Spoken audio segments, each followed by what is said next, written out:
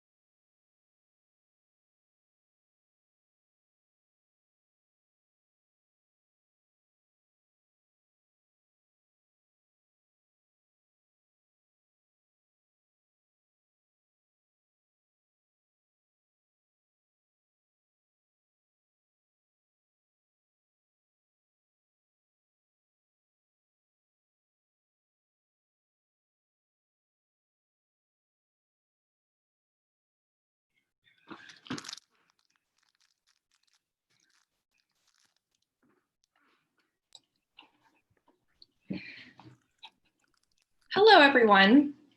My name is Alexia Childress, and I am the co-president of the National Pre-Health Conference. We are going to get started about now. We've waited several minutes for everybody to join and get comfortable with the Zoom information. So we will get started with the disclaimer. Hello, everyone. The information provided by the National... I am the co-president of the National Pre-Health Conference. We are going to get started.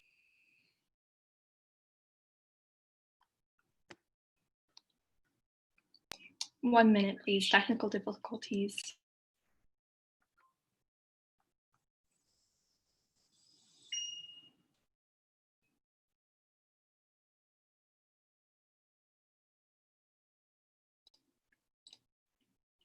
All right, sorry about that. Thank you. I had the YouTube up. All right.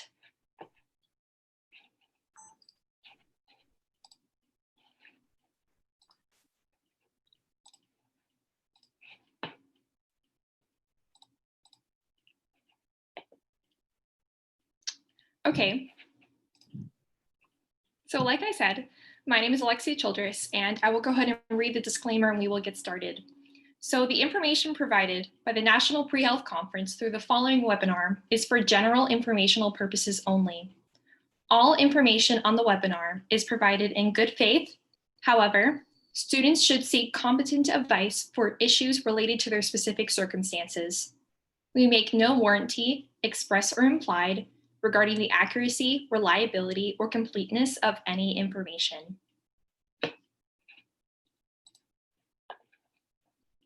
Now, I have the great honor of introducing our president and founder, Alejandra Bahena of the National Pre-Health Conference. Thank you, Alexia. And hello, everyone. Welcome to the National Pre-Health Conference of 2020. It is a great honor for me to introduce the very first conference of our organization. My name is Alejandra Bahena, and I am a student at the University of Pennsylvania, and also the founder of this event, which was born from the idea of helping students feel connected during these isolating times. Our lives have undergone major changes this year that most of us were not ready for, not just by the COVID-19 pandemic that has infected millions of people worldwide, sent many into unemployment, and in some cases, taken the lives of our loved ones. But also, at a personal level, this quarantine period has forced us to adapt to a new reality where we feel more disconnected from our communities than ever before. So if you have been feeling anxious, fearful, or confused lately, let me tell you that you are not alone. I can assure you that many of the 1,000 plus students who will be attending this conference, myself included, have felt this way too. And these feelings are completely normal in such times of uncertainty. But if there is something that I have learned in my lifetime, is that every challenge can be turned into an opportunity to grow if we choose to see it from the right perspective. I was born and raised in Mexico City, in a low-income working family. At age 12, my sisters and I moved to the United States of America, the land of freedom and of opportunity. Our journeys, however, have not been easy. At home, we struggled financially for many, many years. And at school, my ability to speak English was limited when I first got here, so communicating my ideas was extremely challenging. But I made mistakes frequently, ignoring the students who laughed at me or made fun of my accent, because I knew that I was determined to overcome this obstacle using the two most powerful weapons in my arsenal, faith and perseverance.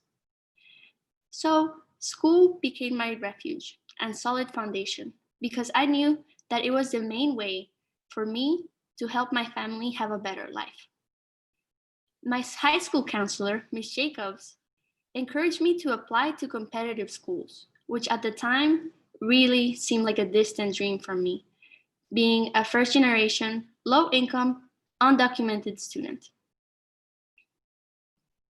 But her words resonated so loudly in my heart and my mind that my own limitations could not stop me anymore. Because of her advice, I was able to become a finalist for the Questbridge College match and eventually receive a scholarship to attend the University of Pennsylvania. And I am here today, grateful for my heritage and aware of my former circumstances and present challenges, knowing that in no other country on earth is my story even possible. And I am very grateful for that. I share this with you not to show off, but rather to encourage you to never, ever let your circumstances stop you from reaching your destiny, and to use every challenge as an opportunity to either grow, learn, or help others along the way. This conference was founded from an understanding of the many challenges that we, as students, have faced during the pandemic. Most of us had to move back home and away from our friends, mentors, resources, and the campus life that made handling academics more bearable. Some of us had to go places where the internet connection was not reliable, and finding quiet study spaces was not always an option. But I want you to know that despite our circumstances, it is possible to continue pursuing our professional goals, especially if we do it together. I am extremely humbled to be learning alongside you during this conference because I am a student just like you, thinking about pursuing a career in medicine while also adjusting to the global shift to online learning environments. That's why the National Pre-Health-Conference team has gathered all of these amazing resources that will help us continue working hard and dreaming big. Our mission is to motivate you and encourage you that we can all feel connected, even though we are far apart. There are 3 words that are at the very core of this conference: knowledge, unity, and empowerment. The knowledge to make informed decisions about our future careers. The opportunity to connect with the network of physicians, professors, scientists, and also other students around the world so that you can achieve both your professional goals and also your personal goals. Our biggest desire is that you feel more prepared and motivated for the upcoming school year. And regardless of the obstacles that we are facing, you are prepared for what's coming. Your participation is what brings this event to life. So thank you so much for being here today. I would also like to thank our wonderful guest speakers and generous sponsors who have helped us reach many students around the country and the world, connect with renowned experts and guest speakers who will be participating in our conference, and also paid for our Zoom platform. And the amazing team of student leaders who put together this National Pre-Health Conference, which is fully virtual and free, and did this in under 2 months. Without their hard work and our accountability, this conference would not have been possible. On that note, I would like to introduce now one of the hardest working individuals that I have ever met, and someone that I have the privilege of calling my friend.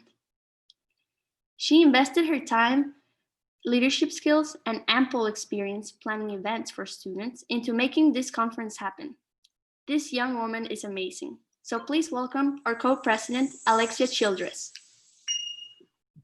Thank you so much, Alejandra. I am so proud to be your co-president and to call you my friend. As Alejandra mentioned, my name is Alexia Childress, and I am the co-president of the National Pre-Health Conference. I am a 3rd-year pre-medical student in Barrett the Honors College at Arizona State University, with a major in medical microbiology and a minor in Spanish. To all the ASU students joining us out there today, go Sun Devils. We have future healthcare professionals like Alejandra, like you, sitting here today, wondering, when will this pandemic be over? When can we go back to campus? When can we start our lives back up again? I've been wondering these questions. We've been wondering these questions. As a student just like you, I have experienced a range of challenges that have made this year very difficult. How many of you haven't seen your family in person in a long time? How many of you had your research, internship, program, study abroad canceled this year? How many of you got up this morning and haven't changed your outfit in a few days, thinking, what's the point? That question, what's the point, is something we've all been asking ourselves day to day. What is the point of working hard or putting in any effort if all our plans are just going to be canceled this year? I am here to tell you that there is a point. We can't wait to start our lives back up again. The time is now to rev up our engines and start preparing for our life-changing careers. We can't let this pandemic hold us back from achieving our goals and reaching our dreams. Like some of you, I have dreamed of becoming a healthcare professional since I was very young. Many of us choose to go into this profession because we want to help people or because we were personally affected by healthcare. This year, we saw firsthand how the healthcare industry has been impacted by this pandemic. As the future of this industry, it is vital that we better prepare for future healthcare issues that will impact our society again. With all that said, I am so excited to introduce you to the National Pre-Health Conference of 2020. During this event, you will experience tools, advice, and guidance that will allow you to go out and change that world for the better. Our goal for this innovative and inspirational event is to allow you to take away something that will make a positive impact in your life and your academic career. The time is now more than ever to utilize this upcoming virtual age as a result of the pandemic in order to prepare for the next generation of healthcare professionals. We have top experts in the health sector joining us today, and for the next 2 days, there will be a topic for every single one of you, including medical research, academic medicine, nursing, pharmacy, healthcare technology, and much more. And I am so excited to share with you that joining us today is Dr. Brittane Parker from Mayo Clinic, Dr. Laura Kallander from UPenn, Dr. Lawrence Brass from UPenn, the Honors College faculty from the University of South Florida, Dr. Shavonia Wynn from Johns Hopkins, Ms. Florencia Martinez Addiego from Georgetown, and Dr. Nina Shapiro from UCLA. We have a theme for every single day. And today, we are focusing on exploring the different medical careers that you could take in healthcare. Now, let's get this party started and transition into event details and important information to allow you to have the best experience possible.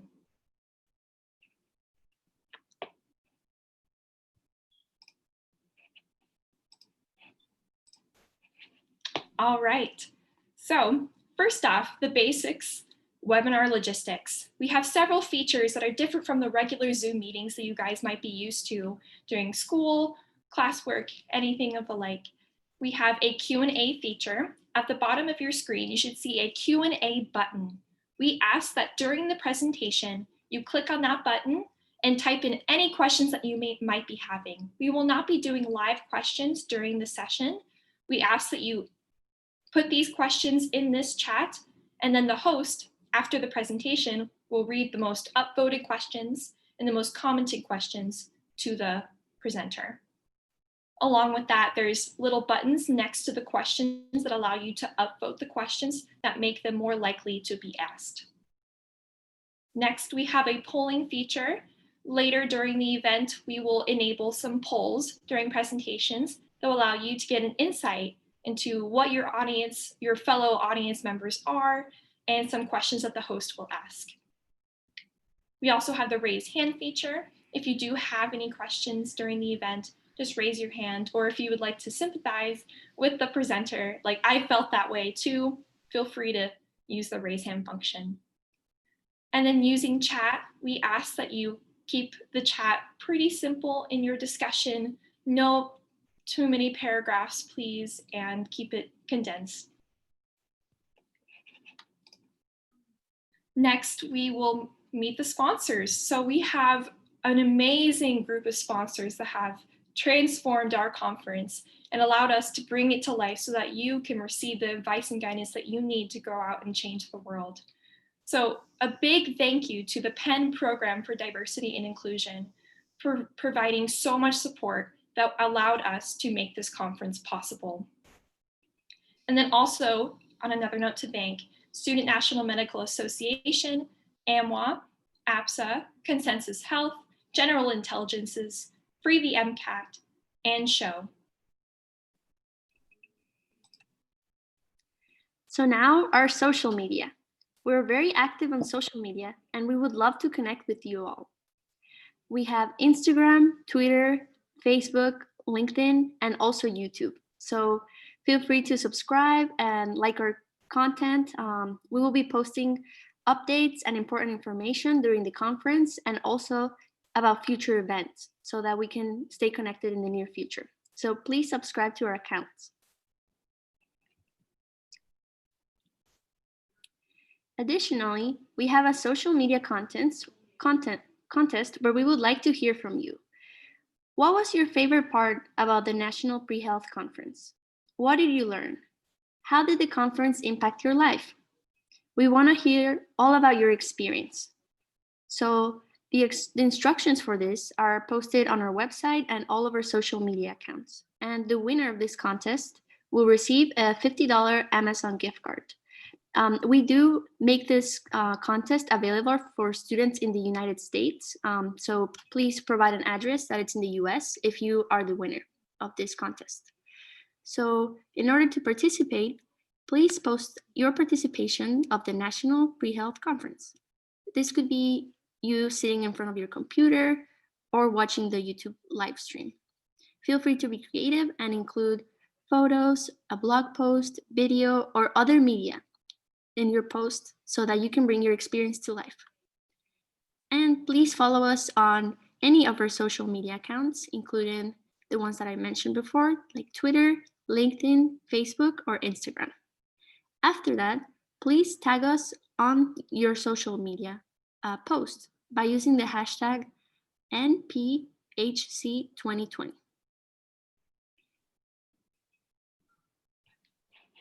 All right. So the Research Expo is one of our special events that we will be having these next 2 days. At the end of today, on day 1, from 6 to 7 p.m., you will hear from a select group of students from all over the country present their remarkable research projects. And then on day 2, at the same time, 6 to 7 p.m., you will also hear a different group present their remarkable research projects. And we ask that you stick around because we will have a poll at the end of each day where you can vote your favorite presentation of that day. That is one of our awards called Audience's Favorite. At the end of day 3, our team will award certificates of achievement to 4 outstanding presenters. The first one is Best Presentation. We will vote on the most engaging presentation during both days. An Audience's Favorite, the audience will vote their most favorite presentation on both days. And then Most Innovative is the most innovative research project. As someone who goes to ASU, we're very big about innovation. And to me, that means something we haven't really seen before in our community or society that will make a remarkable change in population health and impact it in a way we really haven't seen before. So we will vote on that presentation at the end of the conference. So stick around for the closing statement on day 3 to hear who won.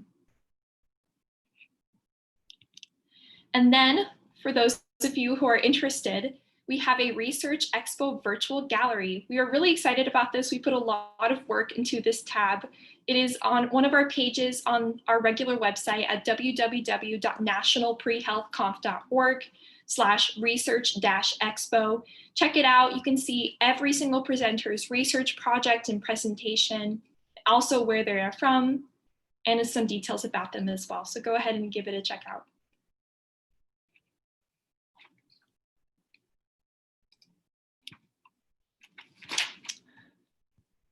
All right, lastly, coming soon to everybody, I am very excited about this. After the event is over, we still want to keep you updated on all things MPHC, which we will do through all of our social media tabs, but also through the MPHC monthly newsletter. We created a page on our website at www.nationalprehealth-conf.org/newsletter. You can go on there and check out what will be on the newsletter, which I have on this slide. And also, if you have any events, announcements, information, scholarship information that are national level that you would like to include in the newsletter, you have the opportunity to do so. We have 3 forms on there. One of them is Student Spotlight. If you have any friends, peers, or students that you would like to nominate to highlight them for their outstanding work that they've done, this can be in research, student jobs, community service, pretty much anything. Go ahead and nominate them on that form. And the second form is general submissions. This is for everything on this list besides student spotlights. And then also, if you were not able to register for the conference, please go on this form and submit your email in the email list form. So I'm able to add you to the list and you can still receive those newsletters.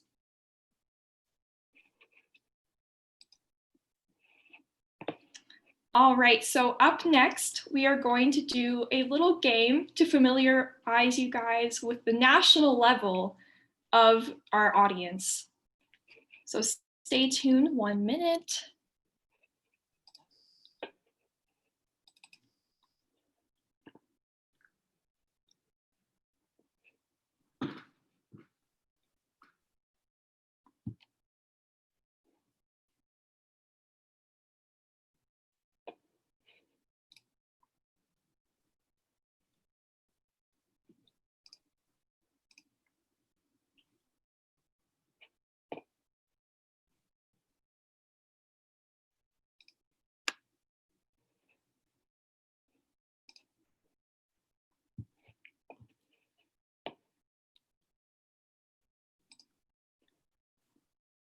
All right, so for those of you who may be familiar with it, what we are using today is called Pear Deck.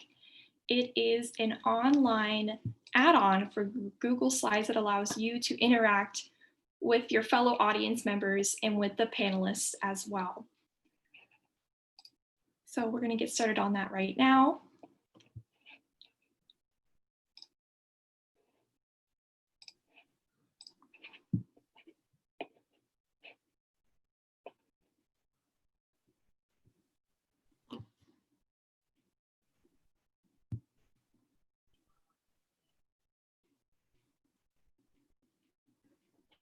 All right, so go ahead and open a new tab in your computer or join from your phone and go ahead and log in at joinpd.com.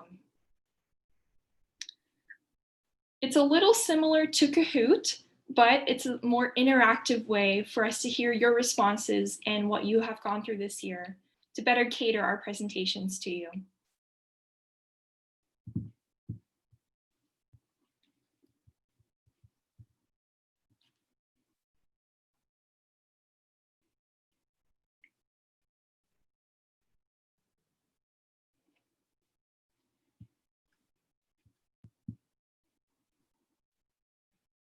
Oh, and one thing, I just wanted to bring up that we did have a presentation scheduled for this time, in case that any of you guys are wondering, but unfortunately we had to cancel that first presentation, so we will do this instead.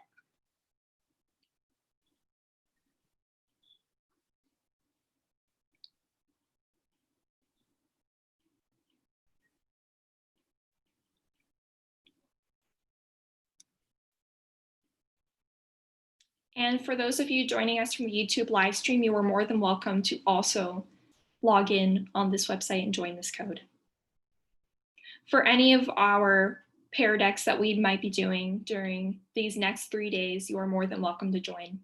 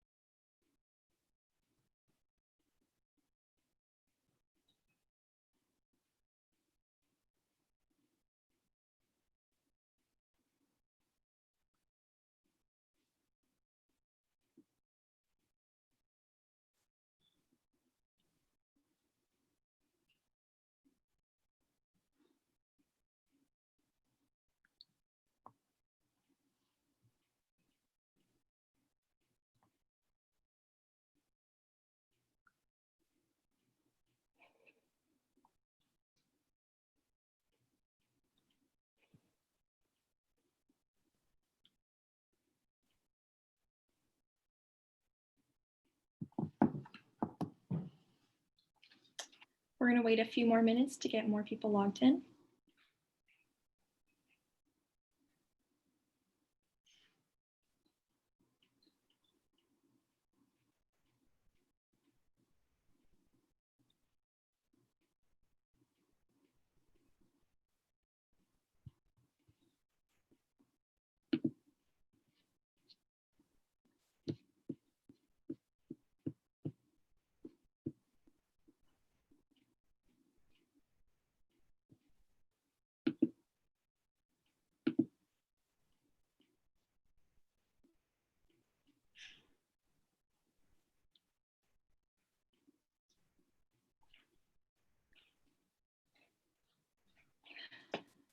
Okay, we're going to go ahead and get started then.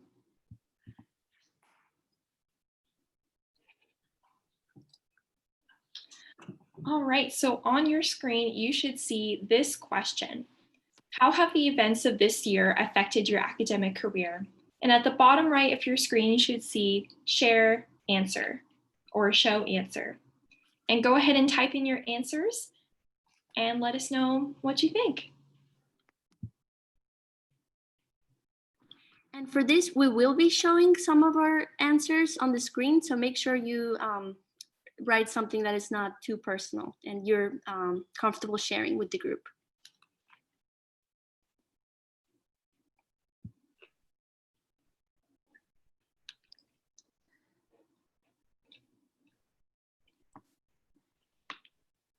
All right, so some things that were written are,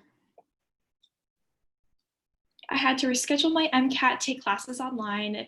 That has been a very big, impactful situation that has happened to a lot of pre-health students. Research project was canceled. Summer internship was canceled. We felt more lonely during this time.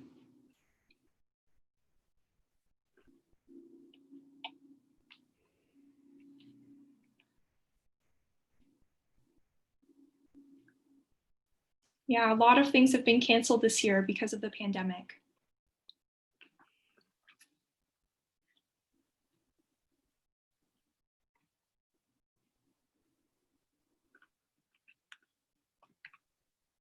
Yeah, I've been doing my research remotely as well. It's been a little difficult for those of us working in wet labs.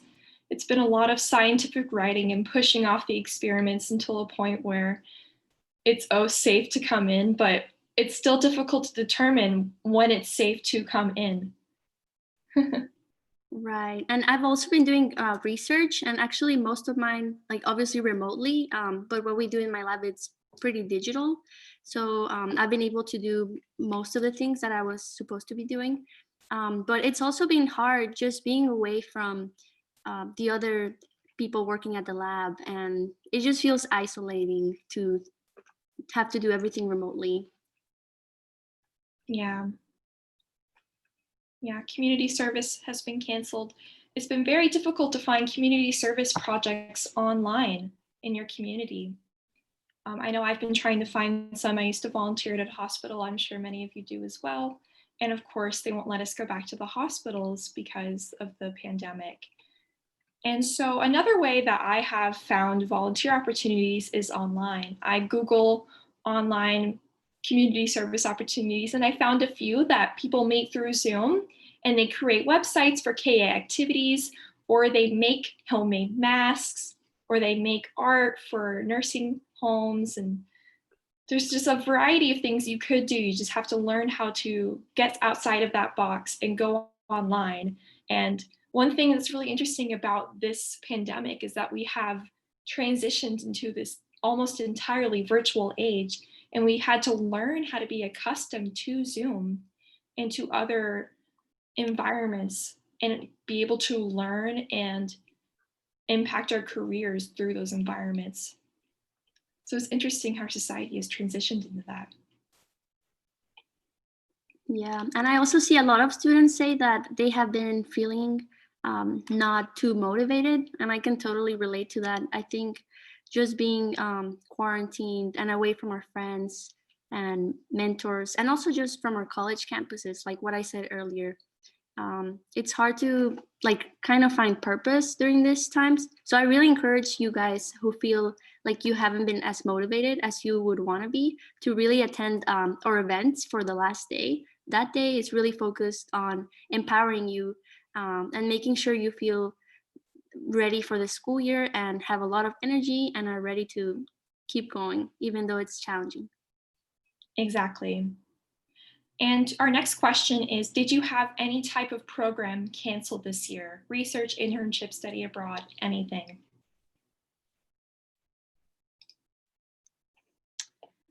Yep, a majority. I know personally, I had my research canceled. I had my study abroad. I was studying abroad in Switzerland last spring. And while it was supposed to be 6 months, it was only 1. And I've had my community service project canceled. My student jobs were canceled. Pretty much everything was canceled this year. And I had to find new ways to accustom to this new environment that I was exposed to.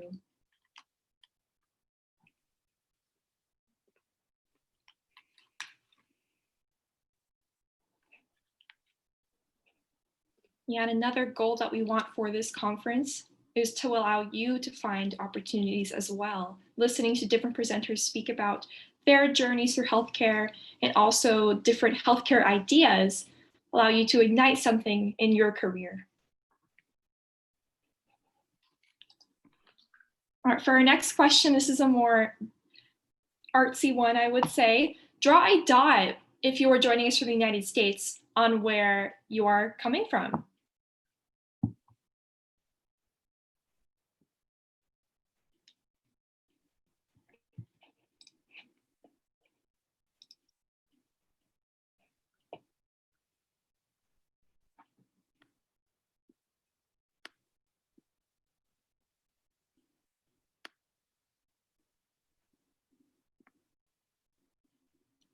Yeah, if you're coming from abroad, maybe draw a dot like outside of the US, like on the sea or something. That's awesome. So a lot of people from Florida, and that's actually where I'm at right now, Pennsylvania, California. This is great. Yeah, those of you joining from the West, it's pretty early, so kudos to you. Yeah, it's amazing. Work out.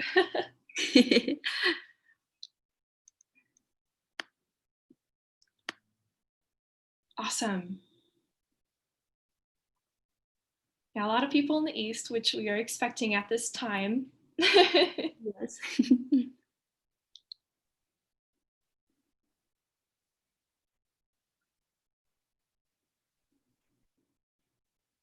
All right, awesome. Thank you for your responses. Up next, who are you? It's a pretty straightforward question. Are you a high schooler? Are you an undergrad, a postgrad? Are you a parent or a guardian? Are you a faculty member? Let us know who you are.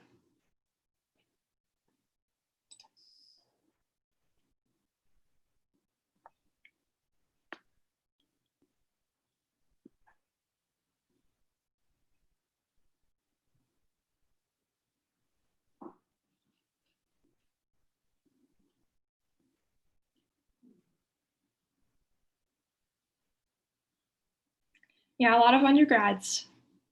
Love it. Yes. And also, I like that a lot of high schoolers are here too. Maybe not right now, but in the conference, it's awesome that you're getting an early start to thinking about careers and your future. So that's awesome, high schoolers. I didn't really know what I wanted to do in high school, so big kudos to you guys. You guys are awesome. All right, awesome undergrads. Next, what topics are you most excited for over the next 3 days? We have so many topics. If you haven't already, please go check out the schedule on our website. We have a giant list of amazing healthcare experts and presenters joining us today, tomorrow, and on Saturday. And we'll be sharing amazing topics. And also, if you haven't checked it out already, we sent out the program guide to everybody in the email. And it is also located on our website. If you do not get that email, it's the second tab. It's just called Program Guide. Feel free to check it out. It has everything from our team to the Research Expo to the schedule. Yes, and it also has some information about each of our guest speakers. So if you're interested in a specific topic from the schedule, you could also go to the program and learn more about who is going to be presenting that topic and how they are qualified and great speakers for that. So we have a lot of students interested in the MD path and application, which is wonderful. Awesome. And navigating research as an undergrad. Awesome. Admissions. I'm very interested in that too. MCAT prep. On our second day, we have an MCAT prep session. It's called How to Crush the Chem and Phys section and Cars section of the MCAT. Feel free to check that out at the end of day 2.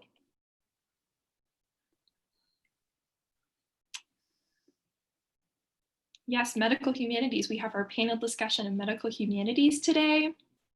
Very exciting. We also have a nursing speaker joining us on day 2.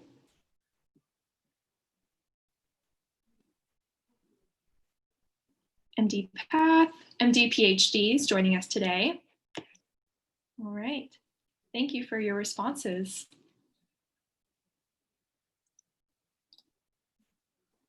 Up next, what are your interests? We named the National Pre-Health Conference Pre-Health because we know students in undergrad or high school aren't necessarily sure that they want to be pre-med students exactly. So we want to give you an insight into the umbrella of different careers that you could enter into. And so please let us know what your interests are. Yes, and on that note, this year's theme is called A Future in Medicine. So that's why most of our speakers are doctors or PhDs and focus mainly on the medical path. But in future years, we're expecting to have more speakers from all these different fields that we just mentioned. So, yes.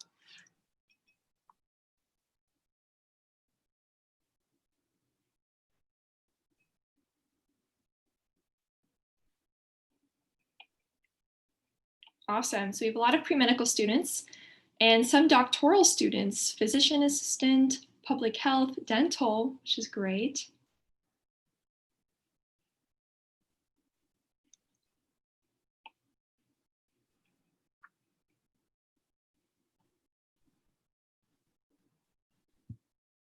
All right, thank you for your responses. And lastly, this is the end of our pear deck and our opening statement. And we are so grateful to have everybody, every single one of you here to allow you to change your academic life and careers for the better.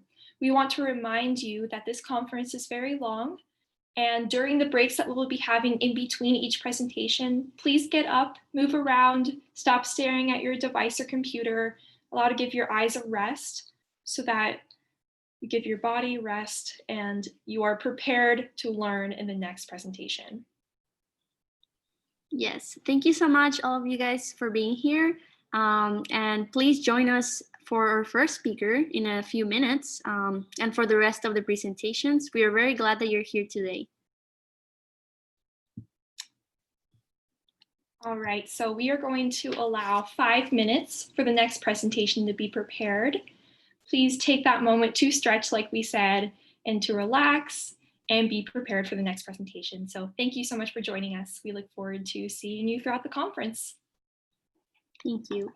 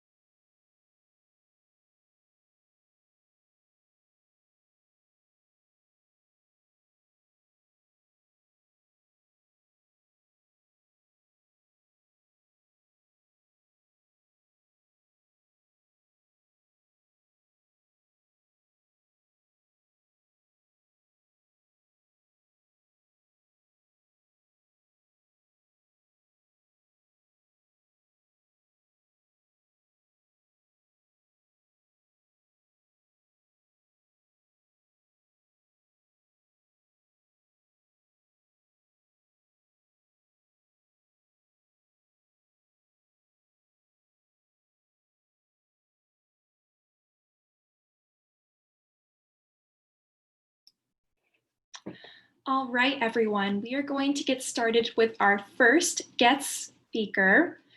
I have the great privilege and honor to welcome Dr. Brittane Parker. She is a Senior Associate Consultant in the Division of Hospital and Internal Medicine at Mayo Clinic, and she's also an instructor in medicine at the Mayo Clinic Alex School of Medicine.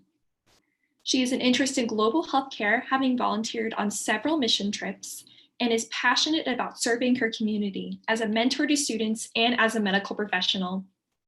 Please welcome Dr. Parker as she discusses her journey and passion for serving her community through healthcare in A Life of Service in Medicine. Thank you, Alexia and Alejandra, for the invitation to speak at the National Pre-Health Conference this year.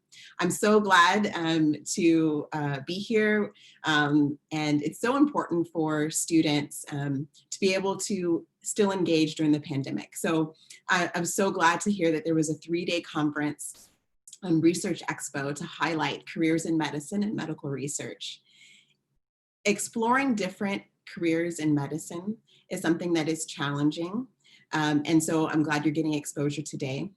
You're also going to learn a lot of things. I looked at the entire lineup, including how to be a competitive applicant in your respective fields. Shavonia Wynn from Johns Hopkins is speaking later, and that's going to be key. She's a friend of mine. And so it's my understanding that we have a lot of different diverse people joining this week.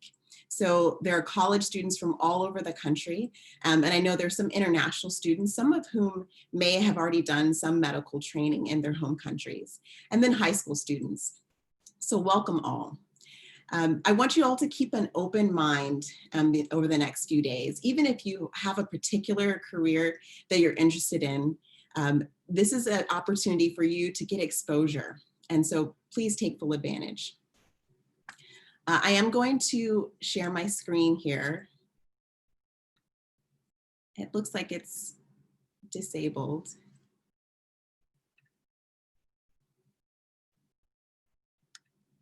Okay, there we go, great. Okay.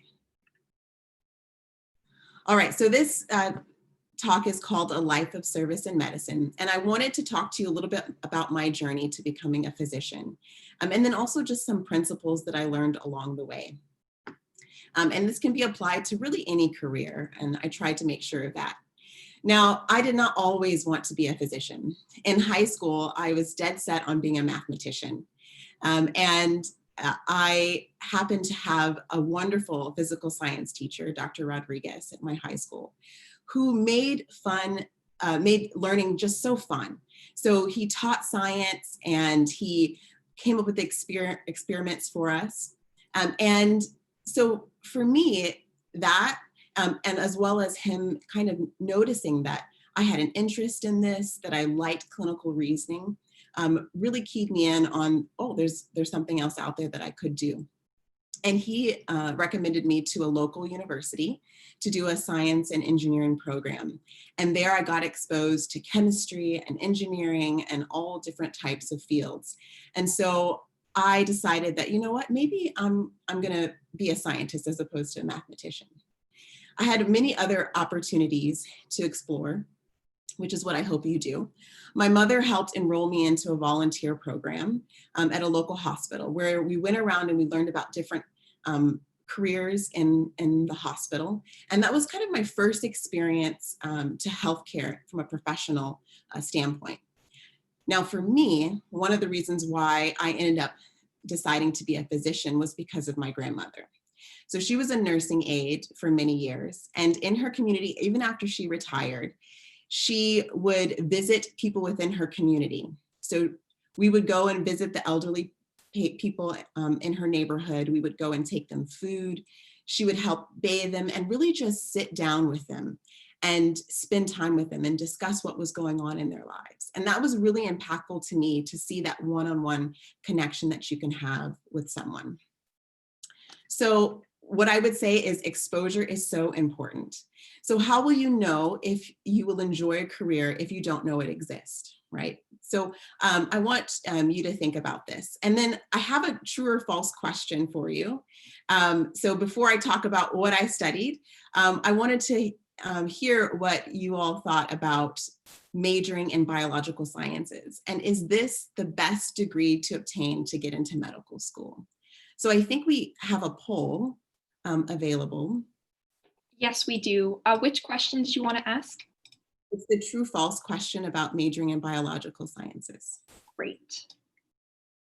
All right, everyone, fill out the poll.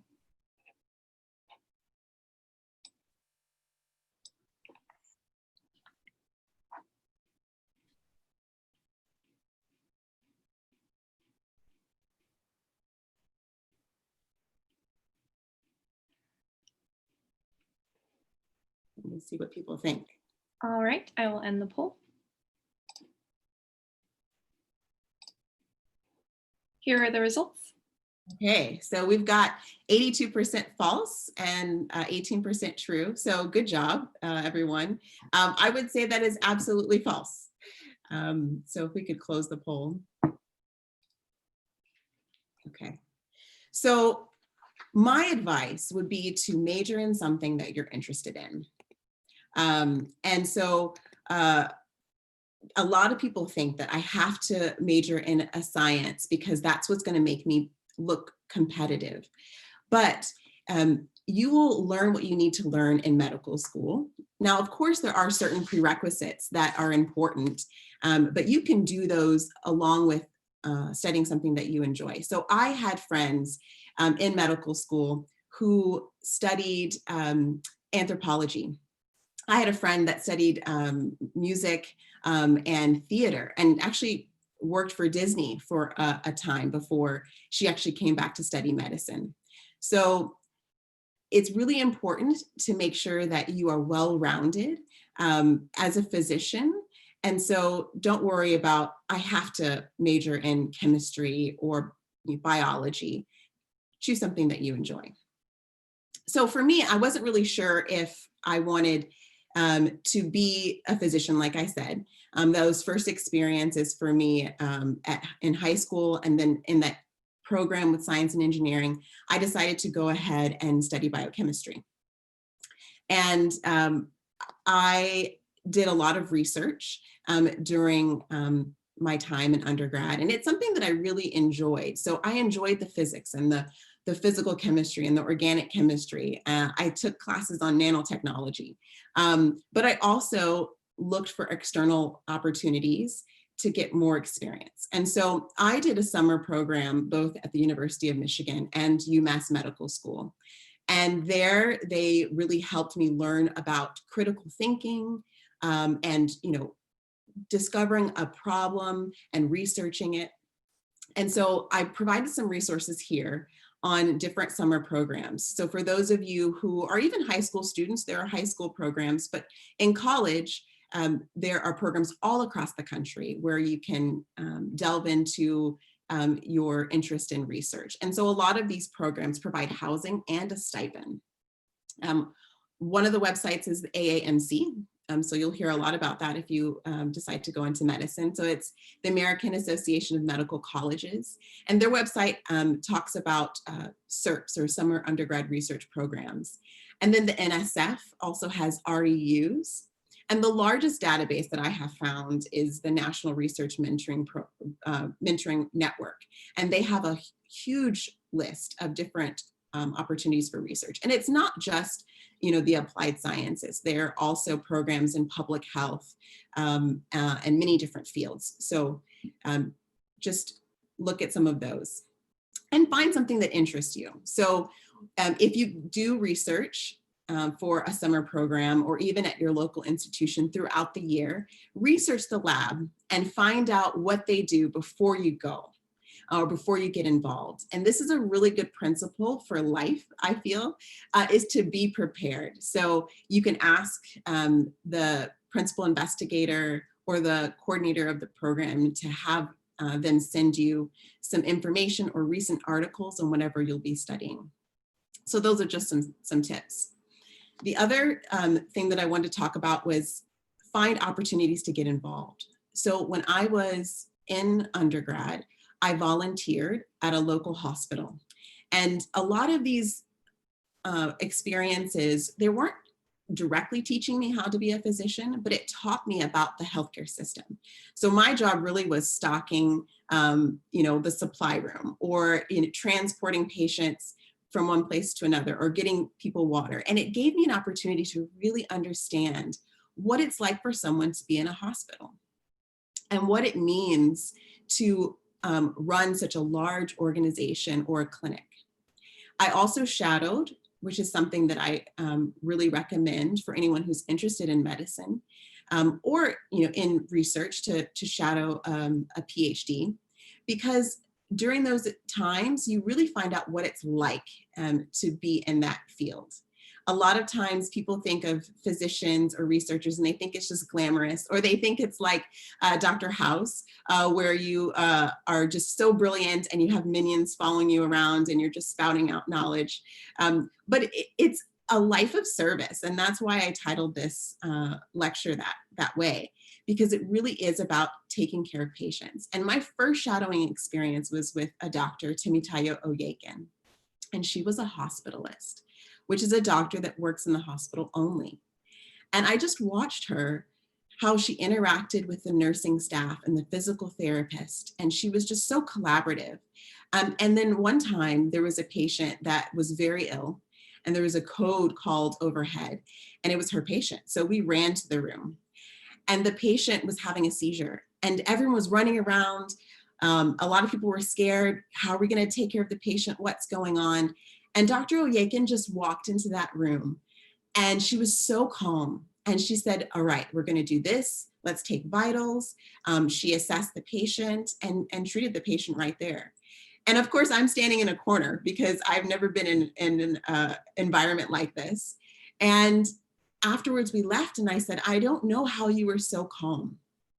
And she said, the most important thing is to make sure that everyone knows that when you show up, you're going to take care of the patient, and everyone calms down. And that's what they did.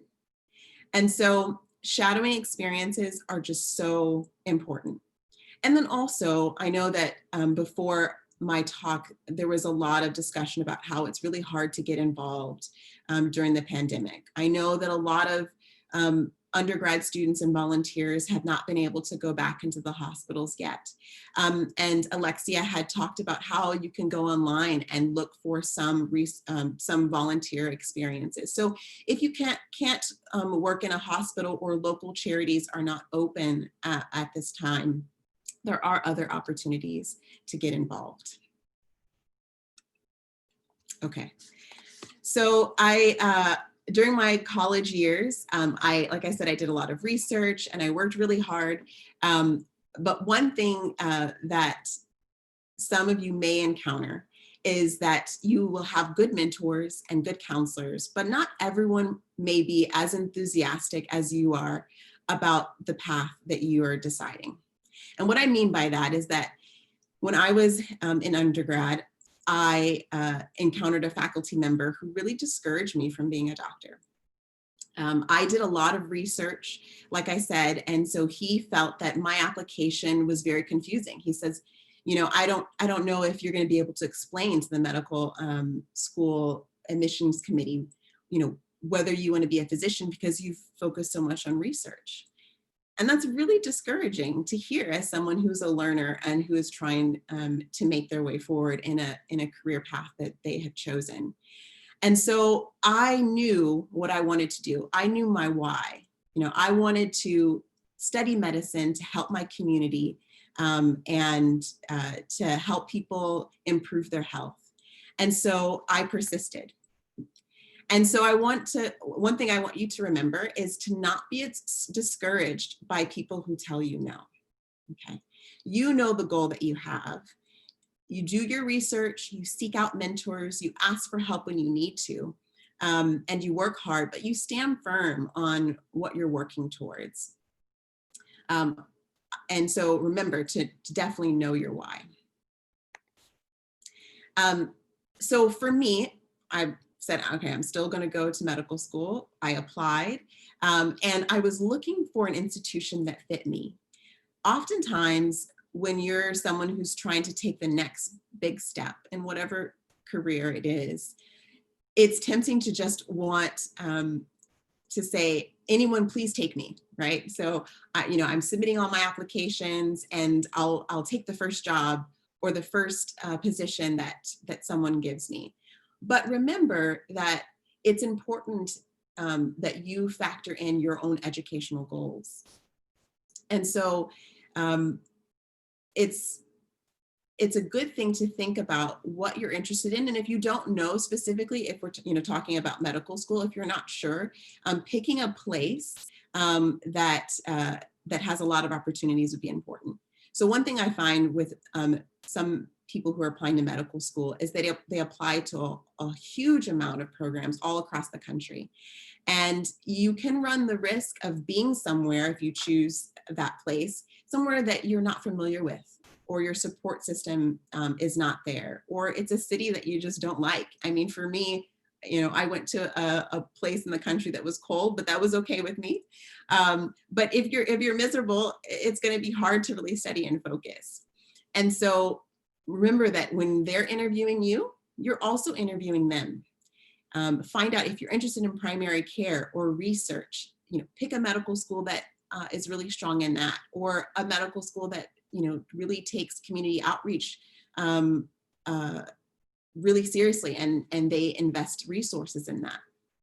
So for me, I didn't want to be in a big city. I had interviewed in New York and Philly, and it just wasn't for me. But I wanted to be at a large institution that had a lot of affiliated hospitals. And so I went to medical school at the Medical College of Wisconsin. So this school, that I was looking at, for me at the time, as a student, I was thinking, I want a robust, diverse student population. And so the Medical College of Wisconsin is a standalone institution in the sense that there's not an undergrad attached. And for me, I felt like, oh, that'd be great, because I don't want to compete with undergrads for the professors' attention and office hours. And they also it was a private school, so they didn't have to only choose students or a large majority of students from the state. So they recruited students from all across the country, which really made our graduating class really exciting. I got to meet people from all walks of life. And then the student groups was important for me. So, I was heavily involved in my Christian Medical Association. I was the president of the Wilderness Medical Society. I had never gone camping before joining, and I played sports. So these were all things that were really important to me. And another draw for me was the opportunities for service at my school. So my school had a program called Pathways.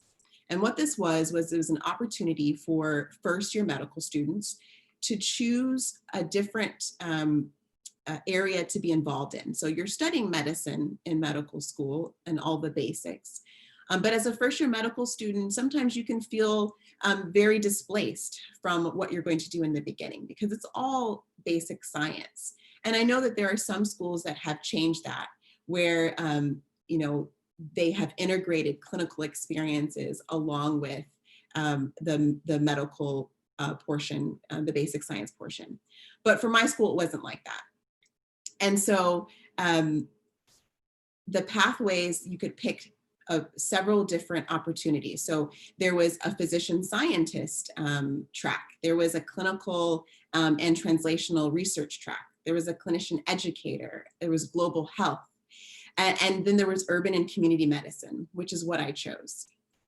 So urban community medicine was a program where you got to choose a project while you were a first-year medical student. And so I chose to work with community members in inner city Milwaukee. And so I wanted to help improve the health of those people. So they're low income, elderly patients who didn't have a lot of access to good, nutritious food, because there was just a lot of corner stores.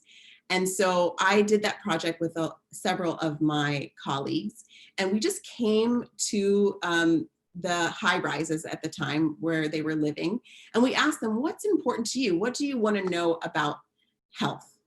And they told us, we want to talk about diabetes. We want to talk about hypertension. We want to talk about dementia. And so we prepared all of these presentations. But we found that even though we prepared information to present to them, they were really teaching us, because it was often when we would talk about a subject like dementia, we talked about the basic science of dementia and how it progresses. And one of the ladies who was in the crowd said, you know, my husband has dementia, and let me tell you what it's like to be a caregiver of someone who has dementia. And that wasn't something that we as first-year medical students really could provide. You know, she had much more experience. And so we just kind of let her, you know, go ahead and speak on that. So think about opportunities that you may have in your home institution and how you can get involved. Okay, so the sun is shining right now. I'm gonna just step away to close the blinds really quickly.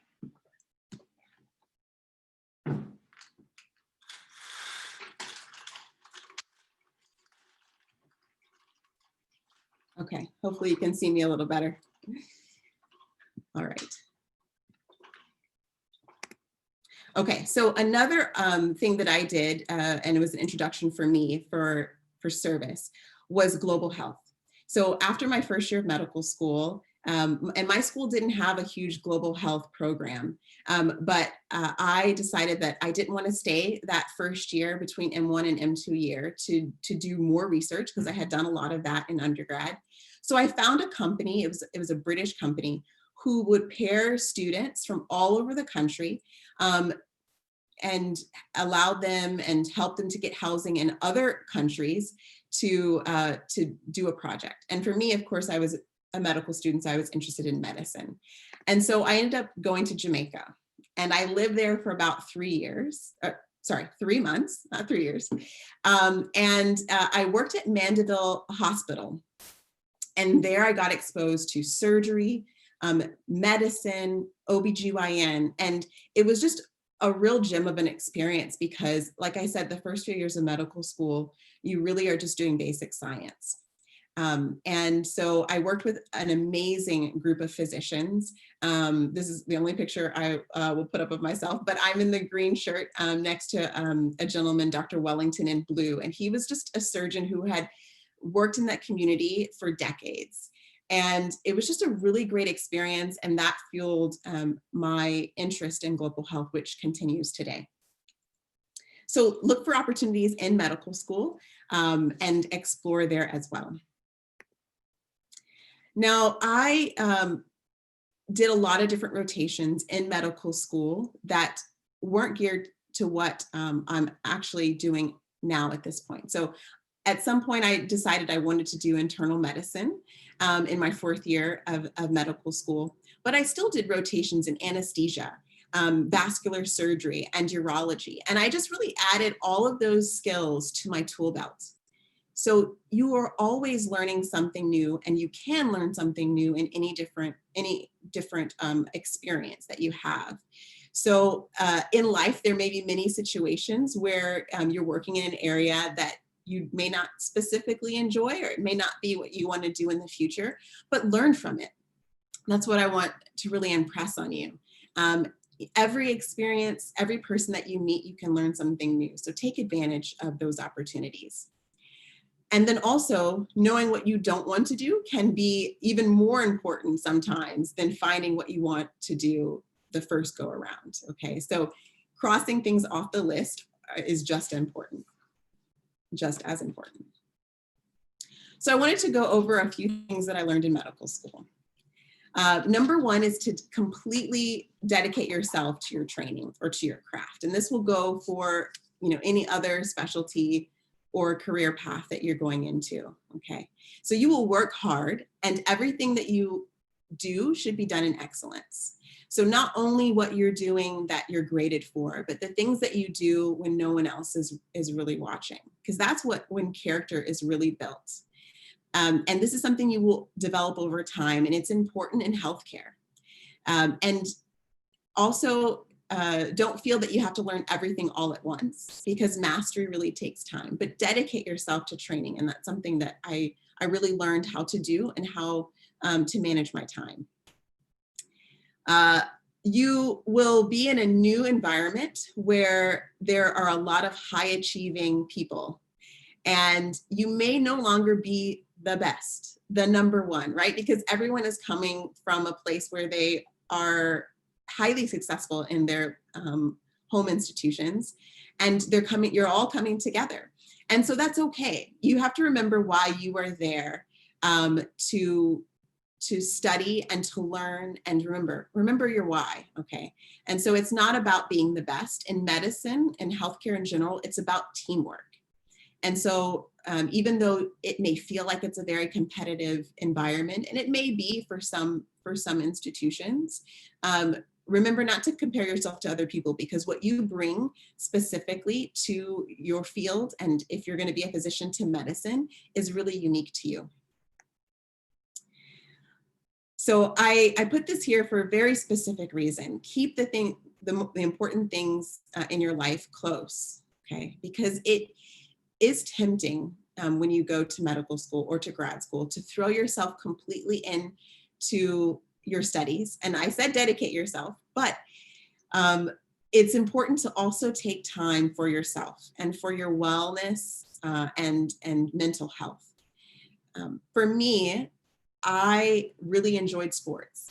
And so in medical school, I would have colleagues that would be in the library from sunup to sundown. And I did that a few days as well, a week, but I made sure that I carved out some time to play softball. So I actually played on 2 softball leagues in medical school, and people called me crazy because they were like, how are you going to study and make a good grade if you're out there on the field on a Wednesday evening? And my response was that if I take this time to step away from my studies, then I'll come back full force, energized and ready to go. And so remember that if you're going to go to medical school, the goal is to be a great physician. And the great physicians that I know have things in their lives that make them personable, that make them interesting, that make them engaged. And it's not just that they studied really hard in medical school, it's the other things in their life. It's their family, it's the work they do outside of the hospital, it's their volunteer work or their philanthropy. So remember to keep the things that make you you with you, and continue that even during your training. So the most important thing to me is to be a well-rounded, healthy, and whole person. Okay, so I wanted to talk a little bit about choosing a specialty in medicine. So for me, again, I said I chose internal medicine. And some people find it very distressing. They're trying to figure out what they want to do. And I will admit that in our country, there is a lot of pressure to, as a high school student, a 20-year-old, to decide what you want to do and get into the field and study and get a job right away. But it's okay to take your time. And if you need to do more exploring, like I said, that's okay. So I wanted to hear from you all about how many specialties do you think there are in medicine, just overall. And so this is another poll that we're going to do. So go ahead and answer that.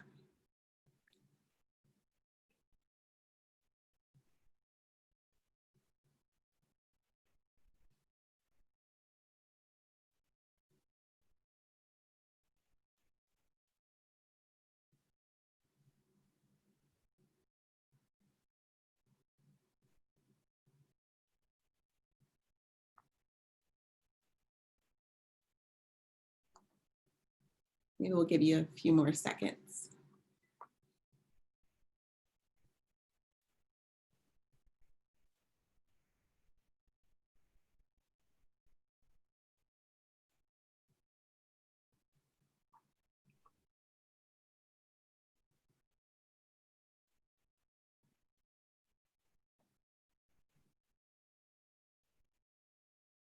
How are we doing, Alexia? We're doing good. I'll go ahead and end it now. Here are the results. Okay, all right. So it's a spread, but I see 55% of people said 135, which is the correct answer. So that's a lot. Does that surprise you? I mean, so this information and this data comes from the American Association of Medical Colleges. And so there's 135 different specialties in medicine. And so even when you choose a specific field as a medical student, don't forget that there are still opportunities to branch out and do other specialties from that point. So again, like I said, I decided to do internal medicine residency.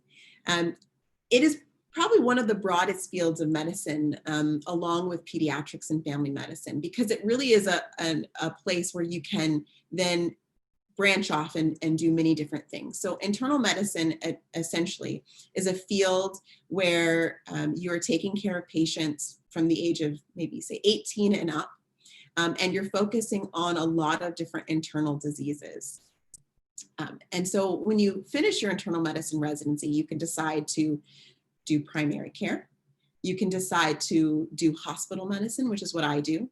You can decide to do a fellowship. So from internal medicine residency then yields cardiologist, pulmonologist, rheumatologist, critical care doctors, right? So there are so many different fields within internal medicine. And this is what really drew me to it initially. Now, I thought in medical school that I wanted to be a geriatrician, which is another fellowship that you would do out of internal medicine. But once I got into residency, and I'll define a few terms. So the first year in residency for any physician in any field, you're considered an intern. So that's the first year. And then the second year, you're considered a resident. And you may have resident year 2, 3. If you're a neurosurgeon, you're going to be a resident in year 6 or 7. So in my intern year, I realized that I no longer wanted to focus just on geriatrics, which is basically a field that takes care of patients who are elderly, 65 and up.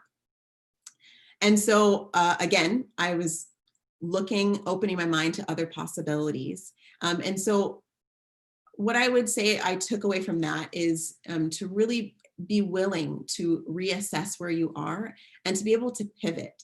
If you find something a little bit different that you want to do in life, it's okay to go ahead and change your mind and move in a different direction.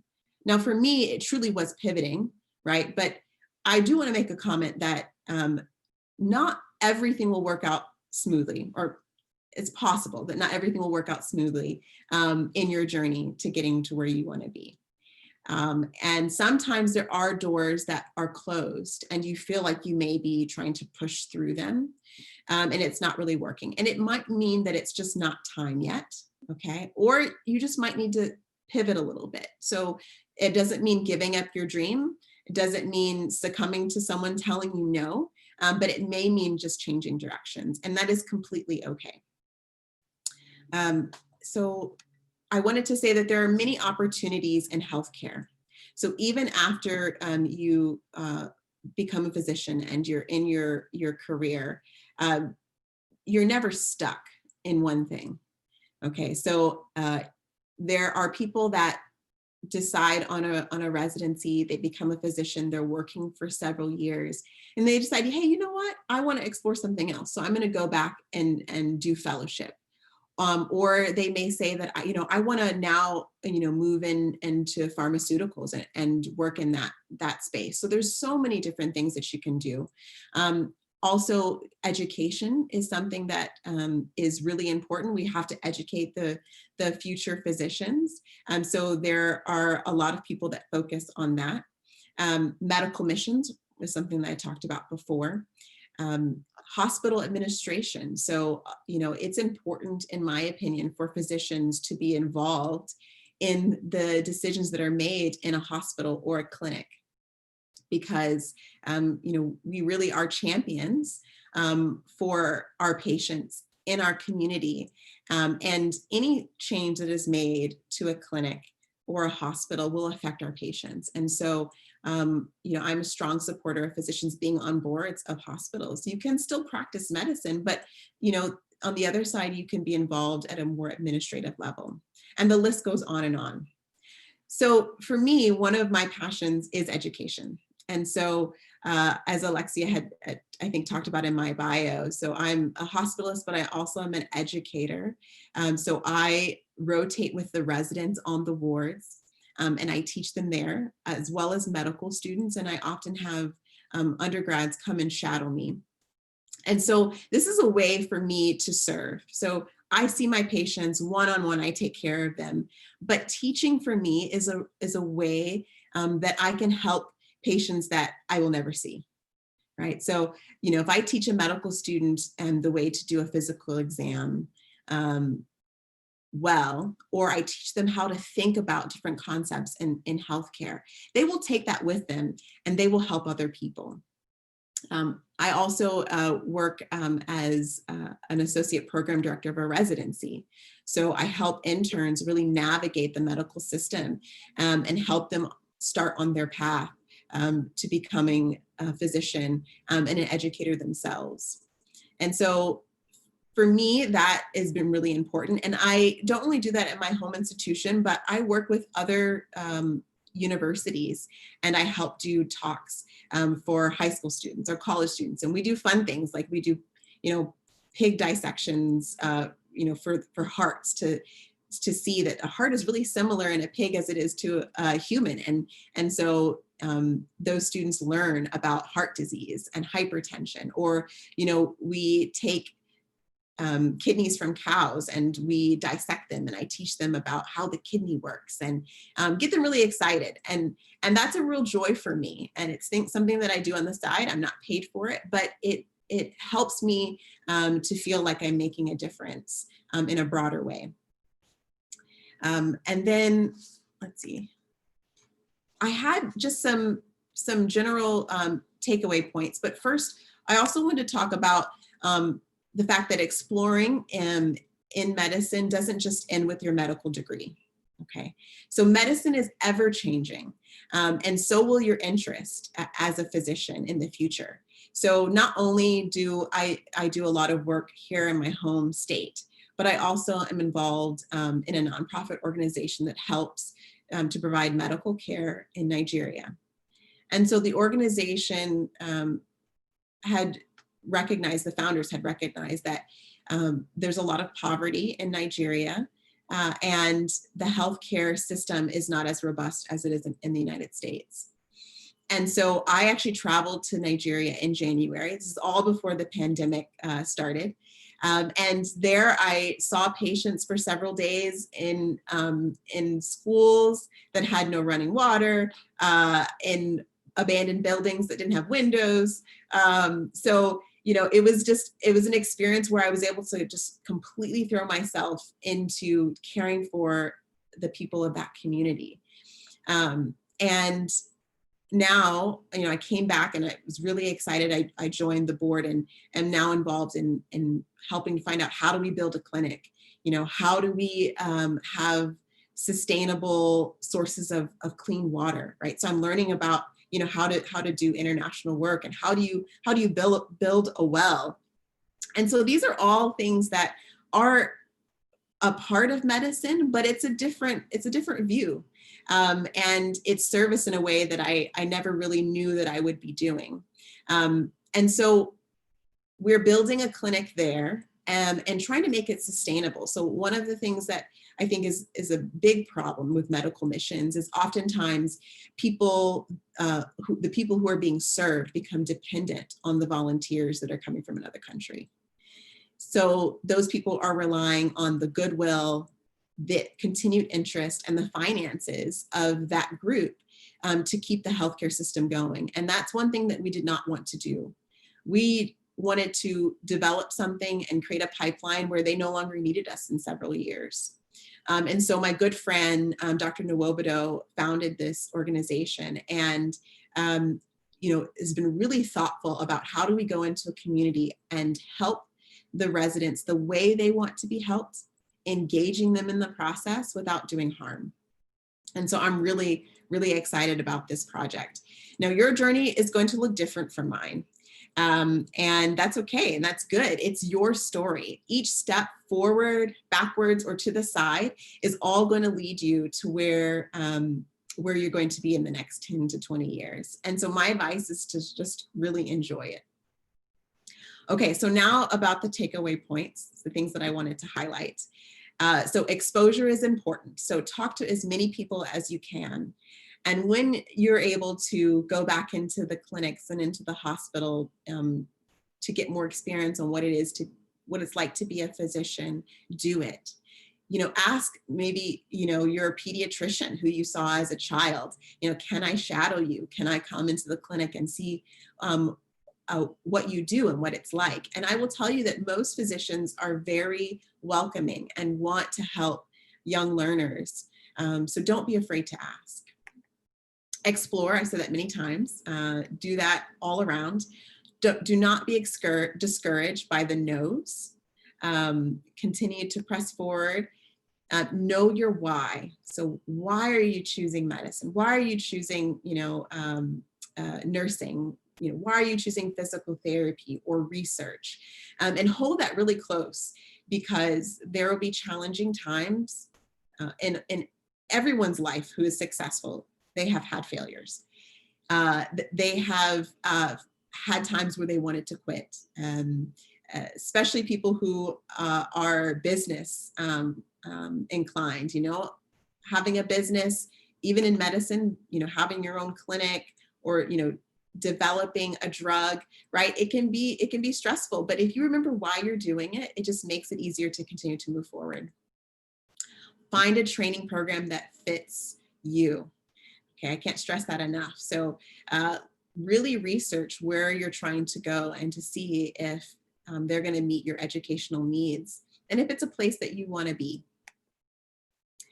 Discovering what you don't want to do is also important. So if you try something and you don't like it, it's okay. It's something you can cross off. Dedicate yourself completely to your craft, but remember that mastery takes time. So there's this concept of 10,000 hours. And the first time I heard about this was in the book Outliers by Malcolm Gladwell. And essentially it's a concept that says it takes a lot of practice to be good at any complex task. So the 10,000 hour rule essentially proposes that no one succeeds by talent alone. Achievement is talent plus preparation. Okay, so I often felt in medical school that I had gone away and I was, holed up in a library reading all of this science, and at times kind of felt a little disconnected. But I had to remind myself that I have to work hard at this. I have to take breaks for my mental wellness and for general happiness to be able to move forward. But, medicine and being a physician is a long road. And so give yourself some grace. You're going to medical school, you're going to go to residency, and it doesn't end with residency. When you finish and you become a attending physician, you're board certified, there's still a lot more learning to do every day. Especially when I work with my residents, I will tell you, they keep me on my toes. They ask me questions that I never would have even thought of myself. And so, I'm still just learning, and medicine is a field where you never stop learning, and you can become good at what you do, but also know that there's more to learn. Continue to engage in what makes you you. Don't lose your sight of who you are in pursuit of your goal. There are so many opportunities within healthcare. Remember, there's 135 medical specialties. Don't be afraid to change course and continue to move forward. And the journey does not end with the degree, right? Learning never stops. The other thing that I want to talk about, and I reminded myself by saying read with asterisks, is that I think it's incredibly important as someone who's aspiring to be a physician to really read a lot about subjects around the country. So this is humanities, social justice, immigration, read about the economy, socioeconomic status, and class structure in our country. All of these topics are so important when you're trying to understand the community that you live in and some of the challenges that your patients may have. Now remember, your life experience is just what you know. But when you read, you get a broader sense of what other people are experiencing and the factors that go into, how things are affected in healthcare. And so, I'm guilty of it too, but, I try and tell people, don't just read internet articles or portions of internet articles on LinkedIn, right? Read books, because that's where you get a lot of knowledge and you really become someone who understands the world and can help your patients better. So that's the end of my presentation. If there are questions, I'm happy to answer them. All right, thank you so much, Dr. Parker, for your amazing presentation. We will go ahead and get started with the Q&A. Our first question is, how many different doctors should we shadow and how many hours should we shadow them for? Oh, that's a good question. So, I would say if you could shadow 2 physicians that do something different, that would give you a broader sense of what medicine is, because every physician has their own experience and the way that they practice medicine. But don't be discouraged if you can only find one. Okay, so I only shadowed one physician, Dr. Oyekin, in undergrad. And it was hard for me to find time to do more, because not only was I studying biochemistry, but I also was a resident advisor for 3 years on campus. And I had a lot of responsibility. I had office hours. I was doing programming at my university. But if you could shadow 2 physicians, and I mean, even as little much time as a week, and it could be spread over, several weeks or several months, just have a few different interactions with them, because each day looks different for them as well. And so you can get more experience that way. Awesome. Next question. How do we find these opportunities in a time like a pandemic?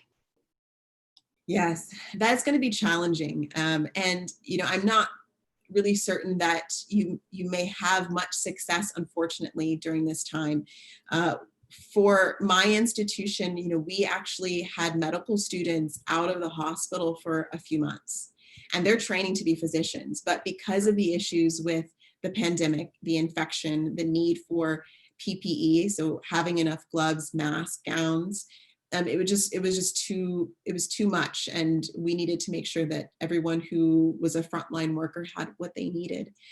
So my hope is that with time, some of those opportunities will be made available, but also in some of the smaller clinics, you may have more success because it's not like a hospital where you're going to have COVID-19 patients, specifically.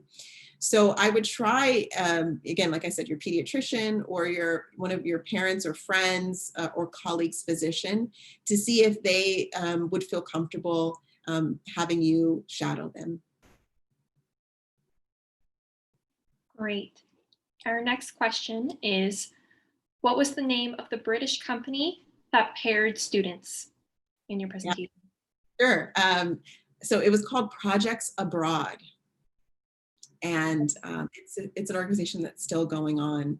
And it's the one that I found. Again, talking about people telling I actually initially applied to go to Uganda to work there. It was a little bit of healthcare, but mostly it was like digging wells and different projects. And they told me that no, you can't come, which was really devastating. So again, I said, okay, but I know that I still want to do something that's summer after my first year of medical school. So I continued to research, and I found Projects Abroad. Next question, are any of these opportunities like the research opportunities that you had for non-traditional students? I'm not sure exactly what they mean by non-traditional students, maybe just students that are not in college, who aren't following. Post-baccalaureate, most likely. Okay. I believe so. I think you'd have to look into it. There are a lot of spots I know in the last few years that have gone unfilled.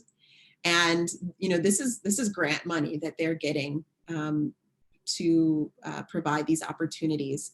So, I would ask, because they can, the only thing that they can say is no. But I'm sure there are opportunities for students who are non-traditional to be involved in research, because most of us know that the path is not always linear for everyone. And it's okay to take time off. It's okay to explore something else and then come back. Like I said, my friend who worked for Disney for several years before coming back to medicine. So I'm sure you can find something out there. Great. Let's see. Next question, what would you recommend for high school students interested in public health? Oh, that's a good question. So I think that, again, maybe talking to one of the local colleges in your area about your interest in public health would be good. Some large institutions will have a public health student organization, a group. If you could make one of their meetings, even if it's on Zoom, or just asking them, either the office of public health at that institution, what they would recommend you do, and what their successful students have done before going into the field. I think that asking some of that and some of those questions may help you give you better idea of what opportunities would be specifically helpful for you in public health. All right. Did you take a gap year before applying to medical school? Yes, good question. So no, I did not.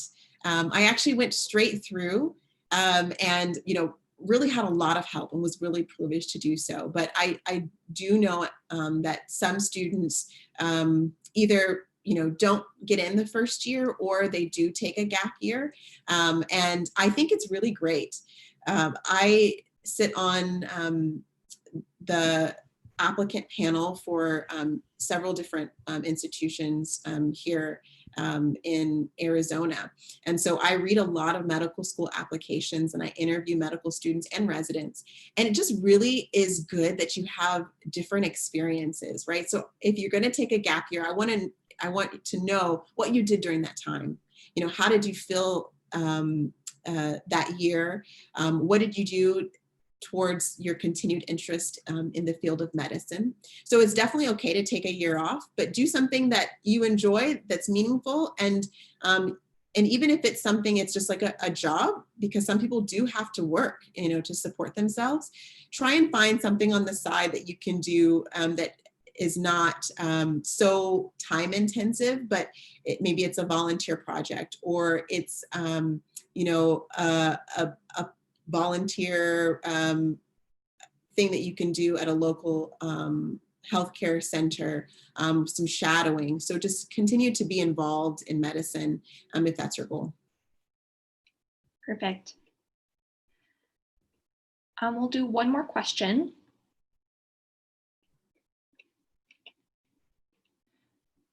Do you recommend shadowing both DO and MD if you are not sure which route to apply to? Oh, well, I think if you have the opportunity to do so, then that would be good. I wouldn't say it's a prerequisite. So in my home state, there was a DO and an MD school. And so the physician that I shadowed was a DO. I think, there is a different philosophy between the two kinds of schools, but essentially at the end, we learn the same thing. Osteopathic medicine has more of a focus on physical manipulation, and they do that early on in medical school, where you actually have hands-on experience with patients and how the joints and work and pressure points and things like that. But at the end, DOs and MDs are equally as qualified. And so if you have more of an interest in osteopathic medicine, then definitely shadow that physician, research that. But I do want to stress that both degrees are equally as qualified and end up usually in the same residency doing the same thing. Okay, thank you so much, Dr. Parker, for joining us today. We are so grateful for your advice and guidance. It was so amazing to hear your presentation. Feel free to stick around for the conference, and if you would like to answer any of the remaining questions in the Q&A, feel free to just type in the answer in there. If you have any questions, feel free to chat me. Okay, and thank you. We'll move on. Thank you so much. We will move on to our next presenter in a few minutes. So thank you so much, Dr. Parker. Bye. All right.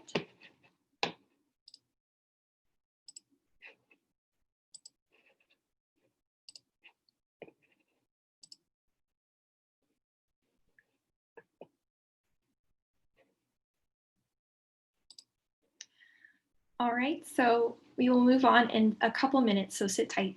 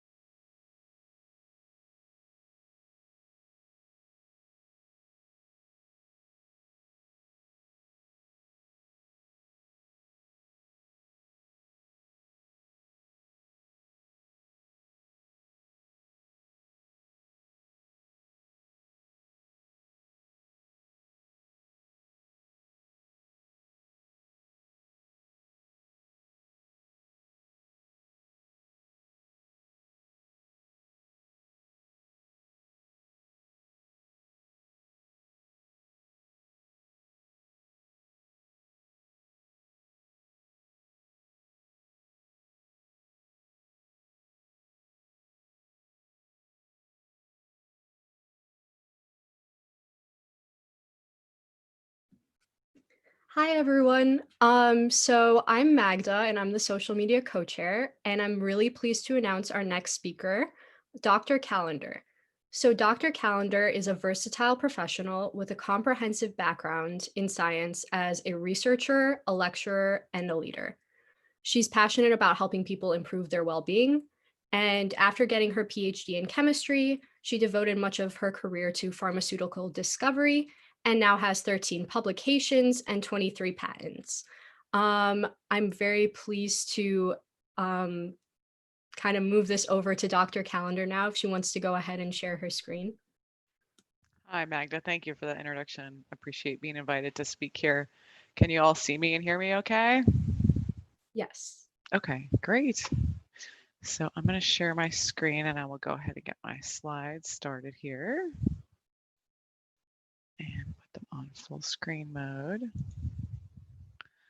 Great. Well, thank you. I'm curious to see how this goes because I'm a little bit of an odd duck at this conference because I did not pursue a medical career. I pursued what I would call a tangential to a medical career. It's about health and well-being, but I hope it'll be interesting to you all and maybe provide some ideas about ways to consider health from even a broader perspective than you already have.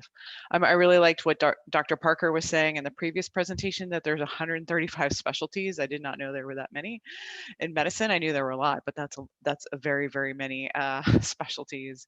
And what's interesting is I'm kind of coming in with the same theme, which is there are many, many paths and roads ahead of you to think about and consider where you want to go on your journey. And if there's one take-home message from what I have to say, it's really considering the broadest terms around what health is and how you approach improving health, how you approach working with people, as I said, to improve their health. So my expertise is in medicine discovery. I worked in pharmaceuticals for a number of years, and that's something I'm happy to talk about. And I'll give you a perspective about, as well as positive psychology, which is sort of where I ended up now. So I have these two pictures here, one of the, the two hands, and that's sort of our traditional thought about reaching out and providing health and well-being for people. This would be, a physician or a nurse or somebody working closely with people one-on-one. And then I have my picture of the drugs, which are falling from the sky. It's kind of a mess, but the idea that actually there's an interplay too between these two things, so that drugs play a role and working with people play a role. So I really want to see what I can do to expand your thoughts about that. So health is a broad term. And that's what I was talking about before a little bit on the previous slide. And I've brought in two specific examples right now. One is around physical health, so that's physical well-being, and mental health. And I think that these are clearly interrelated as well. And just to remind you that there's a lot of people that play a role in helping people with their health, right? So nurses and physicians probably come top of mind at this conference. There's also therapists, which predominantly work around mental health. Then there's pharmacists. So those are people, delivering medications to people. Maybe they're delivering, an antidepressant. That would be a mental health medication. Maybe it's an anti-pain medication. That would be a physical health medication, and there's some interplay, as I said, around those. There's lab technicians, there's many, many more. So I just wanted to help you stretch a little bit in thinking about all the different fields, and predominantly ones that are scientifically based, because that's where my interest lies. I love science and I want to help people. That's my motto, my go-to phrase. So how do you do that if you love science and you want to help people? Okay, so I'm going to tell you a little bit about my personal story and how I ended up where I ended up. When I was young, I was a teenager, my mom got very sick. It took a while for the doctors to figure out what the health issue was. And by the time they figured it out, they were able to diagnose what it was, and they gave her a medicine that ended up saving her life. So I was very influenced by this growing up. I was probably, 12 to 15 age range when this was going on. And, so to me, medicine was a miracle. I mean, this was a miracle to me. I was so happy that my mom was able to overcome this illness and spend many, many, many more years with us. My sister was quite a bit older than me. She's 9 years older than me, and she ended up taking the path on the left, going to medical school. So I think, this experience for us had a profound impact on many of us. So she went to med school and became a physician. I came up later years behind her, and I sort of watched her path, and at the same time trying to decide what my path should be, because I knew I love science and I knew I wanted to help people. So on my path, I started my undergraduate studies at Pomona College. I did graduate from there as well.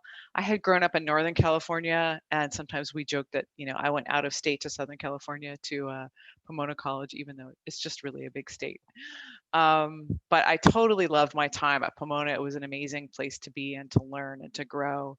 And I wasn't really sure exactly what I wanted to do or how I was going to do it. I was interested in psychology. I was interested in sciences in general, and I wasn't sure where I was going to end up.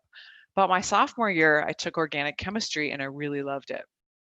And the reason I loved it is because it's all about puzzles. So you learn patterns about how you put molecules together. And once you learn the patterns, you can make any kind of molecule that you want.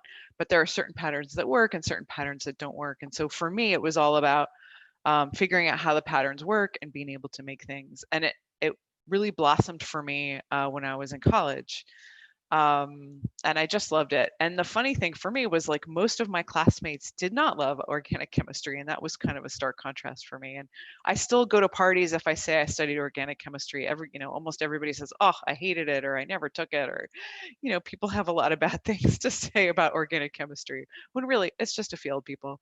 But I loved it and I enjoyed it, and I thought, okay, well, maybe I'm onto something here, because I also seem to be good at it, right? So that was guidance for me that this is something that I was good at. And I honestly think pursuing your strengths and things that you're good at is a really important part of the process of self-discovery and figuring out where your path needs to go.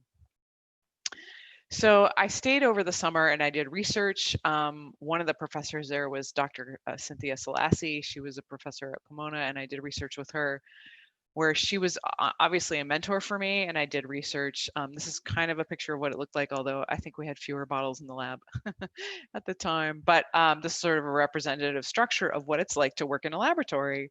And I spent my summer doing research, and I really enjoyed that as well. So I really like making things, doing things, working with my hands, and being a little bit creative about what we make. So eventually we published a paper on this work, which is what's referenced here on the left. But the really key piece about this was that I had a mentor now who was guiding me through my education and my opportunities.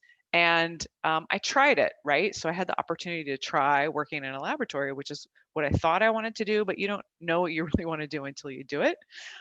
So that was really phenomenal for me, because I had the opportunity to try it, and I really did like research. I really liked working in the lab and making things.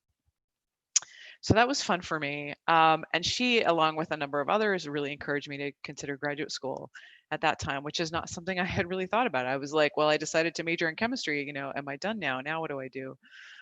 So I applied to a number of graduate programs, and I ended up getting in at Stanford University to do a PhD program there. So back up in Northern California, closer to home.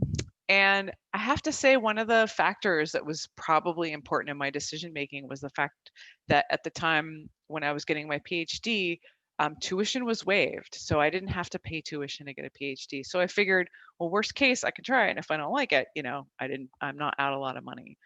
And also, I think, I had been watching my sister go through her education and her training, and she went through residency with long hours and things. And I thought, goodness, I don't know if that's really me. I mean, I like to work hard, but I was a little intimidated at the time about the hours that people were putting in a medical career.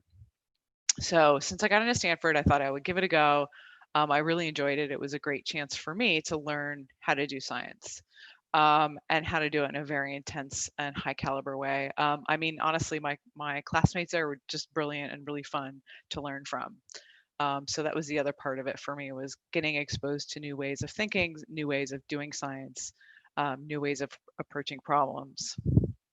So as my PhD work, I worked on a total synthesis of a natural compound.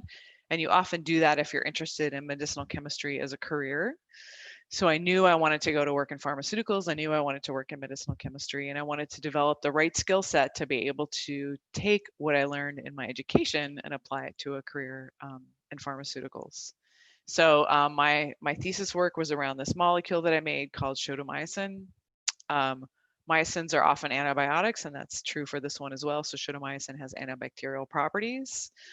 And the natural product is D shotomycin, and I made L shotomycin because chemically we could make either one, but nobody had ever made L before. So this is sort of the first time L shotomycin had ever been made.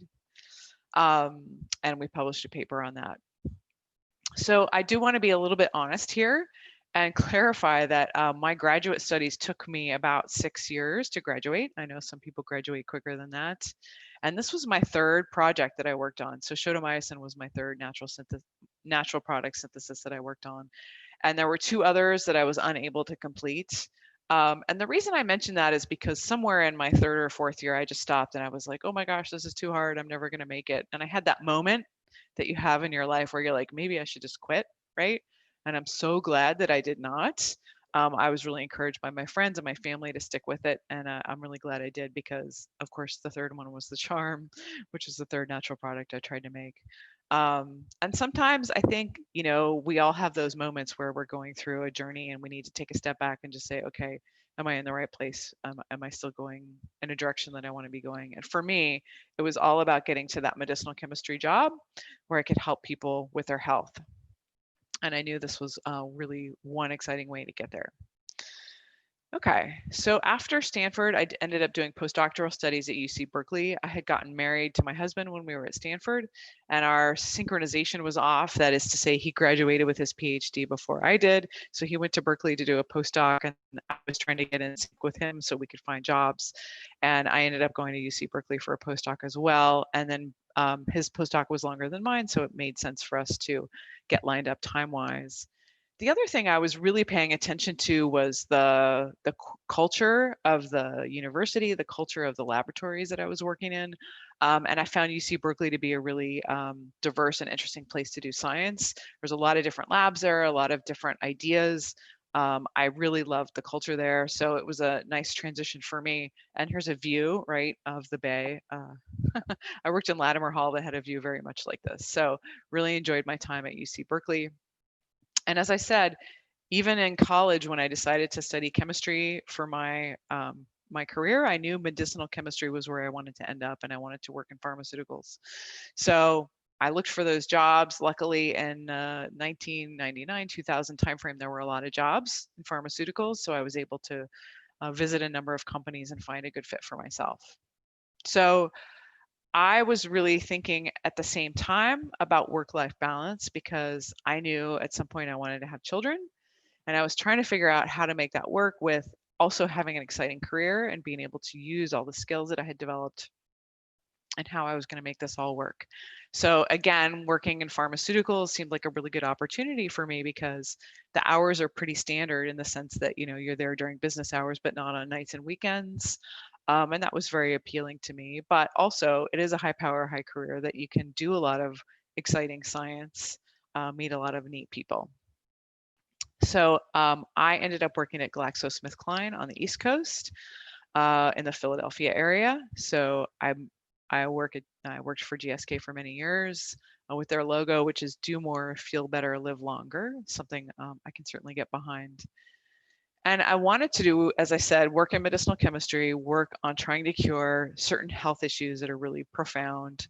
And there were some unexpected bonuses that came along with working in medicinal chemistry. So when I first started working there, it was really exciting because our time was considered valuable. And if we could get a machine that would help us with our work to be more efficient, then we could buy that machine.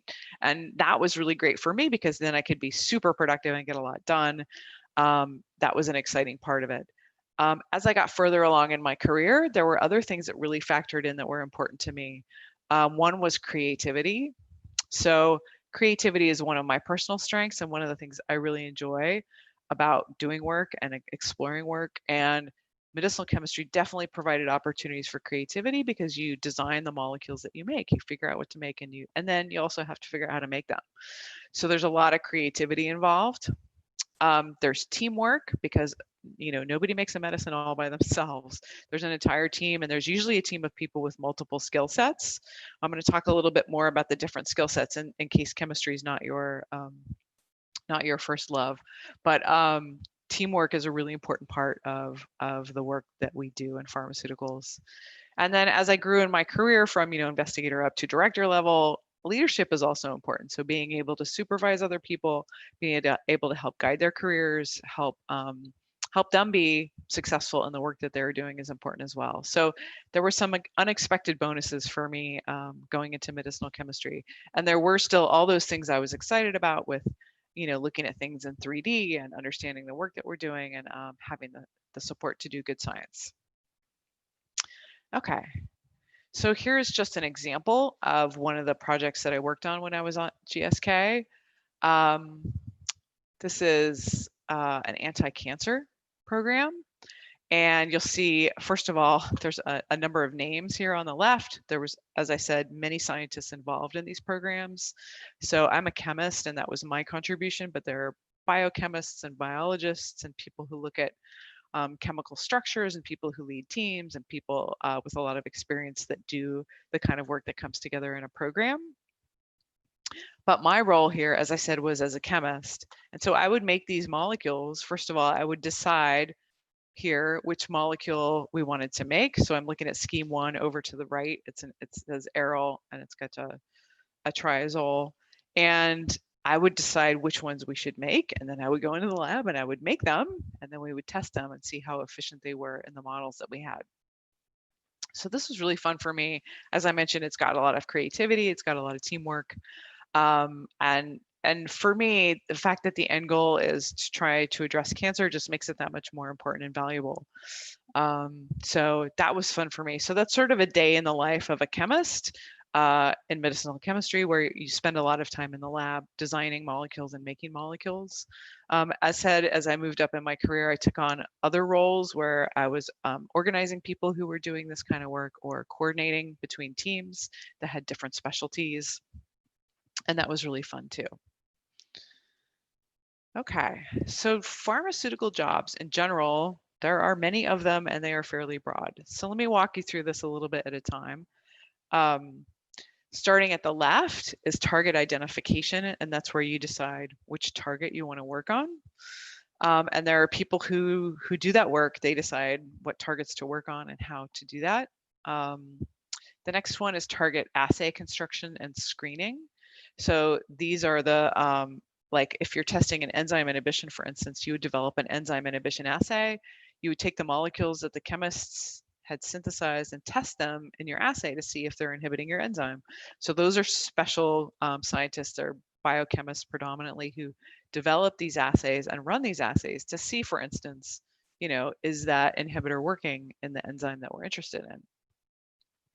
The next one in the blue says target validation. So that's showing that inhibiting that enzyme does something that's important physiologically, and biologists usually play a large role in that. There's hit to lead, which is medicinal chemistry, and then there's safety as well. So there are safety studies done predominantly in animals prior to the clinic, because human safety comes in that green section to the right. So there are chemists, as I mentioned, biologists, biochemists, a variety of specialties. There's also computational chemists. There's also crystallographers. There's a whole host of people with different scientific skill sets that come together in a team and make these discoveries.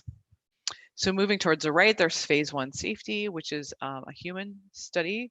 Phase 2, which is looking at efficacy in humans as well as safety, and phase 3, which is looking at efficacy and safety on a larger scale, which hopefully leads eventually to FDA review and approval. So part of the reason I wanted to share this with you is to talk through some of the different roles and scientists who play a role in these studies, right? So there are clinical MD people who run those green phases. So they usually have a medical degree and also some kind of research background to be able to follow scientific studies. But there's also this piece that it takes 12 to 15 years from start to end for discovering new medications. And I think that's really important because it helps you understand how, for myself, I was in this sort of blue box towards the middle, the medicinal chemistry box. Things that I discover would help people 5 to 10 years from now. So there is a delay in that discovery. It's fun to be at the early discovery phase because there's a lot more creativity involved, but at the same time, there's a delay in helping people.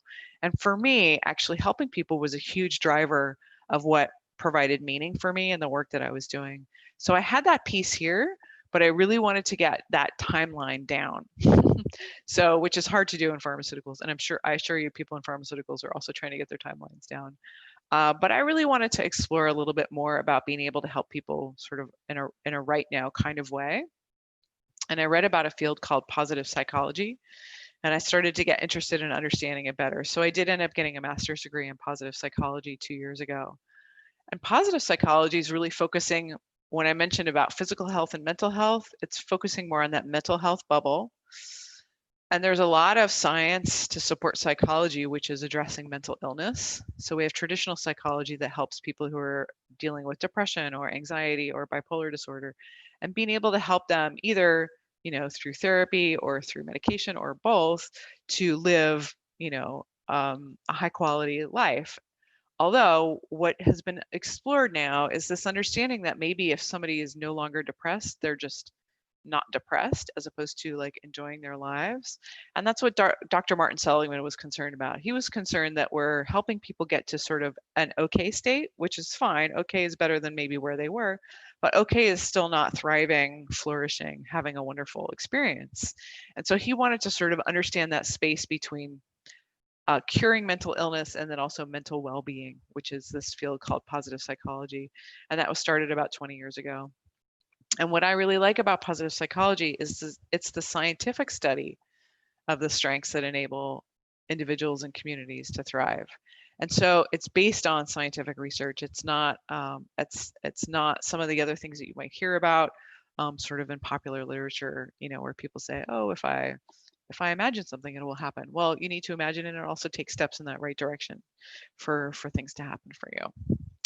So here's an example of a scientific study that talks about life satisfaction relative to salary.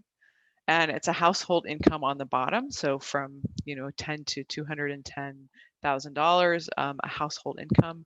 And on the y-axis is your life satisfaction from 1 to 10.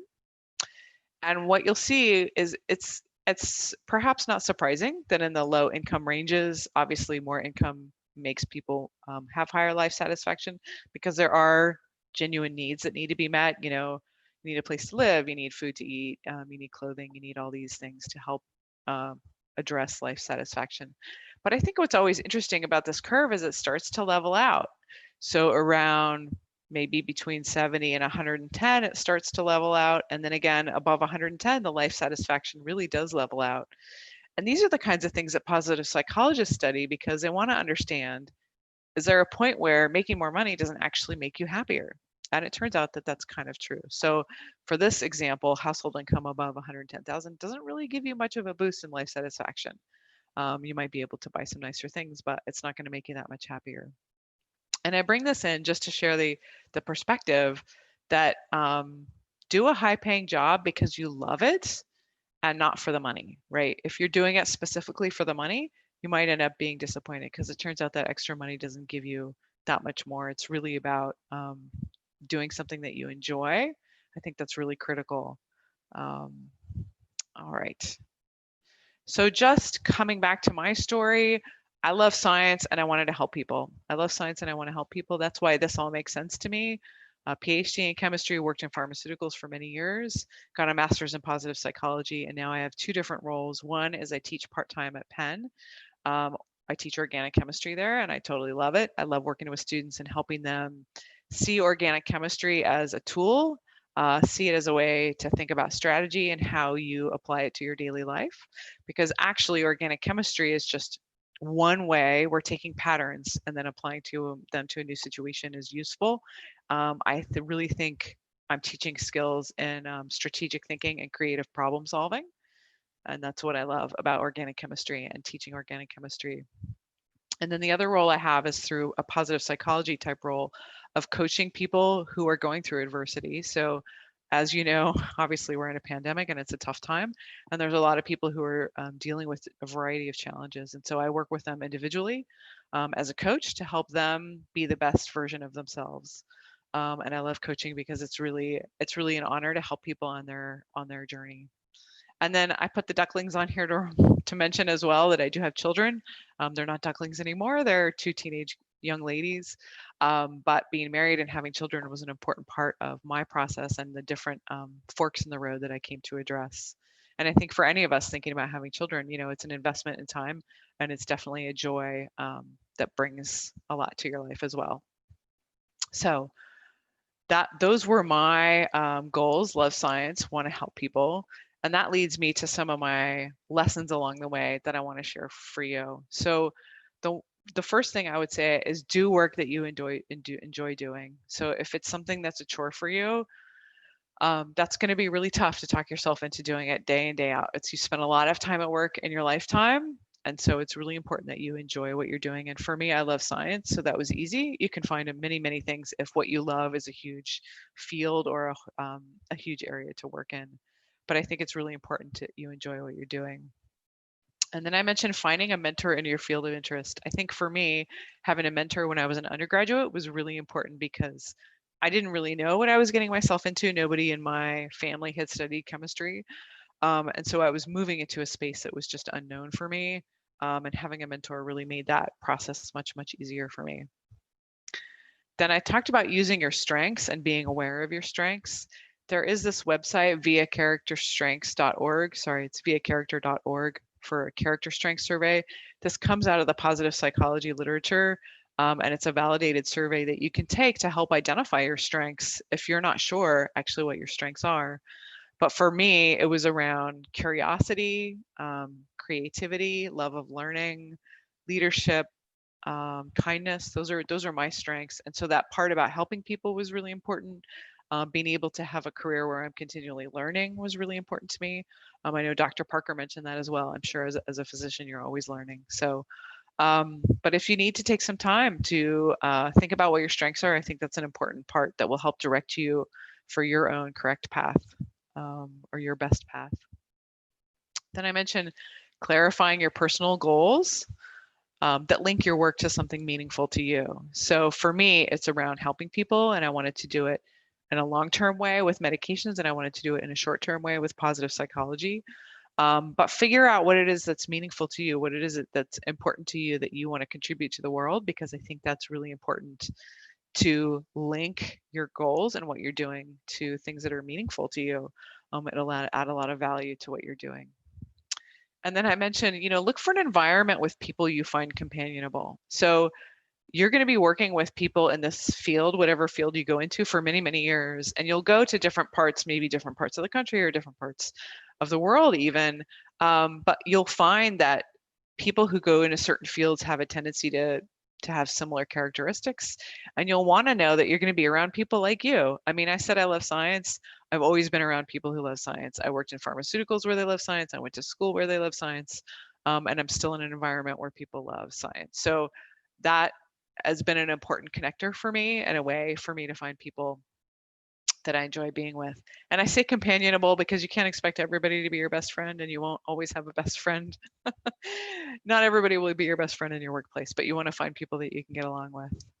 And I think it's important to revisit these points on a regular basis. I think that's what leads to you finding your best path, is that as things change for you, as it did for me, you are finding your best path. So the change for me was around how long I was willing to wait to see the effect of the work that I was doing. And for me, being in early discovery, it was a long time to see a medicine come to fruition. Whereas working with people in a positive psychology way, I can help somebody, in an hour. So that's really an important part of something that shifted for me personally. And so revisiting your what you enjoy doing, what your personal goals are, and how that links to meaning, and those kinds of things are very important in finding your path. Okay. So just to come back to my main point, which is that health is a broad term. What I hope I've encouraged you to think about is absolutely all of you who are interested and headed to med school, go for it. I wish you the best. It's a beautiful journey. I've seen people do it, and I've seen them do wonderful things. And at a time like now, of course, we appreciate it even more because physicians are really, really needed to help deal with the health crisis that we're dealing with right now. Those of you who are on that path but wondering what else is out there, I encourage you to explore. There are many routes to doing things that you love. And what it really comes back to is, what do you love doing and what do you want to accomplish? And so if you revisit those and think about actually and have an awareness of how many different jobs are out there, it might help you consider which might be the best fit for you. And there's plenty there's plenty of health related jobs out there as far as I know. So I wish you all the best on your journey. I don't think I took the full time, so I'm just gonna I'm gonna stop sharing for 1 minute. All right. So yeah, so I'm wrapping up and I can see there's notes here. So Yeah. So we'll go into the Q&A questions now. okay, sure. All right, so we'll start off with this question that somebody asked. So they said, when working in medicinal chemistry, did you affiliate with medical experts in the medical affair department, project physicians in research and development, and or study responsible physicians in the research and development department? And if so, are you able to touch upon the types of responsibilities that these physicians had? That's a really good question. So let's see. When I was working in medicinal chemistry, I did not have much direct interaction with medical people in the pharmaceutical industry. I know there are departments that do that work, and those are clinicians who run studies, but I did not work closely with them or well enough with them to be able to describe for you what their role was. But I'm sure, I'm trying to think about how you could get in touch with somebody if you wanted to pursue that. There must be a way, either through like alumni organizations or other ways, that you might be able to connect with somebody who has an MD who's working in pharmaceuticals, and they would be able to connect you. So, but that's a great idea.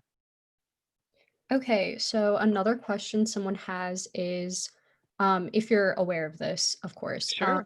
how is the creation of the SARS COVID-2 vaccine unlike any drug or vaccine development you've seen in the past? That's really interesting. Well, I mean, clearly there's an urgency about it, and it's not like we don't have urgency in general. But that's what strikes me, is the urgency about it. But I think very importantly, good science is still being done, right, in the way that they're designing clinical trials. So I'm just excited as everybody else is, with my fingers crossed that something will come to fruition. So. Yeah, absolutely. So the next question is, what advice can you give for those that are looking to transition from academia to industry and then maybe back from industry to academia? Oh, that's an interesting one. Yeah. So, I took an untraditional route, right, from industry to academia. And I think it is a little bit tricky to find your way into the right place with the right people. And part of that just has to do with who you know. So once you start working in a field, you know all the people who do what you do, but you know fewer of the people who do different things. So I think actually it's really important to have a broad network of people that you know, because again, just like anything else, you don't want to do a job until you have a sense of what it's like and whether it's going to suit you. So you want to know enough about it to be able to do that. So I would encourage anyone, actually, and this would be any kind of a career change or career shift, I guess. It's probably not so much a career change, but a shift, is to keep a broad network of people that you know. So it helps to have gone to school with many people or to have met people through different forums, to be able to make those connections. And I think vice versa as well. So if you have experience in academia, obviously, if you're doing a good job and you're publishing and leading students, that'll help lead to opportunities for you. But I think later in life transitions and career changes come about with your network of people that you've built. All right, so the next question we have is kind of going back to COVID. Okay. And they asked, in like your professional opinion, do you think that a vaccine could possibly be developed within the next few months, since usually it's, a couple of years until we see like vaccines for some certain diseases and illnesses? I think that that's a good question, but I don't think I'm the right person to comment on it, to be honest. So I would say stay tuned, listen to the news, pay attention. There's a lot of not arguing, but like both sides of the argument out there. So I would say pay attention to that, and we'll see how it goes. Okay, and then the next question is about just pursuing further education. So the person asks, I want to continue my education into graduate school in the field of biomedicine. Is it smart to find a job within that discipline of study? And do you recommend working while going to graduate school? Oh, is it smart to find a job within that discipline of study? I don't know what that's asking because of course biomedicine sounds exciting and interesting. So I don't know if they mean that's a good field to go into, but I wouldn't know. I would say probably yes. But do you recommend working while going to graduate school? I would be impressed with anybody who could work and go to graduate school at the same time. I found graduate school hours to be long and demanding, so I did not work in addition to going to graduate school. But but things may have changed too, or maybe there's programs that are slightly different now. So someone kind of asked in like the same thread, sort of. They asked, how did you figure out like basically like what college you wanted to attend? I suppose for graduate school and also, for undergrad. Yeah, so that's an interesting one. Um, so there's external sources like U.S. News and World Report that will tell you all about the different schools, and I think that's sort of an external ranking system based on I'm not sure what. But at the same time, I think actually a more important source is knowing people who work in the field. And that again comes to your networking question. So for instance, I mentioned that nobody in my family had studied chemistry. But when I went to college, I met people obviously who were faculty in chemistry and they really guided me. If I had known broader people, I would have had more people to ask. But I think as you go, don't be afraid to ask people questions and ask them, where is a good place to go study? Where is a good place to learn these kinds of things? And then the other piece of this is pursuing what you love. So for instance, I liked complicated reactions to put molecules together. And so when I saw what Barry Trost did at Stanford, I was like, oh, I would love to work for him because of the way he's looking at how reactions work and also stereochemistry. And so sometimes you get excited about something as a topic and that leads you to people who do that kind of work. So if you're reading in your field, you'll know who does the kind of work that interests you. Yeah, I think that's great advice. So the next question we have is a little bit personal. So this person asks, with having a master's and PhD, do you feel like you were expected to know everything and have often felt pressure to answer other people's questions rather than maybe going on to ask questions yourself whenever you feel like you may have needed help or guidance? Oh, that's an interesting question. What I find working in pharmaceuticals really is that there's people who reported to me and I was guiding them in their work, but I always reported to somebody else who was guiding my work. And so there's always this infrastructure in place to support you and your success. And there's always people to ask questions to. So I never felt like I couldn't say I don't know, as I just did about whether we're going to have a vaccine in 2 months. I don't know. So I felt like I could be my honest self. And yet I felt like whenever I had questions or if I needed help with something, there was always somebody to go to. So I felt really well supported in the work that I did. That's great. Okay, so the next question is about kind of you mentioned in your presentation how your mentors and stuff like that were really, helpful and beneficial along your path. So this person asked, what would be the best way to find a reliable mentor if maybe you don't have someone in your family in the. Yeah, no, that's a great question because I think finding mentors is like I wasn't aware of finding and needing a mentor when it happened to me, if that makes sense. It's only in retrospect that I noticed that it happened. But I think that it's kind of like this piece. I think everything comes back to pursuing what you enjoy. So if you enjoy things, then you talk to people about them. And when you talk to people about them, maybe they're mentoring you or you're mentoring them. I mean, clearly when I was an undergrad, my professor was mentoring me and I wasn't mentoring her. But I think in life, the lines get blurred a little bit more as people go in different directions and meet each other and get to know new people. So I think it's really about being open to those conversations. Now, this is a difficult time right now because the only way we can really talk is virtually, but I still, I'm on LinkedIn and I send people notes and say, hey, I'd love to have a call with you sometime. So you can always reach out to people and see if there's ways to connect. And usually it's around a common interest, right? If you have a common interest, that's a really good way to find someone who might connect with you. And if they're too busy, they'll say they're too busy, and that's okay too. Awesome. So that's great advice. And then now we're going to move into a couple more of the questions. So this one is a little bit about the path to take and deciding what path to take. So Okay. this person asks, what's one piece of advice, or maybe even, I suppose, several Mhm. pieces of advice Mhm. you would like to share with someone that is interested in health, but maybe isn't sure what path to take? Yeah, that's a really good question.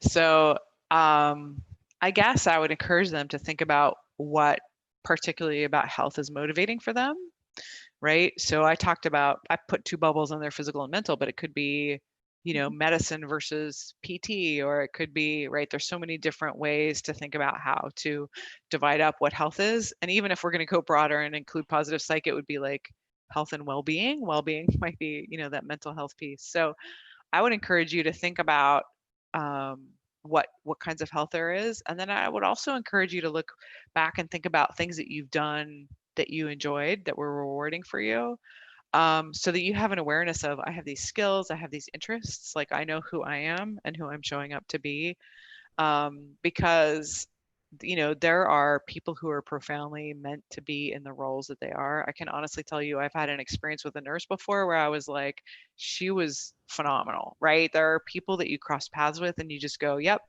that person was in the right role at the right time and it was really helpful. So I think part of it's figuring out what drives you personally. Awesome. So the next question is about kind of leading into how you talked about your path in psychology as well. So Mhm. they asked, when did you feel your interest in psych began, and what led you to pursue that master's in positive psych specifically? Yeah. So I had kind of always wanted to study psychology. I mentioned it as one of the things I was considering when I went to college. And then, like, for some reason, I never took a psych class. I don't know why. When I was in college, maybe I would have loved it there too. But it has always been an interest of mine. And I think there are people in my family who also work in psychology. So it was sort of more of a known quantity for me.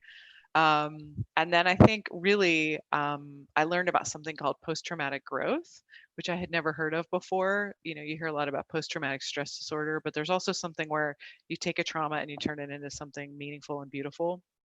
And I really wanted to learn more about that. And that was what eventually led me to that master's program.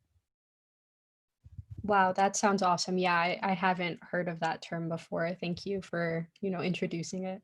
Yeah. Um, so the next question is kind of relating to imposter syndrome. Mm.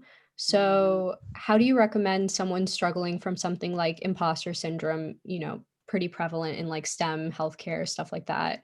How do you recommend that they try to improve their personal well-being? Mm. Oh, that's a really good question.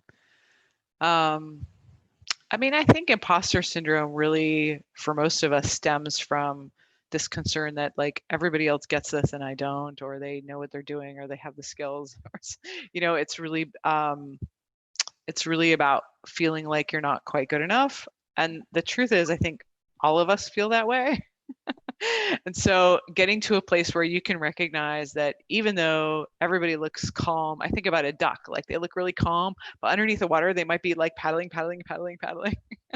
Like all of us are like that, and sort of being able to laugh about it instead of being like, oh my gosh, what if it's true? What if I'm not good enough? I think I mentioned, when I was in grad school too, I had a pause where I was like, am I really doing the right thing? Do I keep doing this?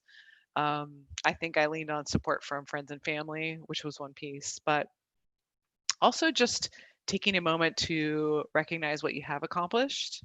Like if there's a way for you to remember for yourself what you've done that's important to you and write it down. Like, when I was in grad school, I could look back and say, oh, well, I finished undergrad, right? And I did well in undergrad. And, having that perspective, that additional perspective was really helpful in helping you get to that next milestone. And then just realizing we're all doing it. Like we're all just paddling as best we can. Yeah, I love that analogy with like the ducks and the stuff underwater. Yeah. Yeah, Okay, so the next question is, so a lot of the pre-health students probably on this call are familiar with organic chemistry. They've sure. heard about, how maybe intense, or they've heard like stories, like horror stories and stuff like that. So do you have any advice for those students, considering that obviously like that was like one of your passions, Yeah, how to that's like a tackle that class? That's a really good question. Yeah, I mean, I think first of all, like ignore the hoopla, right? Whatever you heard before you get there is its own thing. Like, I mean, triathlons are hard too, but people still do them. So I think it's about trying to figure out how to not try to cram all the information in your head, because I don't think it's realistic to memorize and learn every single thing. It's more about being able to recognize and identify patterns. It's more about getting like for me, it's a chemical intuition. Like I feel like when I learn things, I go, oh yeah, that makes sense, and things start to fall into place. And so stick with it long enough to see if you can find ways for it to make sense to you. I know there's a lot of terminology and language and a lot of information in there, but definitely it's about so it's for me, it was about building my intuition and understanding how things work, right? So it's taking something that is working, right? Because my fingers on my keyboard, it's touching electrons. That's all that's going on is electrons touching electrons, but getting down to that nitty gritty and really understanding what's going on there. Great. Okay, thank you for that advice. So the next question we have, feel free to be as detailed or I guess generic as possible, either way. But the question is, what is one or several of your proudest accomplishments? Oh, that's interesting. Well, I would say having children. And I just dropped my older daughter off at college in the fall, so hopefully that will go well for her. My younger daughter's in high school, so that's one thing. I think for me, getting to that stage where I could really do the kind of science I wanted to do. So having built this path for myself where I could really contribute to important scientific discoveries. So that's been really important to me. And I think also being brave enough to step off that path when it was no longer quite the best fit for me anymore. So it was a really, really good fit for a long time. And I loved working in pharma. I really enjoyed my experiences and the science I was able to do there. But after a while, it wasn't the right thing for me either. So being brave enough to step off that path and do something a little bit different. Absolutely. So thank you for that. And then we have a lot of high school students kind of registered and listening to the call too. So just to kind of address this question on behalf of them, Yeah. what advice do you have for people that are in high school in terms of like maybe programs or stuff like that, that they can kind of, dip their toes into the water and see if this is like a career for them? Yeah. I mean, I understand there are a lot of programs around. So for instance, I know Millersville University used to have a program where high schoolers would come in and they had 20 minutes with each kind of different scientific role that people had, and they could see different opportunities there. And I would say try to pay attention to opportunities like that, where it's like a science fair outside of a science museum or something where you'll run into people who do different kinds of science and expose yourself as much as you can to understanding what it is people do and how they work. Because even somebody might even say, well, I want to be a biologist. And you go, okay, but do you want to work with animals? Do you want to work with enzymes? Like every field has 100 different things in it, right? So I studied organic chemistry, but there's analytical chemistry where they analyze, whether there's lead in the water. That's important too. So, every field has so many different facets to it. Try to see as much as you can about how to just like meet a person who does it and ask them, what's it like? What do you do?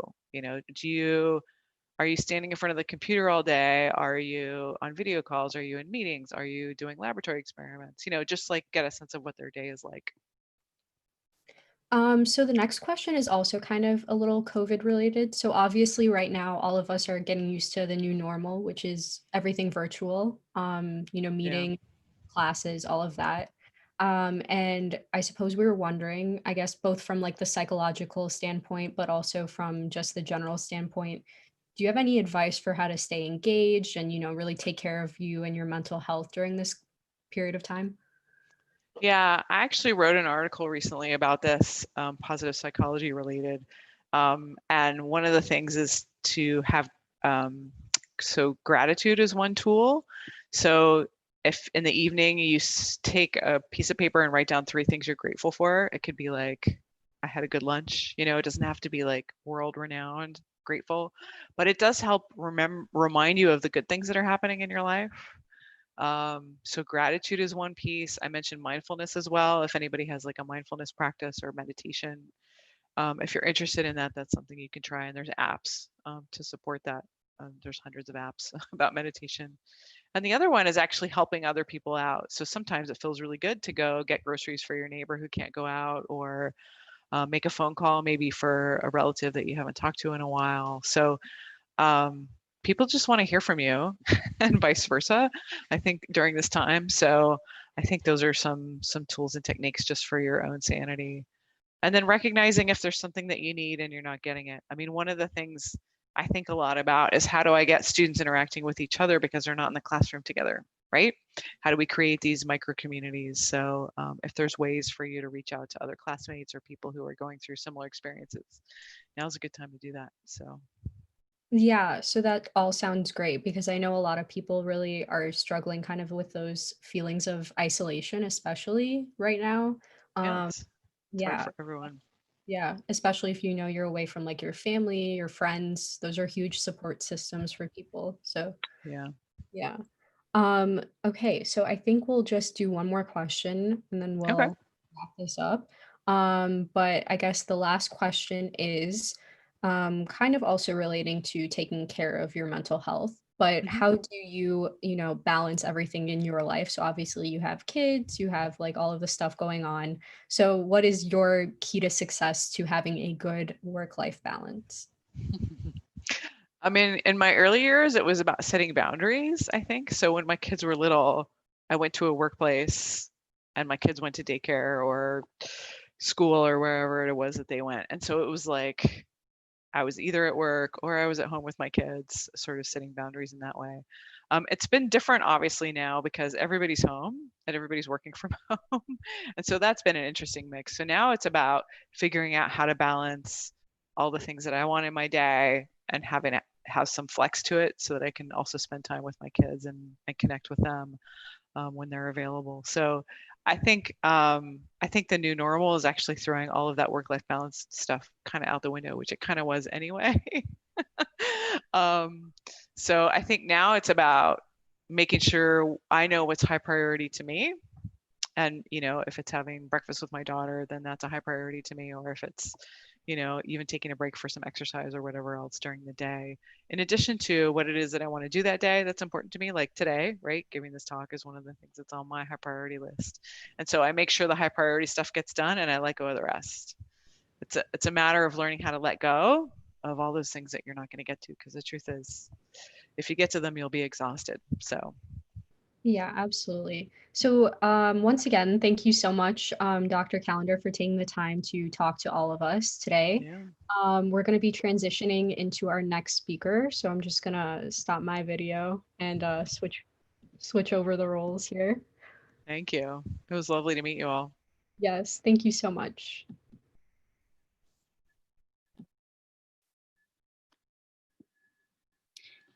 Hello, everyone. And thanks, Magda and Dr. Calendar, for your wonderful presentation. It's time to take a break now, so please remember to walk around, stretch, maybe go get a snack, and please join us again at 12 o'clock to hear about the ins and outs of the MD PhD career path from an amazing speaker, Dr. Lawrence Brass from the Perelman School of Medicine. So I will now screen share his picture and he will join us in a few minutes.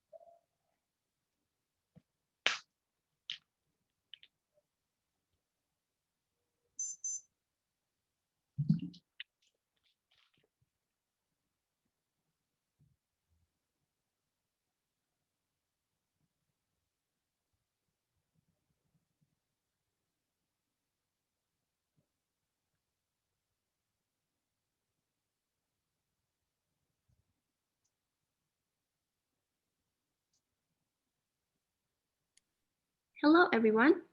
Our next speaker is Dr. Lawrence Brass.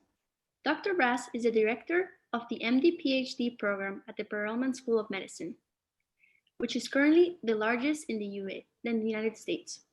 He is also an MD-PhD trained physician scientist, a professor of medicine taking care of patients with bleeding and blood clotting disorders, and an NIH-funded investigator doing research to better understand why such disorders occur. Dr. Brass has been active at the national level in the development of training programs for physician scientists, has served as the president of the National Association of MD-PhD Programs, chair of the AAMC Grade Section on MD-PhD training, and was a member of the NIH Physician Scientist Workforce Advisory Group in 2013.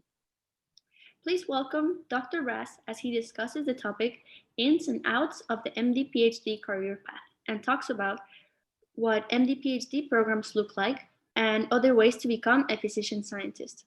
During our opening statement, I saw that many people were interested in this presentation, so please remember to use the Q&A chat to ask questions and also upvote any questions that you like.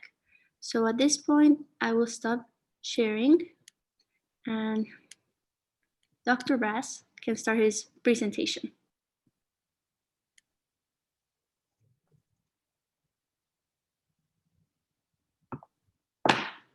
Thank you, Alejandra, for that introduction. I am trying to make sure that my screen is shared and that the slides are showing. Can you confirm that for me? Yes, we can see the slides. Great. Good morning, everyone. I wish I could see each and every one of you, but all I can see is my own monitor. But it's nice to have you join us for this part of the conference this morning. I know that many of you who are attending the conference are doing it because you're thinking about applying to medical school, or you may be in the process of doing that now. This particular session is intended to help those of you who are contemplating not only becoming physicians, but physician scientists, that is, an investigator. And I'll talk about what that means in just a moment. A lot of what I'm going to be talking about is the ins and outs of applying to MD-PhD programs and what the programs are built like and how they're supposed to help you. I'm going to do that in a generic sense rather than talking mainly about the program that I direct at the University of Pennsylvania. But toward the end, I'll toss in some information about Penn's program as well, because a lot of us are very proud of it. This is mostly about figuring out for yourself the answer to the question that shows on this first slide. Becoming a physician scientist, is it the right thing for you? It was the right thing for all of the fine folks that are in this particular picture, all of whom are either faculty members, there's one of them in the picture, or are MD-PhD students who are working their way through the program, completing both medical school and graduate school. In this particular case, this group of students all happen to be in the medical anthropology program at Penn. So unlike me, I'm a laboratory-based scientist. They're doing their research and their scholarly work in anthropology, and we can talk about that as well. And if there are any social scientists on this call who would like to know more about that, put your questions into the chat channel, and I'll try to answer them for you a little bit later. This slide and some of the other ones has my name on it and my email address. I hear with a fair degree of regularity from lots of undergraduates and recent college graduates who are interested in applying to MD-PhD programs, and I'm happy to hear from you, and I'll do my best to keep up with all of you and answer questions that are sent to me by email after this is over with today. Or I may ask some of the current students at Penn to help you out as well. So a good place to start when you're trying to answer the question about becoming a physician scientist is, what is a physician scientist? And some of you may know that, and some of you may not be totally convinced about what it all means. So let's kind of walk our way through this by way of a background. So a physician scientist could be a man, could be a woman, who are trained as being both a physician and an investigator. And I'm using the word investigator here just because, although classically, most of the scientists who were trained through MD-PhD programs were laboratory-based scientists, that's no longer the case.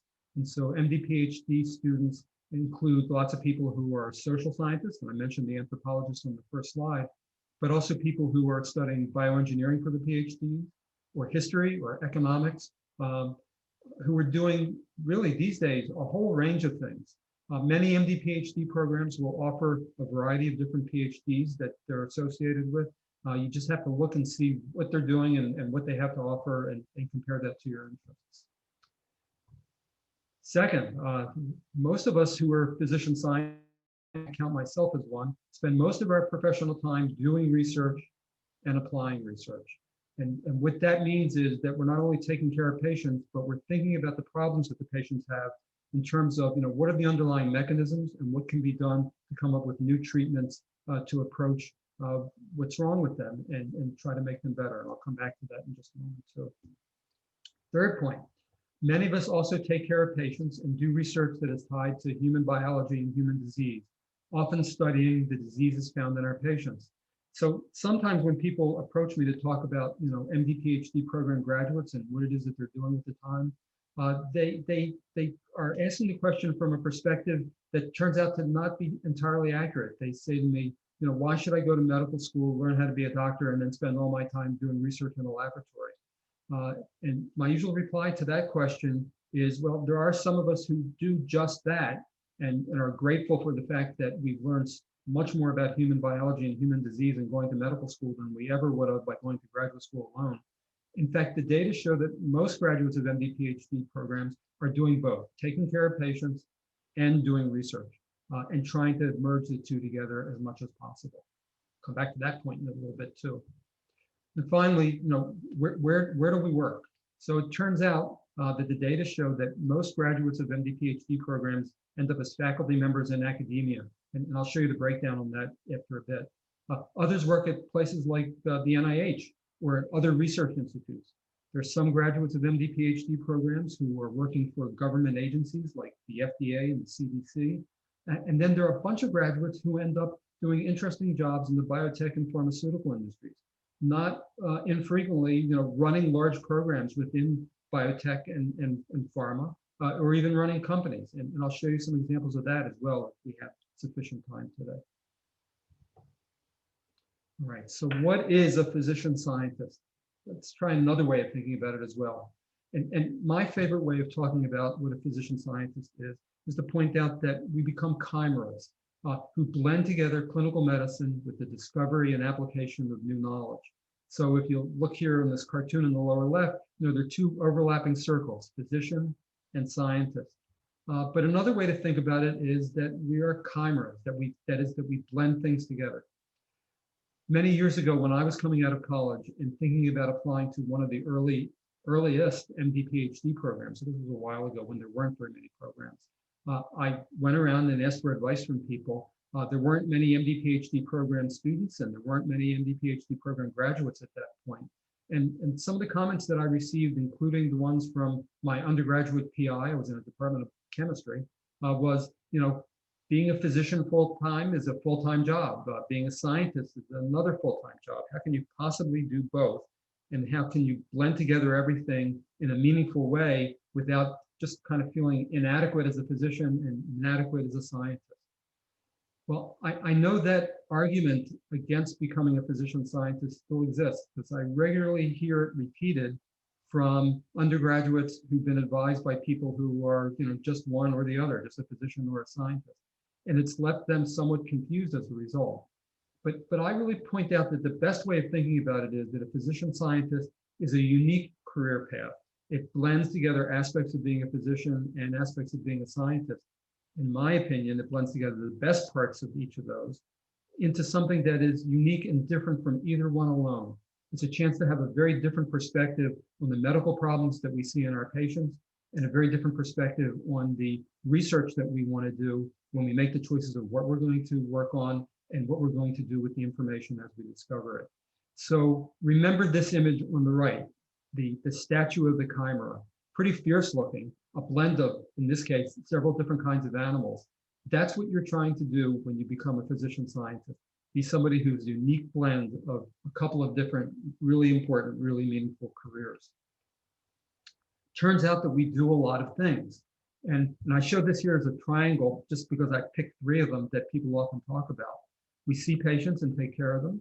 We do research and we do teaching, a blend of three different things. And in fact, when I was in a combined degree program, I used to hear from senior faculty that the goal was to become a triple threat. That is somebody who could both take care of patients and do research and spend time teaching as well and be good at all of them. I'm not sure that I really like the term threat. I don't feel like I'm threatening anybody when I go about my business and do my job. But it's a good way of thinking about things, that you combine lots of different things together and balance them in different ways according to what you're doing at any given time and where you are in your career and how you want to do it. So a good example of that, I think, is the morning that I've spent for the last several hours since I was up and around, and the things that I've done this morning. So I spent part of the morning talking with the folks who are on the clinical team that I'm part of this month, discussing a couple of patients who have problems with their platelet count or problems with a potential bleeding problem that could interfere with their ability to have a surgical procedure later today. I spent part of the day in a video conference with a number of members of my own research team talking about a project that we're running using machine language to assess data on COVID-19 patients to try to find things that are strong predictors of doing well or doing less well in people who are infected with SARS-CoV-2. Some of those problems are blood clotting problems, and I'm particularly interested in those because as a hematologist, that's what I deal with on a clinical basis all the time. And part of my morning was spent working with other members of my research team, talking about some studies that we're doing currently in mouse models, trying to understand basic mechanisms of why blood clots happen and ultimately how they can be prevented from happening in the patients that I take care of. So that's a morning that was spent with research and patient care and with teaching, all blended together. And I am in no way unique in that regard. That kind of blend, that kind of chimeric approach to things is exactly what scientists get to do on a regular basis, and is one of the most appealing things about the job for me. So there are joys as well as challenges to being a physician scientist in the 21st century. And I want to illustrate that point with a couple of quick anecdotes about several of my colleagues at Penn. So here on the lower left is a picture of Carl June, who some of you may have heard of. He's a physician scientist working at the University of Pennsylvania. And Carl is most famous at the moment for being one of the inventors of CAR T-cell therapy. And the patient that's just to his right is a little girl who had refractory leukemia, who had gone through a number of the standard procedures that we use for curing leukemia in adults and children, and had unfortunately relapsed and was failing and was likely going to die. What Carl succeeded in doing was taking the patient's own T cells, that is T lymphocytes, re-engineering them ex vivo into cells that would attack her particular type of leukemia, reinfusing them back into her, where they took up housekeeping and did the job that he wanted them to do, killing her leukemia cells. This picture was from 2012. She was already doing well by then. Now it's 2020. She's older. She's doing fine, the last I heard. Really exciting stuff. Translation of basic laboratory findings or mechanism into things that can be done in the clinical space. Here's another example. Two of my colleagues, Kathy High and Jean Bennett, both of whom have been working on gene therapy for a number of years, and both of whom have had a great deal of success in developing gene therapy approaches as ways to cure people who have hemophilia B and some forms of congenital blindness. So Kathy High is, like me, a hematologist interested in bleeding disorders. Hemophilia B is a severe life-threatening bleeding disorder due to a specific mutation within a particular gene called factor 9, one of the blood clotting proteins floating in the blood.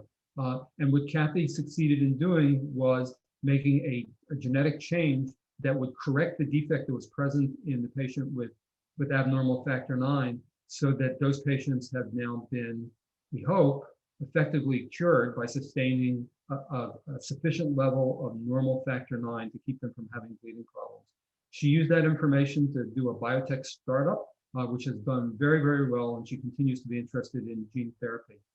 Jean Bennett, on the right side of this particular photo, is an ophthalmologist, an MD PhD, interested in doing gene therapy in the eye to fix congenital disorders that are due to genetic defects, in particular proteins that are important for signal transduction in the eye, that is the conversion of light images into brain signals so that you can see.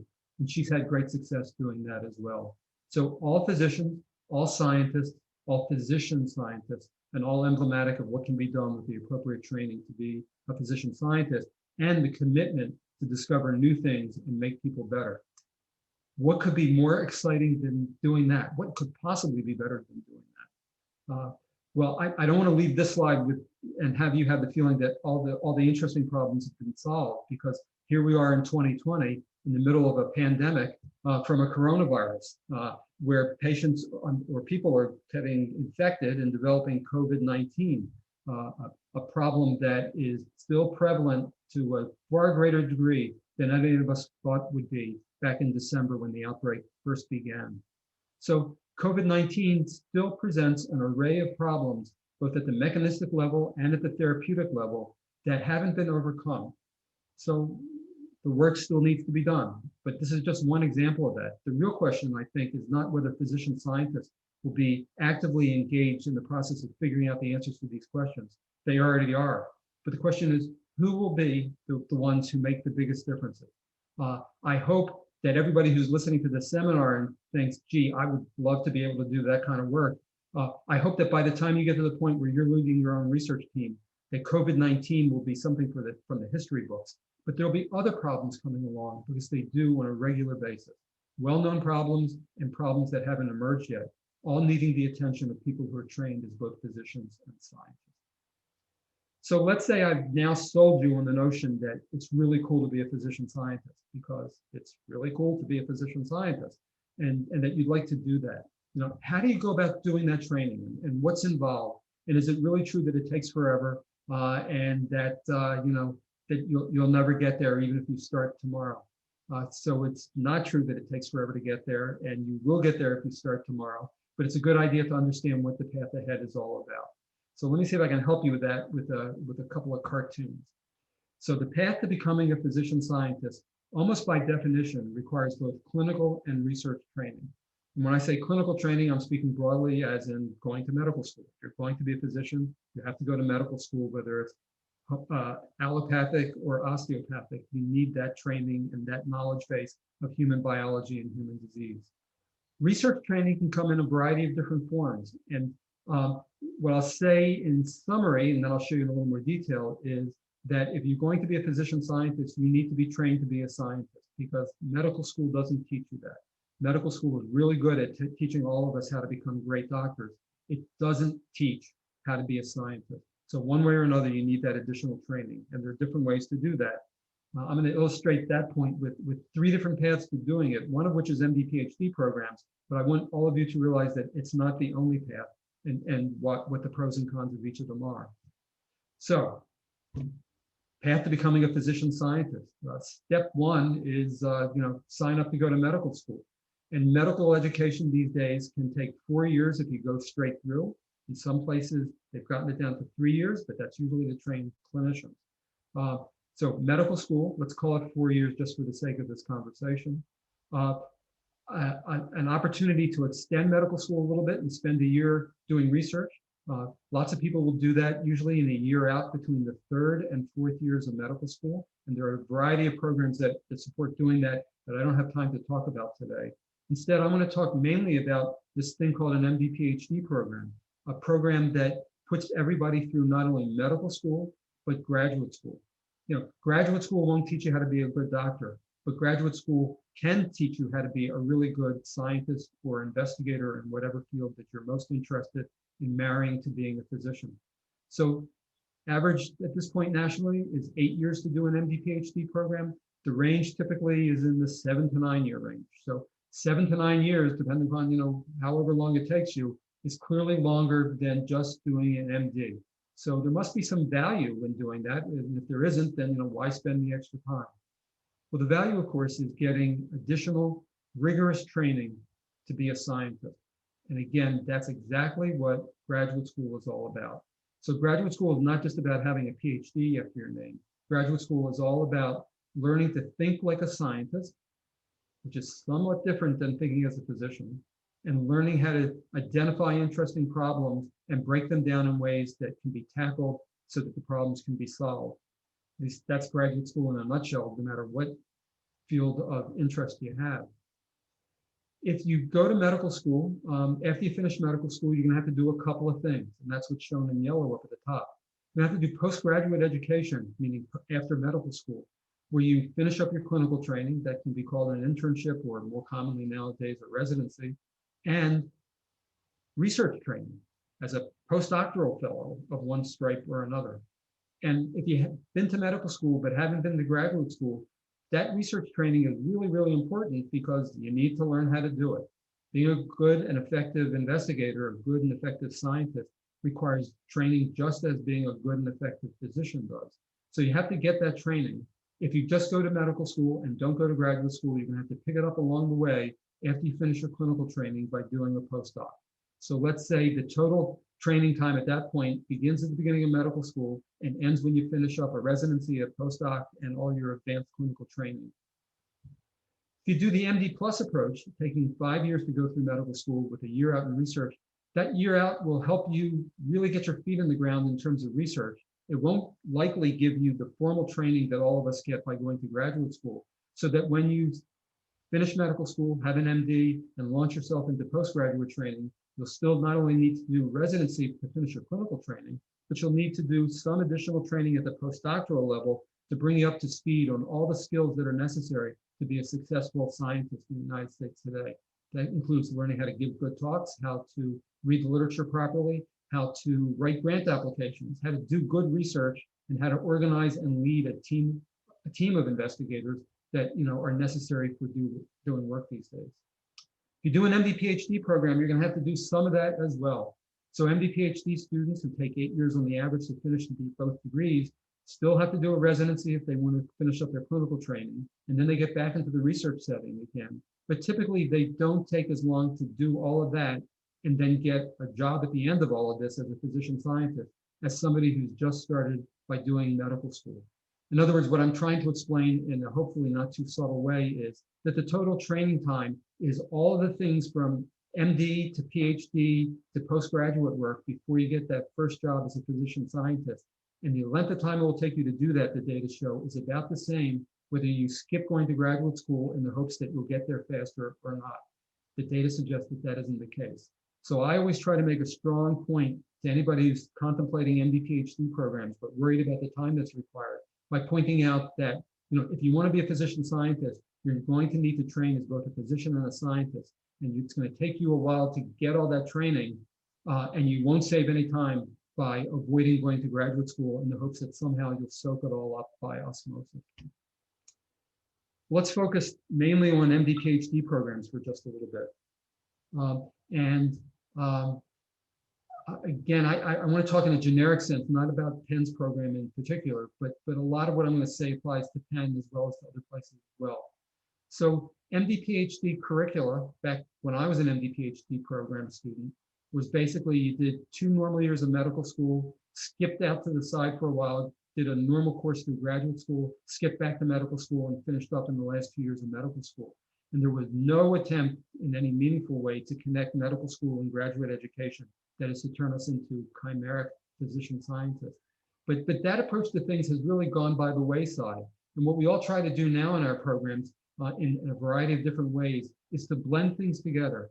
So typically the first couple of years are mostly spent in medical school, but all of us do some things with graduate school training as well during those first couple of years. Some graduate school coursework and some research time. Some efforts to identify who's going to be your thesis advisor when you hit graduate school and to get you up and rolling as quickly as possible in your thesis research. In approximately year 3 of the program, everybody segues from medical school over into graduate school as being their predominant time, really focuses in on doing their research for their thesis. But also because a lot of the programs now, especially at Penn, give serious clinical training during the first 2 years of medical school, try to leverage that training by having some meaningful clinical experiences during graduate school while also, spending most of your time doing research.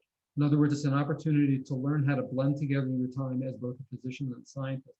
Exactly what you'd want to do with somebody who's training to do that for the rest of their careers. After you finish up graduate school, you head back to medical school to finish up your clinical requirements for graduation. Lots of students will do some more research and other activities that promote their ability to be a physician scientist, and then off they go. 95+% of people who graduate from MD PhD programs in the United States then go on and do residency so they can finish up their clinical training and be clinical physicians within an academic medical center or other setting where they're taking care of patients so that they can see firsthand the medical problems that they're trying to find new ways to understand and cure. I should mention, which is why I put it in bold red here, that one of the nice things about being an MD PhD student, one of the things that helped me back in the dark ages and can help all modern MD PhD students as well, is that most MD PhD programs provide a fully funded fellowship that covers not only the cost of going to graduate school, but also the very high cost of going to medical school as well. And when I say the cost, that means not only tuition and fees, but also a stipend to live on. And those stipends these days vary in the $30,000 range to as high as $40,000 per year per student. So running an MD PhD program means having to shell out a lot of money at all medical centers, but it also makes it possible for future physician scientists to go through all of this training and not emerge with a heavy debt burden that might affect their decision on what they're going to do with their careers and whether they're going to stick at being a physician scientist. So that's a good thing to know about. What else is included in an MD PhD program? I just popped a bunch of things up here in a slide that I used to illustrate what we try to do at Penn. The point of this slide, just to reduce it down to its essentials, is medical school plus graduate school, teaching you how to merge the two of them together. And in addition, lots of activities that bring together physician scientist trainees with physician scientists to help them learn some of the skills and some of the approaches and the kind of resilience that's needed to be a successful physician scientist. Definitely more than an admissions committee and a graduation party. All right, so let's say you decide to do all of this and you launch yourself through an MD PhD program and you work your way along and you finish up your postgraduate training as well. And eventually you'd like to get a job. And fortunately, history shows that MD PhD program graduates are very successful in getting jobs. You know, where are you likely to end up for that job? Well, that's a great question because you ought to know that before you launch into a career path. What are the range of possibilities for what you can do later on? So this particular pie chart is just one of a lot of similar pie charts that you can find in the literature. This happens to be from the National MD PhD Program Outcome Study that a few of us did in a collaboration with the AAMC, and that came out in a report in 2018. And I mention that because you can find it on the web and you can read it if you want. It's got a nice summary at the beginning. After that, it's lots and lots of pages with lots and lots of figures and data. And if you're a data nerd the way I am, you might enjoy reading all that. But let me give you just at least this one piece of information. So we chased down a lot of graduates of MD PhD program, and there are many thousands of them now, and said to them, have you completed all of your training, that is residencies and postdocs and so on? If you have, and you have a job, what kind of place are you working? What's your current workplace? And the data that came back said that about 2/3 of the graduates of MD PhD programs are faculty members at academic medical centers and universities around the country. That's a much, much, much higher percentage than of medical school graduates in general who end up as faculty at medical schools. So this is a very successful outcome in that regard, but that's still only 2/3. What about the rest? Well, some of the graduates are working at the NIH and doing very well, doing research or leading research programs there. Some are working at other federal agencies other than the NIH. Examples include, the CDC and the FDA, among others, and lots of other 3-letter abbreviated federal agencies. Some were working at research institutes, places like Scripps and Rockefeller and so on. Some were in the biotech and pharmaceutical industry, as I mentioned earlier. Some are doing consulting work and finance work. Hopefully they're making lots of money that they'll then donate to their alma mater. And some are in private practice. So let me say a word or two about those who are in private practice. We take really great care in admitting people to MD PhD programs. And we all try really hard to make sure that the people who are coming in are committed to long-term to careers as both physicians and scientists. But the reality is that some people who make that decision when they are 21 years old or 22 years old, decide along the way that clinical medicine is really what they want to spend their time doing, and they want to do it out in the community. So those graduates end up in the slice of this pie called private practice. We love all of our graduates, but that's not the goal of an MD PhD program. You don't need a PhD in molecular biology or really anything else to be an incredibly capable and productive private practitioner doing full-time clinical work. So that's not the goal of MD-PhD programs. And so a lot of us feel when we look at this pie chart that we're really glad that the vast majority of graduates of MD-PhD programs are doing the sorts of things that the training was intended to prepare them to do. So think about where you'd like to fall on this particular pie chart. All right, that's the generic look at MD-PhD programs. Let me spend a couple of quick slides telling you about Penn's MD-PhD program, which I hope you'll consider when you apply to MD-PhD programs. Not because I'm trying to sell the program, but because I'd like to give you at least a little bit closer look at what a real program looks like and what real MD-PhD students look like. So here is the entire Penn MD-PhD program when we got together, not this past summer, but a year ago in August 2019, when we usually have a one-day retreat for the entire MD-PhD program. Last year, we could do it in real life outside. This year, we had to do it indoors and virtually, but we did it anyway. But here's the picture of everybody who was in the program at that time. Now, if you're reading the small print, you can see that Penn is one of actually a unique program that not only trains MD-PhD students for their future careers, but also veterinary students, VMD-PhD students. Penn's vet school is right down the block. So we're really fortunate that we have that type of heterogeneity with a large number of MD-PhD students, currently the largest number in the country, and then a smaller cohort of VMD-PhD students. So if you're on this call, but know, because you're interested in medical school, but know somebody who's interested in becoming a veterinarian and a scientist, tell them to consider places like Penn where you can do both. We had a large entering class that just started a couple of weeks ago with 36 men and women who joined the program.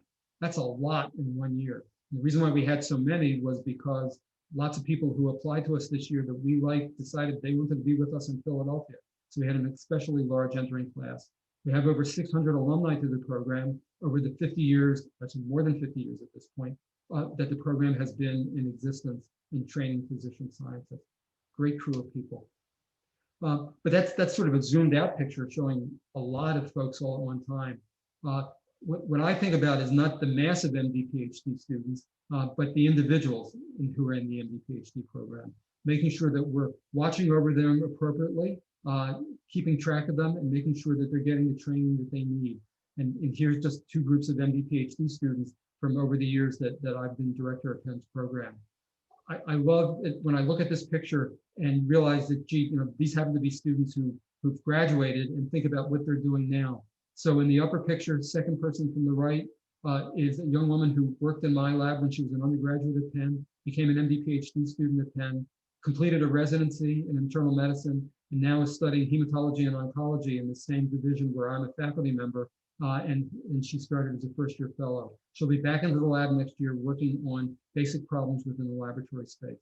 So for me, one of the satisfaction of being Penn's MD-PhD program director for over 20 years is watching people come out of college, roll into the program, do really well while they're with us, and continue to do extremely well after they leave. Penn is the home to a large medical center. When I say Penn, of course, that's an abbreviation of the University of Pennsylvania, home to Penn's MSTP, which stands for Medical Scientist Training Program. And here's a really nifty picture of the university and the medical center campus that I like to use to illustrate. I wasn't standing on a ladder at the time. This was taken from a helicopter and then passed along to me. But everything you're seeing here is part of the medical center and part of the university. So here is the medical center, also known as Penn Medicine, circled in red. All the buildings, including the new hospital building that's still under construction, will be opening next year. Here's Children's Hospital of Philadelphia, right entangled with all the rest of Penn Medicine. So Children's Hospital of Philadelphia, or CHOP, is a great place to be trained as a pediatrician and to take care of kids. And here's the rest of the university, or at least part of the rest of the university, all wrapped around it. Take-home messages, this is really one university with lots of things going on. It's a really great place to work as a result. I'm watching the time. I was going to tell you a bit about graduates of Penn MSTP program.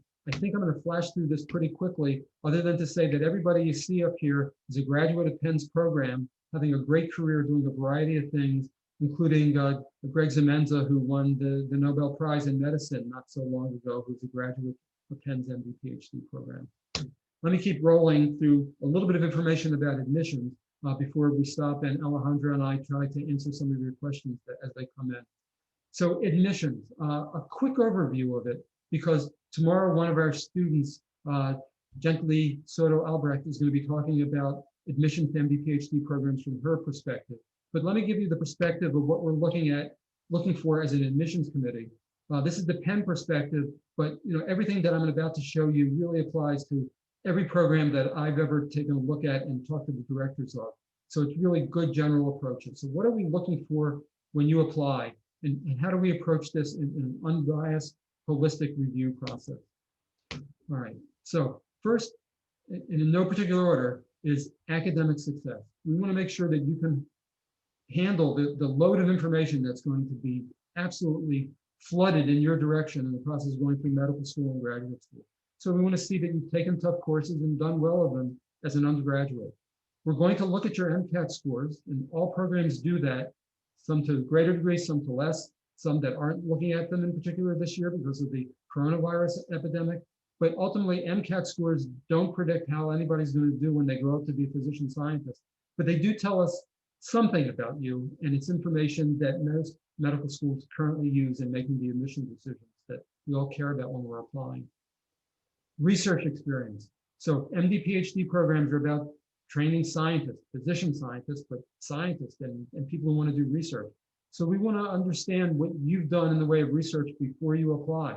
And we want to make sure that you understand what you've done in the process of doing research as an undergraduate or a postdoc student. We want to make sure that you not only know what you did, but how it fits in with the larger picture of the problems that are being tackled in whatever research setting you're working in. So really understanding not only the details of what you've done, but what it all means. We'll ask you to write to us about that, and we'll ask you to answer questions about it when you come for your interviews. We're going to look hard at your letters of recommendation, and everybody's application arrives with a stack of letters of recommendation, and they will all say that you're wonderful. So what we're looking for amidst all that information is what the folks that you did research with have to say about you, and what they say about your potential to become both a physician and a scientist, and what contributions you made to the work that you did. So those are the letters of recommendation that are most especially important. Finally, we want to make sure that you've had clinical and service experience that tells us that you really are committed to being a doctor as well as a leader and a leader of research teams and somebody who's going to be both a physician and a scientist, because all of those things are important. We're training people who are going to be leaders of teams who want to take care of patients, and we want to make sure that you've had enough experience doing both that it suggests that you not only enjoy it, but that you have the potential to be really good at it. And finally, last but not least, we want to make sure that you can tell us in writing and in person when you come for your interviews why it is that you want to have a career as a physician scientist. What does it mean to you? What is your passion for doing this? And what's really driving you to tackle a career that's challenging but wonderful? Or maybe I should say that is wonderful but challenging, because it is both.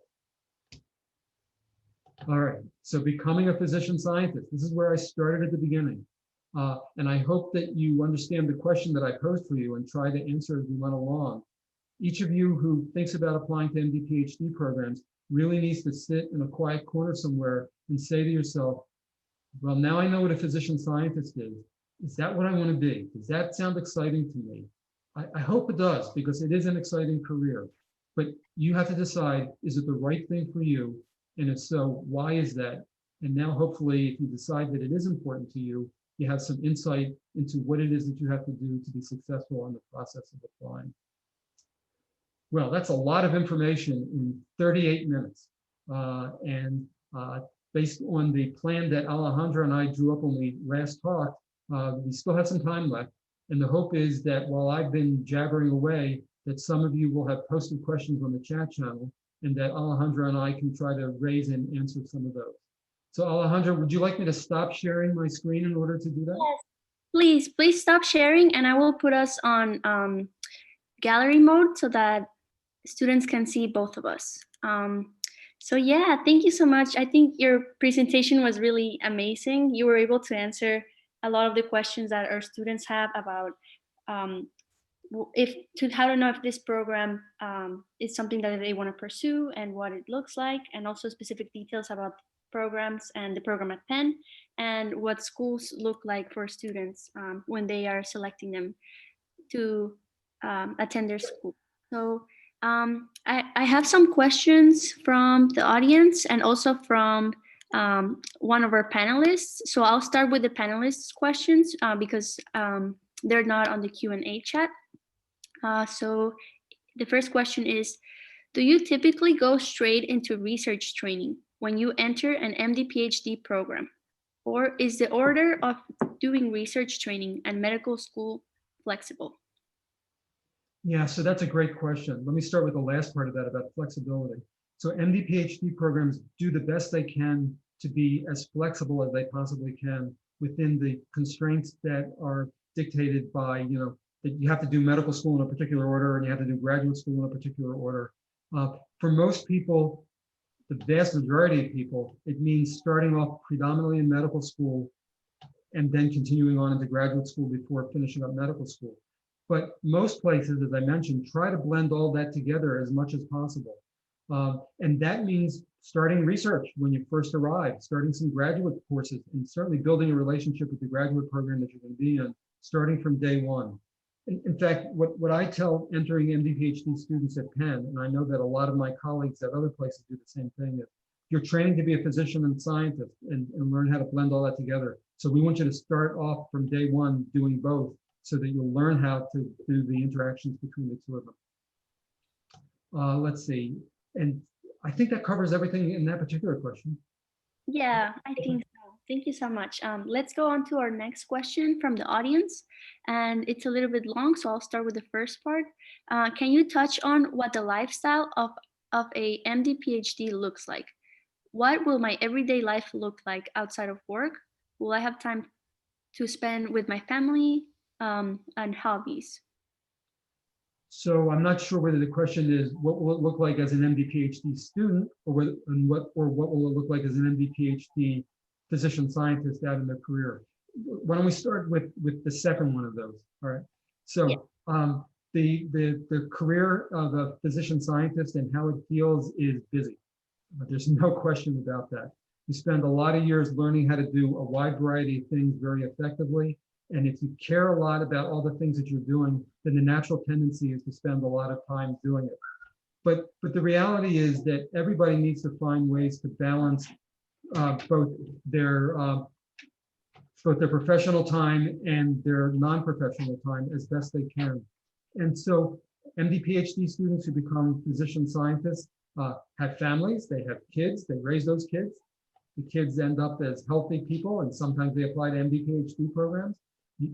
Learning the skill of balancing a busy profession with a life is an important skill and something we talk about a lot during MD PhD training. Great, thank you so much. And another question from one of our panelists is, do you need to take the GRE in addition to the MCAT to apply for an MD PhD program? Yeah, good question. The answer, usually not.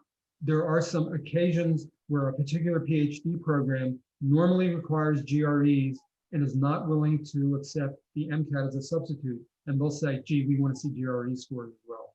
Having said that, I'll use data from Penn as an example, where I would say 98% plus of our incoming students never take the GRE, they just take the MCAT. Okay, perfect. Let's look for another question from the audience. I think you kind of answered this during your presentation, but it says, for an MD PhD program, how long are the residency and postdoc?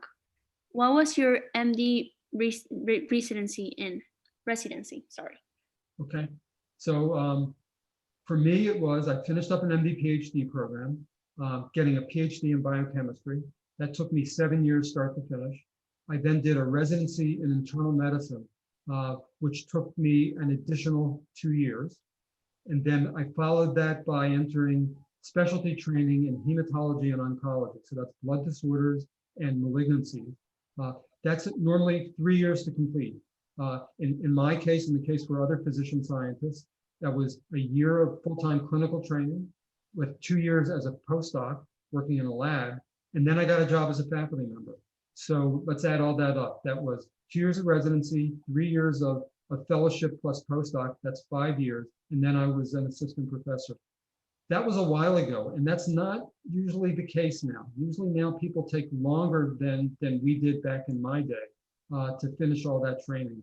And the number of years can stretch to 6, 7, sometimes 8 years, and it takes a while.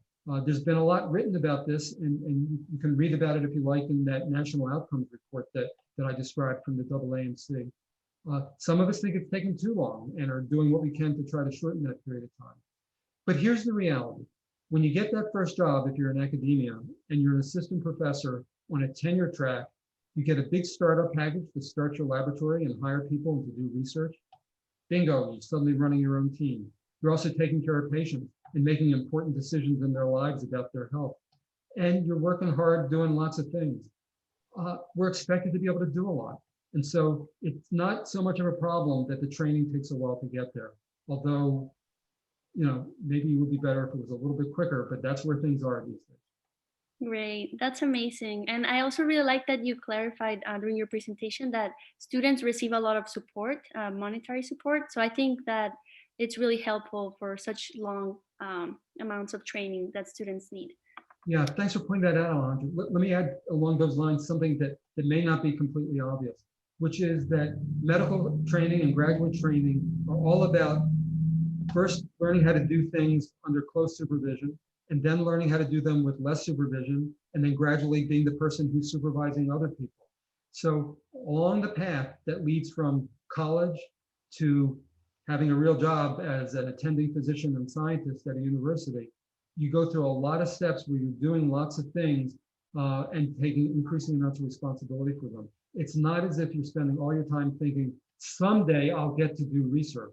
Someday I'll get to take care of patients and participate in their management. You're doing that all along the way, very, very quickly. That's awesome. Okay, I think we'll do probably our last question, and it's from the live stream. It says, for non-traditional students, considering a GPA requirement, will graduate coursework be considered more heavily than undergraduate? Yeah, so that's a great question. Because I talk to a lot of students who usually about 3/4 of the way through the conversation admit to me shamefacedly that their GPA during their freshman year was not everything they hoped it would be, and therefore they're worried that nobody will consider them for an MD-PhD program. So we look at applications holistically. We want to know everything about every aspect of the applicant, one of which is the GPA and how you challenge yourself and how you did at the end of college and not just how you did at the beginning. If your GPA as an undergraduate was not one that you are super proud to shout from the rooftops about, but then you did some graduate courses and did really well in those, we'll absolutely take that into account because we're looking at everything. And everything means a lot of information about you. Right, that's awesome. Dr. Bass, do you have a few more minutes? I just remember that we have a lunch break after this and you have a lot of questions still from the audience. So let me know if you want to pick a few more before you go. I'm happy to take a few more, but I have to be on a different conference at 1 o'clock. Okay, yes, we can just spend a few more minutes on this. Let's see.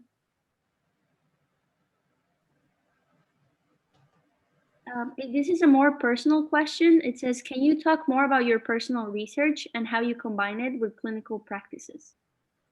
Sure, but to avoid taking 6 hours to do that, I'll give you sort of the abstract version of it.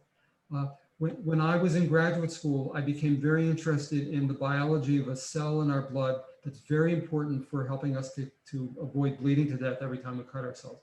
And that's a blood cell called a platelet. And platelets are small anucleate cells that circulate in high numbers in the blood. And whenever you cut yourself and make a hole in a blood vessel, they rush to that site, pile up, and keep you from bleeding to death, or at least part of that process anyway. And I studied that process and some of the basic mechanisms of it as a graduate student when I was getting a PhD in biochemistry as an MD PhD student. And while I was doing that, I started meeting people who were hematologists who took care of patients with platelet problems and bleeding and clotting problems and lots of other blood-related problems. And it became very interesting to me. And as I got to know those people, I thought, gee, what they did professionally looked really interesting. And eventually that's what moved me in the direction of becoming a hematologist myself. So I continue to do research on how platelets work, how blood clotting mechanisms work, how the vasculature protects itself from breaking down unnecessarily and inappropriately, and how the relationships among all those cells exists all the time because they're constantly chattering to each other and exchanging information. It turns out that there are a lot of patients out there who have problems in that particular world. And those are the kinds of patients that I like to take care of the most. I take care of other kinds of patients as well, but those are the ones that particularly appeal to me because their problems are strongly related to the research that I do, some of which is in mouse models and some of which is in people. So that's how I blend all of that together. When I talk to other physician scientists, and I ask them, how did you make this whole doctor and scientist thing work? The theme that emerges over and over and over again is finding ways to make good cross connections between what they do their research on and the kinds of patients that they help to take care of and the problems that they're working on in the clinical space. Because then things blend together in a way that is unique and synergistic as opposed to just confusing. Does that help? Yes, that's a great response. Thank you so much. Let's do our last question. And this applies to the training while you're completing an MD PhD program. What does a research training constitute? Is it more related to what you're learning as a med student, or is it more focused on laboratory training and techniques? Well, the answer partly depends upon what kind of the PhD, meaning what field you're doing the PhD in. Because as I said, at Penn's program, as with some of the others, we've got historians and economists and anthropologists and all sorts of things. But the answer, the broader aspect of your question, really the purpose of going to graduate school is to learn how to think like a scientist, right? It's not to learn a particular skill that will be outmoded within a number of years. And it's not to answer a particular question that you're then going to spend the rest of your life working on. It's learning the skills of identifying interesting problems and how to address them and solve them. That's what graduate school is all about in the best sense of the word. Great. Thank you so much, Dr. Brass. I think at this point, we're going to wrap up with our session, but thank you so much for joining us today. It was really an honor to have you, and a lot of students asked questions during the Q&A. So I'm really sure your presentation provided them with a lot of information that they will need to decide if this is the right career path for them. So thank you again. Thank you, Alejandra, for organizing this for so many students and for reaching out to me to help do this. Good luck with your own career path ahead and your own applications. And to everybody who's still listening to this call, keep up the good work and don't let anybody talk you out of doing something that you dream of doing, whether it's becoming an MD PhD student or anything else. Best wishes and good luck to all of you. Great. Bye now. Bye.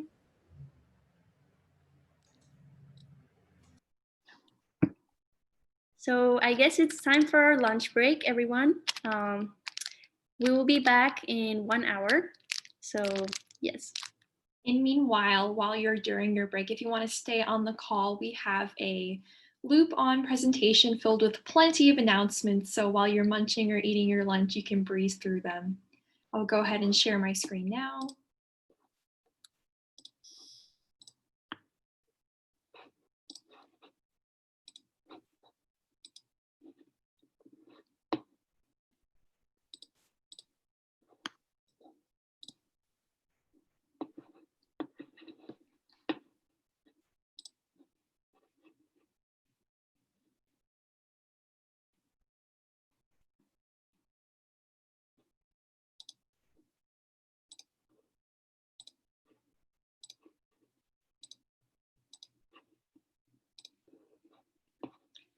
We will see you at 2 o'clock. Have a good lunch.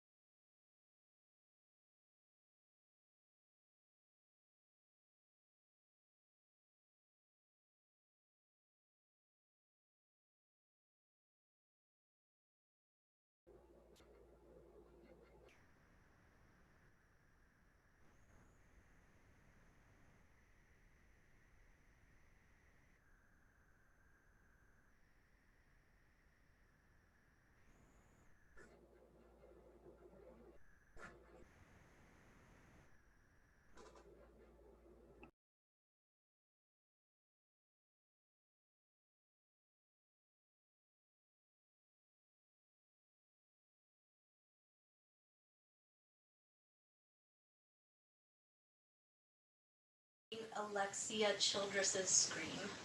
And I just see Lindy just logged on also. I am here. I see you, Holly.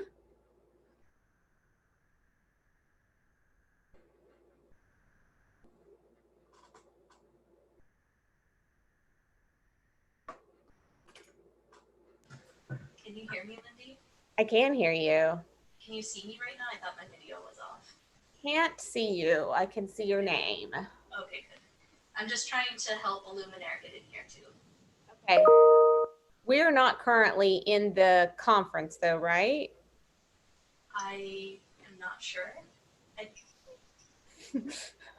mean, I see the screen is showing social media, but I'm not sure that whether our audio is going or not. Okay. Well, That's I I'm cautious. stopped the video. It does not look like we're up there. I think they have to like publish us.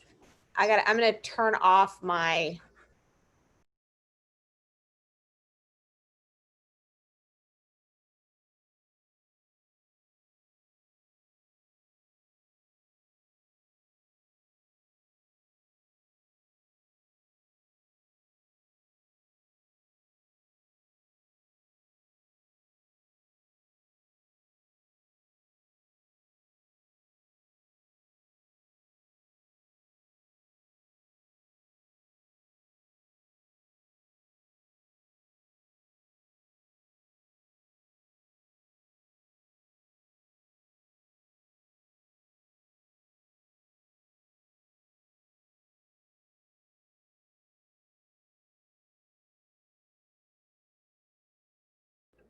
Hi, Atsuko. I can see you. It's Lindy. I have my video off, but there we go. Hello. Hi, Dr. Davidson and Dr. Singe. We will get started in a few moments. For now, we just ask that you mute and close your video after 10 minutes when our lunch break ends, if that's okay. Sounds good. All right, we will see you soon.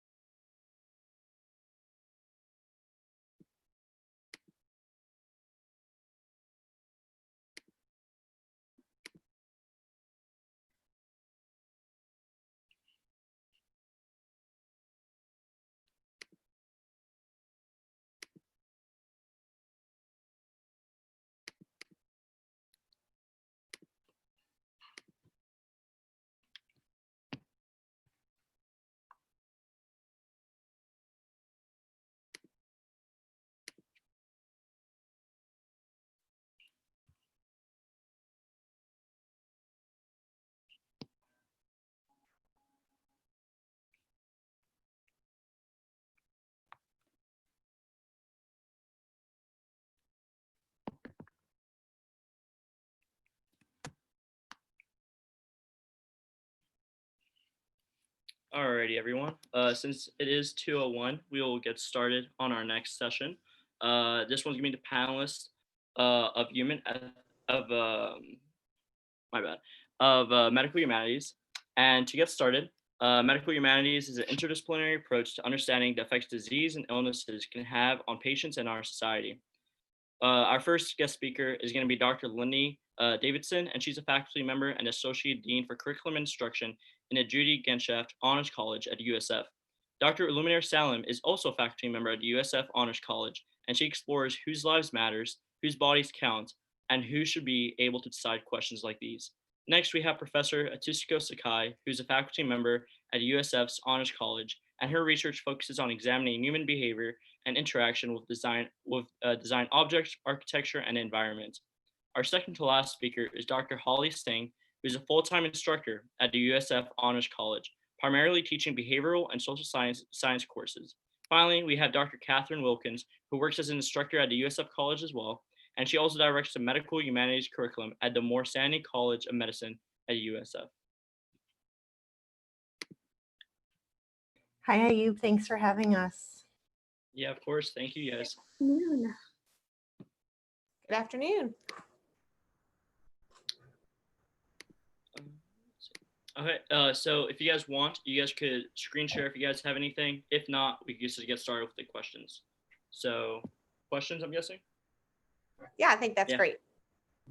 All right.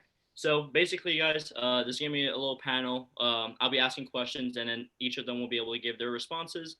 And then towards the end, we'll be able to give Q&A if anyone has any further questions. So for the first one, it's going to be, what does medical humanities mean, and why should we care about the medical humanities? Well, hi, I'm Catherine, and thanks for having us here today. I guess I'll get us started on, I think, what is going to be a rich conversation about the medical humanities. I'm sure we all have our own definitions. For me, the existence of medical humanities as a field is a recognition that the siloing that happens in academia is not representative of reality, that our bodies don't exist in isolation from culture, history, the environment, spirituality, though many of us are professionally trained as if they do. So medical humanities kind of takes the full range of tools, the methodologies and the bodies of knowledge that we have in our various disciplinary toolkits and brings these to bear on the universal human experiences of health and healing, suffering and illness. Yes, I absolutely agree that, our lives as people who become ill don't shift to becoming solely focused on being a patient, but the medical institutions tend to look at the people who enter them primarily as patients, but people don't see themselves that way. And I think that causes a real rift in being able to communicate, being able to understand one another. I mean, I am a mother, I'm a daughter, I'm a wife, I'm a scholar, I'm a theologian, I'm a lot of things. I have a dog. Like, these are things that are important. And if I'm sick, yes, I've come to get help with my illness as a patient, but that's not my primary identity. And I think medical humanities acknowledges all these other facets of life because people's lives are complex and they're very beautiful. And we can quickly miss the beauty of life when we box it off as a diagnosis, a treatment, a patient. These are too simplistic to really connect. And I think connecting is really important in the medical world.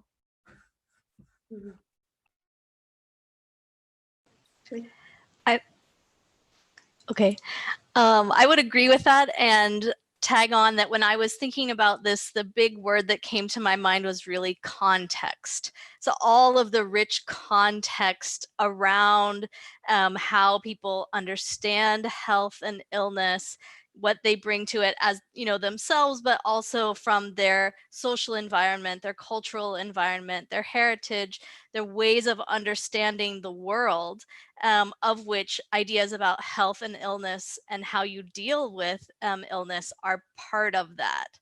And so it's really that kind of enriching, thinking about what people are bringing into a medical experience or other kind of healing experience, right? What goes on all around, what might happen in what we think of as traditional or very Western oriented medical contexts.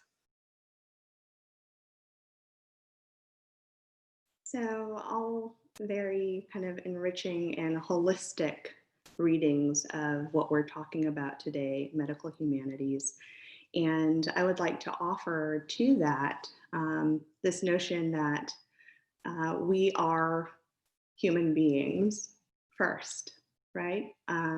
At our core, we share a set of lived experiences by virtue of being in bodies, by virtue of having relationships with each other, and a rich inner life as well, that oftentimes we don't really have the space to attend to or to recognize. And medical humanities, therefore, I think is a space to do that. It's a disciplinary or interdisciplinary space to be able to connect, to use Dr. Davidson's term, to connect, right? To contextualize, as Dr. Singh said, and to create space for that which often doesn't have space, as Dr. Wilkins said, the spiritual self. And the medical field, I think, has begun to recognize that we aren't just corporeal beings, and we don't just have all of these various different roles in society, but that we, have these rich inner lives that are very much a part of how we show up to healing spaces as healthcare practitioners or as recipients of care. And much research, corroborates this notion that we are more than our diagnosis. We are more than kind of the tools and the education and credentials that we bring to our encounters with others. So I'm just really delighted to be here looking at the chat and seeing that, everyone's excited for the discussion. And there are 81 of us, 81 people here together today. So I want to express my gratitude. So just connecting with what Luminaire said, Dr. Salim, I think when I think about skill of being doctor, I think I separate two things: the arts and science of medicine. And we tend to, when you're studying, of course, you focus on your science because that's what you have to use. But you also need the art of medicine. How do you, build that skill? Sometimes you need beyond science. And how do you build trust? Sometimes patients don't, respond or don't could even ignore the diagnosis because they don't trust someone. So not only have to, diagnose someone, but also have to trust someone. So if you imagine patient coming into hospital with all the anxiety and worries and pains, but imagine when they're exiting the hospital, they don't just take, bring back the pill, but the experience, whole experience for the hospital. I think that whole experience, have to be also think about, not just what you give, just the numbers and medicine, chemical numbers. So I think those are the medical humanity focus, the whole experience of being, with medicine.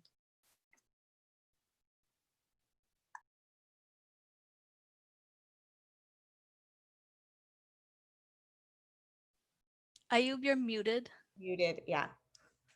Oh, that explains it. Well, thank you guys so much for your first responses to this question.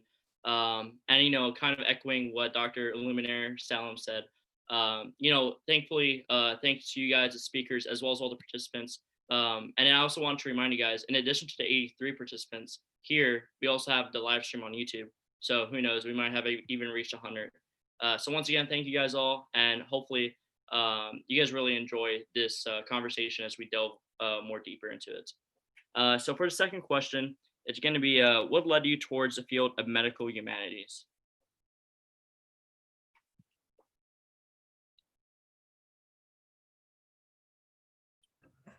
Okay. So feel free. Yeah. Everyone's like, we're all looking at each other, I guess. It's hard to tell on a screen, right? You just look into the camera like, I'm looking at you. Why aren't you going?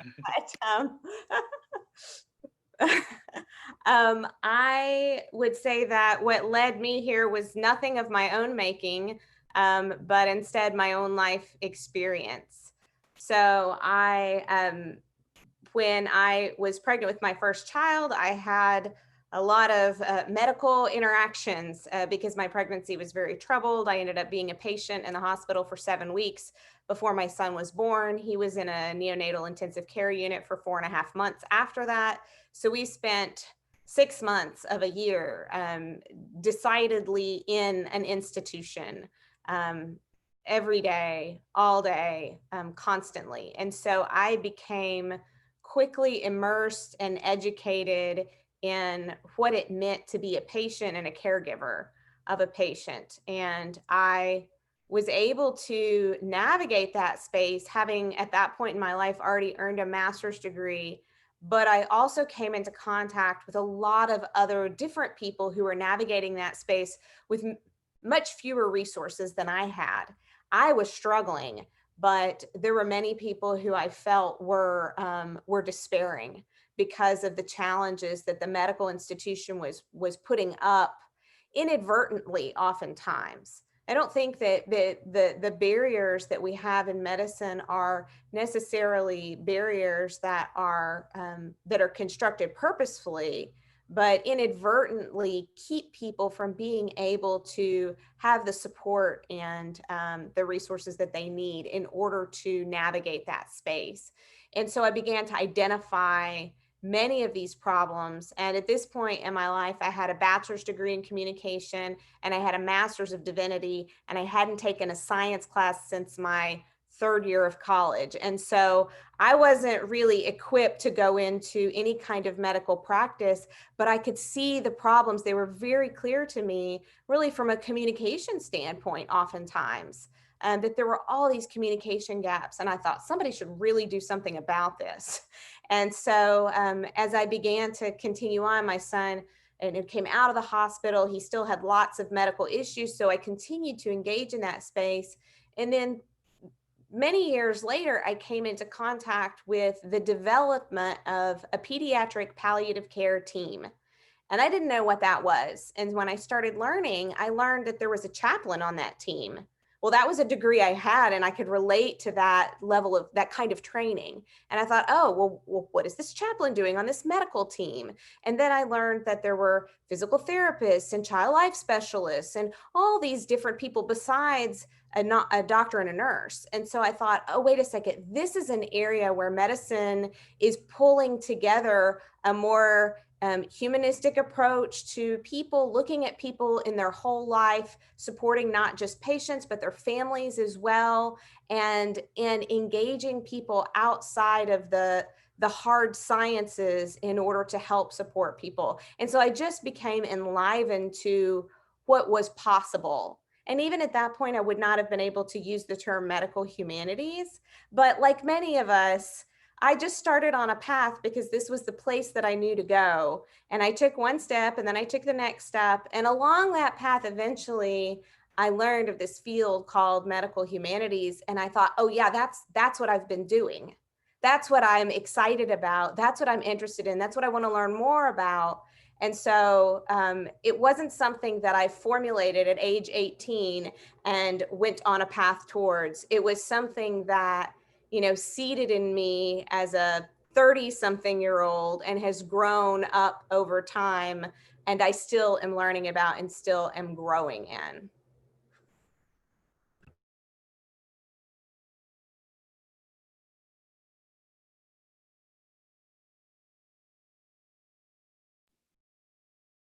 Dr. Wilkins, were you going to share next? No, I was going to invite Professor Sakai to do so. Just thinking maybe we would go in reverse order or something from last question. Perfect. Mine is pretty different than others because I'm actually a trained practice as an architect.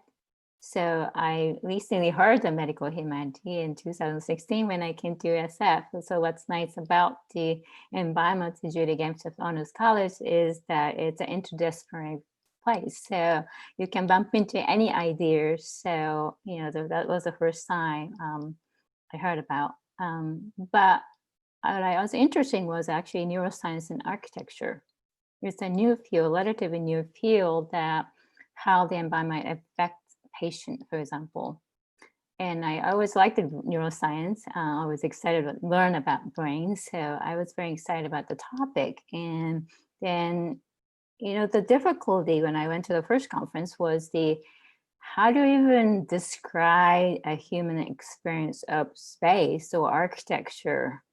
And that's when I get thinking, like, oh, the medical humanity is something we can connect with, you know, how we experience. It's not just a molecule that's sensing this, it's a whole senses, right? You have to use. So, but how do you even describe? And when you start talking about describe the space, now it's going to more philosophy of ideas, right? How do you actually define a space to even express in a space? So those are the area that I start connecting that, and that became my area of medical humanities. That's kind of how I started.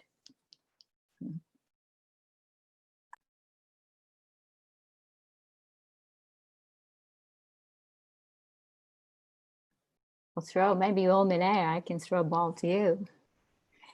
Beautiful. So Professor Sakai is referencing something that we do at the Judy Genshaft Honors College in some of our classes. We have a hacky sack. We have, you know, a variety of different tools that we use to infuse serious play into our classrooms. So I wholeheartedly accept that symbolic hacky sack, Professor Sakai. So medical humanities for me emerged during a course that I was teaching in San Francisco, California, in which I chanced upon Dr. Heather Dewey Hagborg's work at the interface of science, art, and social justice. And I became fascinated by the ways in which we can use the arts as tools, as communicative tools, as tools for healing, as tools to enact justice, and to speak across cultures and express kind of the depth of our emotion beyond words. So Dr. Hagborg's work harnessed the power of DNA technology to create 3D renderings of, you know, people who had just left various different materials on the streets, you know, discarded cigarette butt, coffee cup. And she developed these 3D renderings as an intervention upon you know, our privacy, right? And our genetic privacy, and kind of who has dominion over, you know, the body politic. And so I became inspired, and I wanted to bring tools like that, tools to think with like that, to my classroom, to my advocacy and activist work. And so for me, there's a layer in the medical humanities that's decidedly justice oriented and harnesses the social sciences to be able to recognize that the practice of medicine is a humanistic endeavor, but it also, as is in my purview, every endeavor we, you know, take up as human beings, a very political endeavor. So I then kind of pursued further inquiry into the ways in which the arts can be a tool to bring voice to those who are silent or silenced. So that's a bit of my entree. I will pass the baton then to Dr. Singh.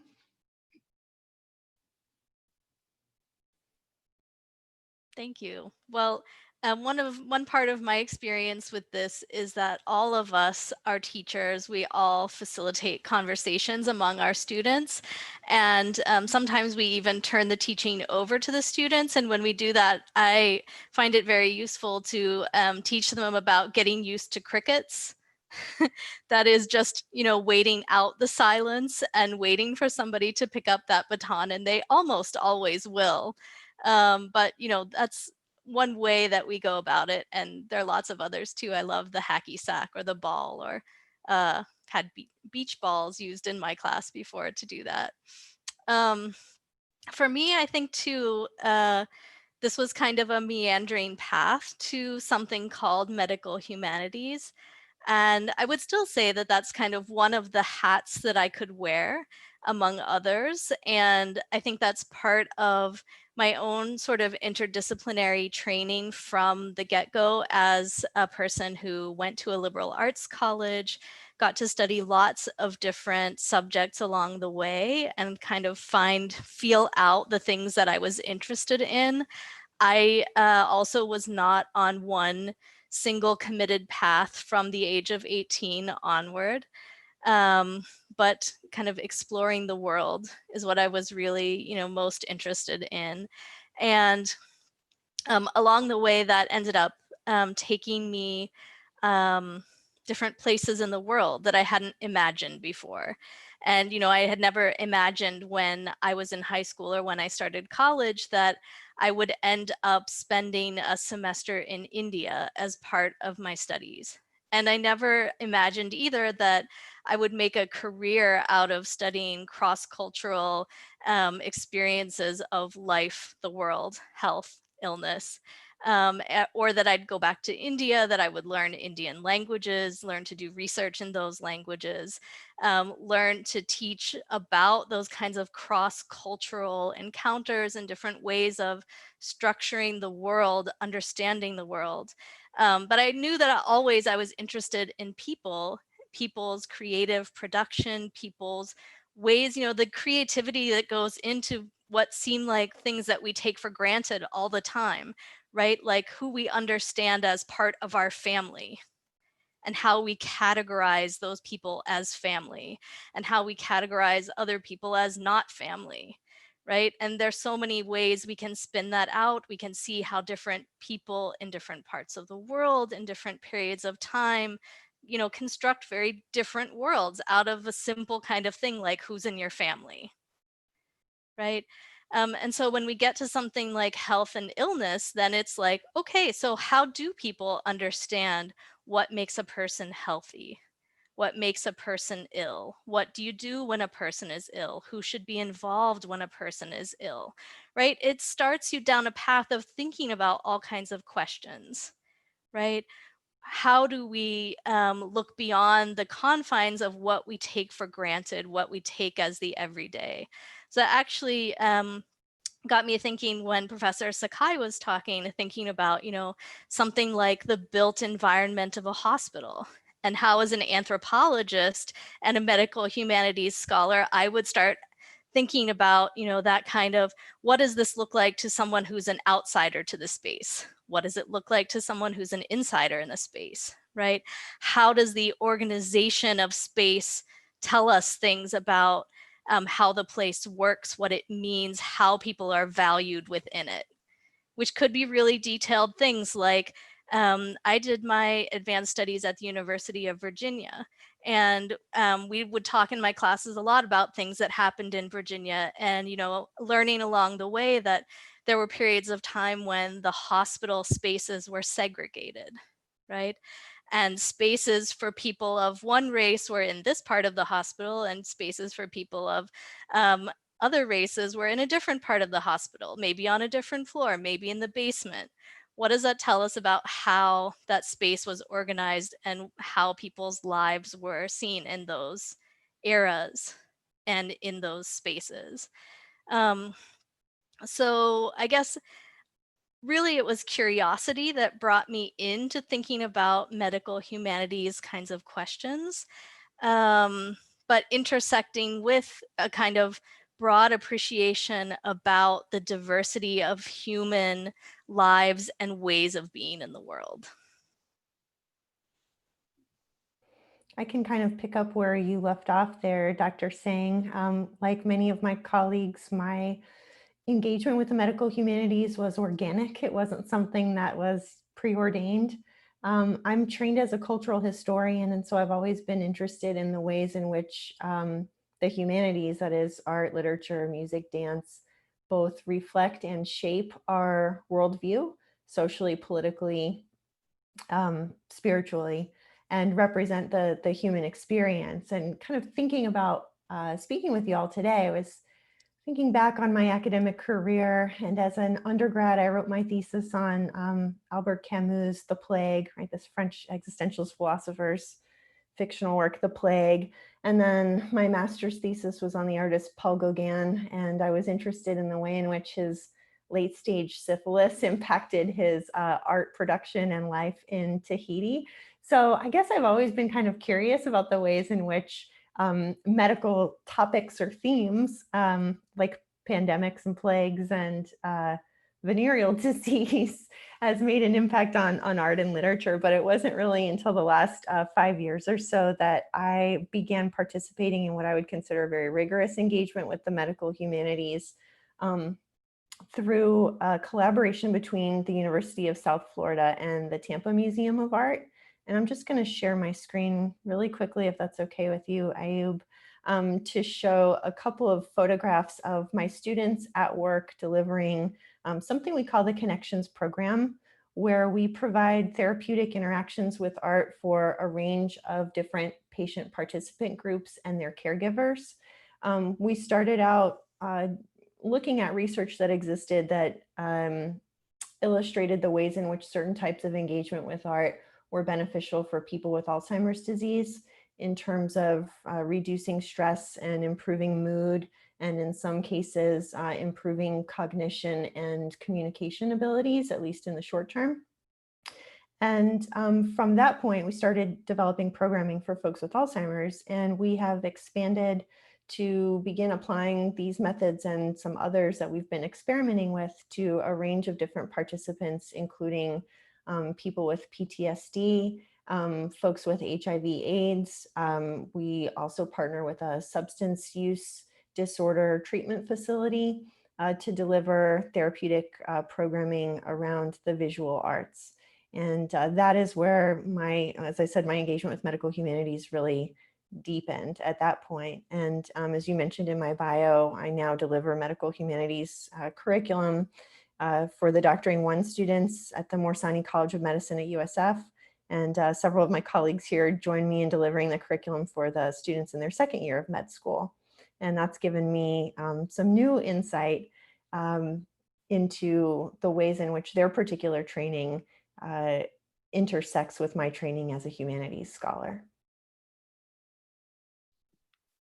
All right, thank you everybody for your wonderful responses. So now that we understand what medical humanities are and kind of how you guys or how everybody kind of got into the field, I guess the next question will be, how does the medical humanities approach work with the community and local healthcare? So kind of like, what's the intersectionality between medical humanities and healthcare? So I would be happy to begin this discussion and in it share a little bit of the context of kind of who I am and where I'm from. I gave a very succinct response before that really didn't give you a glimpse into my world and why I have the commitments that I do. So I am a native of the San Francisco Bay Area in California. And as an undergrad, I pursued social welfare amongst many other majors, pretty much every major I could declare. And I had, this enduring affinity for kind of serving people on the margins, right? Those who folks might pass on the street and turn the other way because they were dirty or otherwise intimidating or frightening in some way. Those were the people that as a young person I leaned toward. And that kind of spirit of togetherness kind of persisted as I reached an impasse. I at one point was going to pursue a career in medicine. And much like Dr. Davidson, kind of the divine providence kind of ushered me in a different direction, as often life does. And I decided to pursue a Master of Public Health degree. So I spent a year in Maryland, Baltimore, Maryland, where I observed poverty unlike I'd seen before. And also experienced the kind of symbolic and very real spatial segregation between institutions and well-regarded institutions in the United States, like the Johns Hopkins Bloomberg School of Public Health and the Johns Hopkins medical institutions in particular, and the predominantly poor African-American East Baltimore residents who were our neighbors. And so for me, medical humanities, as we are theorizing it and operationalizing it here in this discussion today, really manifested in the types of conversations, the types of crossings, kind of symbolic or otherwise, the permeability of the boundaries, right? Many times I wondered, why aren't more East Baltimore residents inside the Johns Hopkins Bloomberg School of Public Health? Why are we not having conversations and partnering with these communities? Instead, I saw signage for, why we shouldn't consume, a 12-ounce soda because it's bad for our health. And by golly, we need to run X number of minutes to burn those calories when there are people who are dying on the streets. There was just this profound disconnect I witnessed in kind of the traditional public health paradigm that really kind of inspired me to search for alternative approaches, theories about kind of why social inequality exists. Right, so then I pursued a PhD in sociology and began to see the ways in which, through community partnership, service, community-based participatory research, photo voice, which is just a really powerful modality that recognizes that people who are experiencing phenomena on the ground are experts, right? That they have this profound knowledge that they can bring to, academic spaces, that they can bring to public health departments and hospitals and clinics, that they have a wisdom, that they have, this expertise, right, that transcends education, formal education. So to your question, Ayub, about one of the ways in which I have seen medical humanities manifest at the interface between community and the institution was a course that I taught at Johns Hopkins called Disease Detectives. We had this really beautiful, and I say beautiful in the sense that I recognize how powerful and inspiring it was, but it was anything but beautiful in its kind of the meat of what we were kind of grappling with and sinking our proverbial teeth into. It was a toxic tour with Mr. Glenn Ross, who was a longtime community member in East Baltimore. And we boarded a big yellow bus, my students and I, and we actually took a tour through the back roads of East Baltimore. And Mr. Ross just gave us so much kind of wisdom and history about environmental racism, right? And he didn't necessarily call it that, you know, but he knew the history, he knew the dates, he knew the names, he knew the rich narratives and stories that peopled the vacant streets and the abandoned brownfields and the, you know, boarded windows that we passed by. And that was just a profound education for me about the power of the humanities, the arts, cultivating the capacity to see, being able to create community and foster dialogue and deep listening, right? That really kind of enriched what we were trying to achieve as a course, as a community, and as an institution that is trying to partner or at least kind of repair some of the trauma that it inflicted upon African American community. So that's an example that I'd like to bring to this discussion. Thank you. Just to let you guys know, since we are kind of running a little bit out of time, kind of what I thought we could maybe do is some of the questions that have been asked, they've been receiving a lot of upvotes, and they did relate to our last question that we had in plan. So if you guys don't mind, we could just continue on with getting as many questions from the audience answered. So sorry about that, but hopefully, you know, we'll still have a very enlightening conversation. So for the first one, you know, anyone can answer. It says, I thoroughly enjoy taking medical humanity classes. What interesting topics do you find most interesting and beneficial to someone hoping to go to medical school?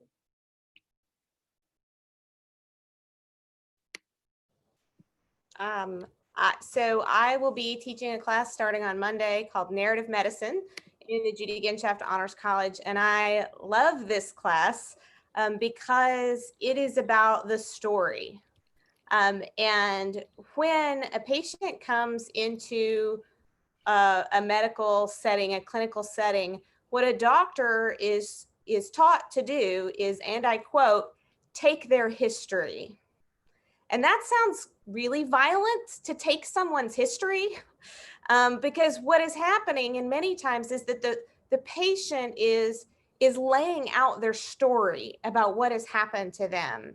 And what a physician is being trained to do is to cue off of certain pieces of that and to put it down in a list of symptoms or potentially causes of the problems that the patient is having, so that they can then take that list of symptoms and begin to discern what the good treatments would be for those symptoms and for the problems, so that they can diagnose and so that they can treat. And it is incredibly efficient, but it can feel violent to a patient. And so what narrative medicine does is it rolls that back, and instead of taking someone's history, it says, listen to the story. There's a story here. And the story that someone is telling may at first blush seem really not related to why they are there in the first place.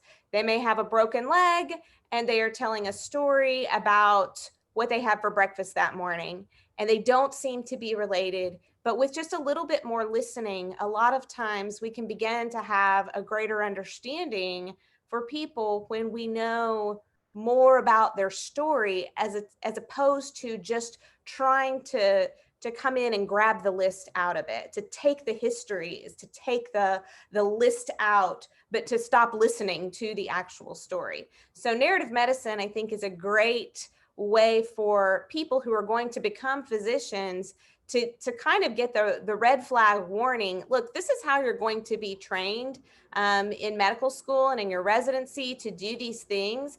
And those lists are efficient and important. And no one has time to sit and listen to a 2-hour story if someone is having a heart attack or, you know, suffering some sort of acute problem. We need that efficiency, but we also need the humanity of listening.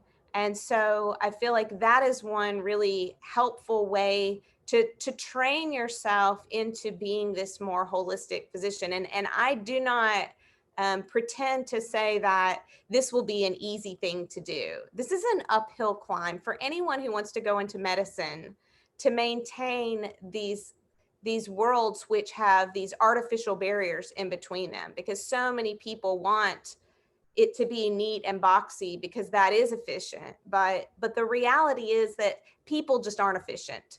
And so when we go into medicine, we're going to take too much time. We're going to say too many words. We're going to be more complicated. We're going to disclose things at the very last possible moment that should have been told at the very beginning of the consultation if we wanted to go with the efficiency, goals of the institution. But we're people with stories, because at the end of the day, when that patient leaves your encounter, they're going to call a family member, going to go home and talk to a roommate, or they're going to put up on their Instagram story what happened. And it's not going to be a list, it's going to be a story.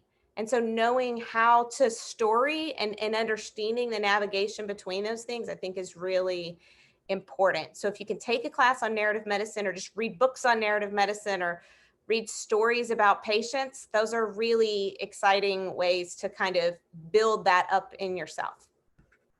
Thank you so much, Dr. Davidson. So, as she said, narrative medicine is definitely something that she would highly recommend. Next question we have here is, what changes do you think med schools should make to better incorporate medical humanities in their training?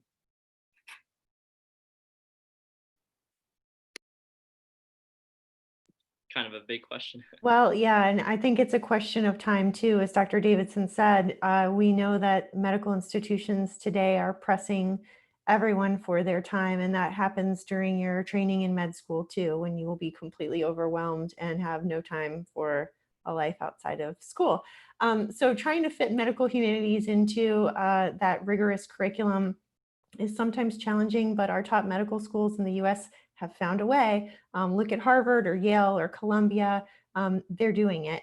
And I think that if I could just share my screen again, super briefly, there is compelling evidence to demonstrate why it is important to include the medical humanities. There's lots of research on how it helps with so-called soft skills, like interpersonal communication and building empathy. But these are also core competencies for people who are training to be physicians. You're going to need to demonstrate that you can self-reflect and that you can communicate well with others. And there is evidence that shows the medical humanities helps with that, as well as getting back to something Dr. Salem had brought up at a couple of points in her sharing with us earlier, that the medical humanities can help us address some of the systematic problems and injustices that medicine perpetuates and has perpetuated historically.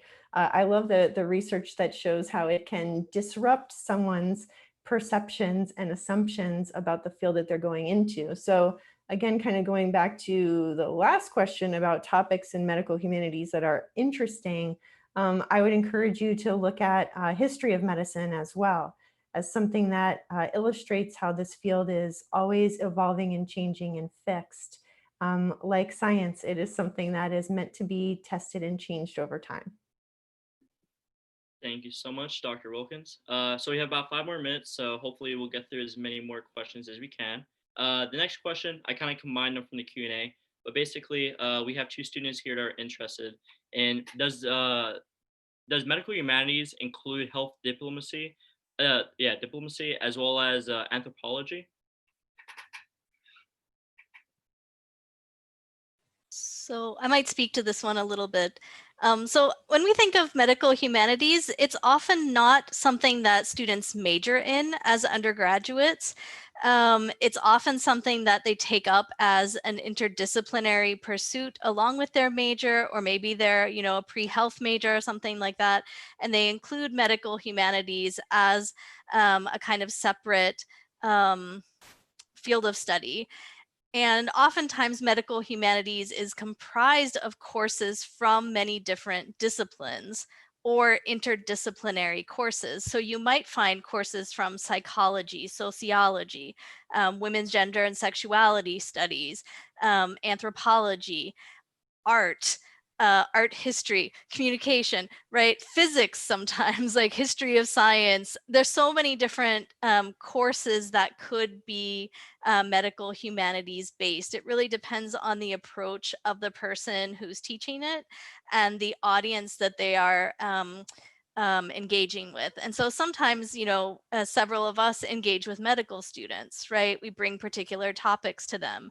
For me, they're often topics about cross-cultural kinds of issues that may have to do with injustices, may have to do with things like issues of language and cross-cultural communication and power and gender, right? And so in some ways, medical humanities is not necessarily something you major in, but it's a kind of grounding that can become a foundation toward a profession that might be advanced training in the discipline, but could be part of your pathway toward becoming a physician or a public health specialist or a nurse or other allied health professions. And so it's really, I think, about getting some of those core kind of orientations. Like what I think about is kinds of things like learning how to listen, learning how to notice, learning how to ask good questions. And some of that's about, are people looking at me? Do they seem scared? Do they seem ready to engage? Are they hesitant to ask a question? Then I learn to draw them out. Do I learn to change the situation so the power dynamics aren't so stark, right? So it's that kind of thing of like learning these basic sorts of orientations, or, sometimes maybe, when am I talking too much? And I just need to be quiet and hear what this person in front of me has to say, right? So I think definitely anthropology, other social sciences can be part of that. And there are specialized subfields within disciplines that are oriented toward the medical humanities as well. But I feel like it's not an all or nothing kind of thing. Thank you so much. All right, I think we could get through 2 more questions. I'm sorry. There was yep. a part about health diplomacy, and I think this is important to touch on because everybody may not want to be a doctor. I don't think everyone should be a doctor. I think we should have lots of different people interested in health and wellness in our world and in our society. And we should have some really great doctors, and we should have some really great other people who are also interested, because what we can't do is create an interdisciplinary team if everyone's in the same discipline. So we need lots of different disciplines investing in this area. And I think the area of health diplomacy is really interesting because we need people making good policies who have an idea about what it is like in the health world. And so we need people who can cross these boundaries and be aware of multiple spaces in order to create good policies, in order to have excellent relationships with other countries and other people from across the world. And so I'll give you an example of how many different possible ways you could get there. So I had a student who just graduated. He has a degree in chemistry and music. Okay, so he double majored in chemistry and music. He did an internship in Washington, D.C. with an organization that was lobbying for better end-of-life care, advanced care planning kind of organization. And now he's entering an MD PhD program where he'll focus on palliative care.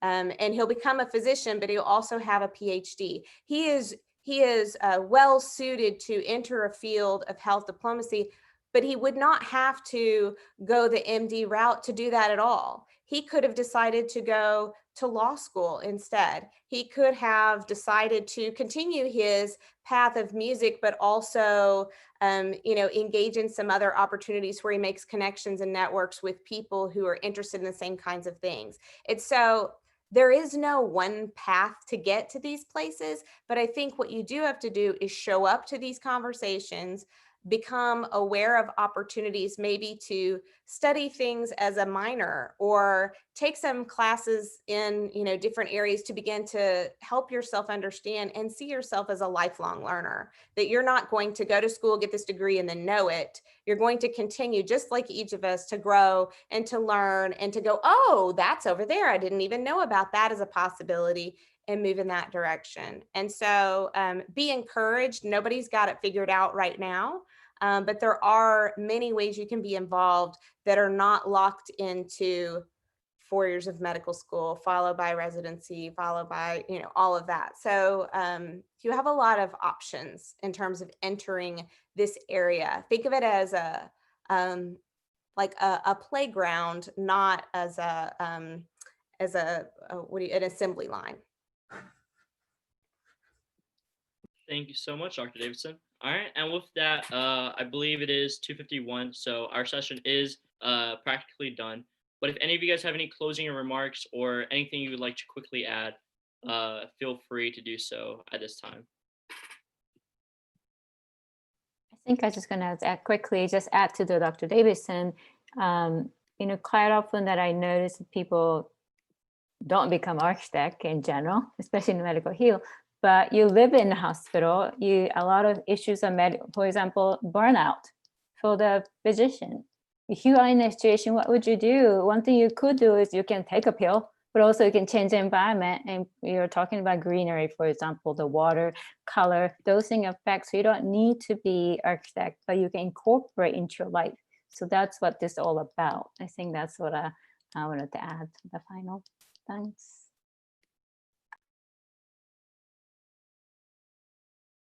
Thanks for doing such a great job on this conference generally, and we appreciate being hosted for this session. Yeah, of course. Thank you guys. And as based off the chat and everything, I think a lot of people really did enjoy it. We had about 120 plus students attending. So thank you guys so much. I hope everyone in the participants really learned something today. And make sure to continue on with the rest of the conference. It continues on for the next 2 days. So yeah, thank you guys again. Thank you, everyone, and continue to take care of yourselves and each other during this time. That can manifest in various different ways. It could look like, deep breathing, sitting in silence, doodling, dancing, listening to your favorite music, going for a walk. Recognize that as you prepare to be healers or do, groundbreaking scientific research, that you too are, a human being, and that you too likely need care, as do we all. So I just want to offer that in the spirit of what we've brought to share with you today, to be kind to yourself and others during the times ahead. Absolutely. All right. Thank you so much for joining us. We will transition into our next session. Ayub, if you could transition me to host, please. And I will go ahead and share my screen. Our next session is Miss Shavonia L. Wynn. She's a master's in education, and she's the director of Johns Hopkins Underrepresented in Medical Professions at Johns Hopkins University. She is, give me one moment, please.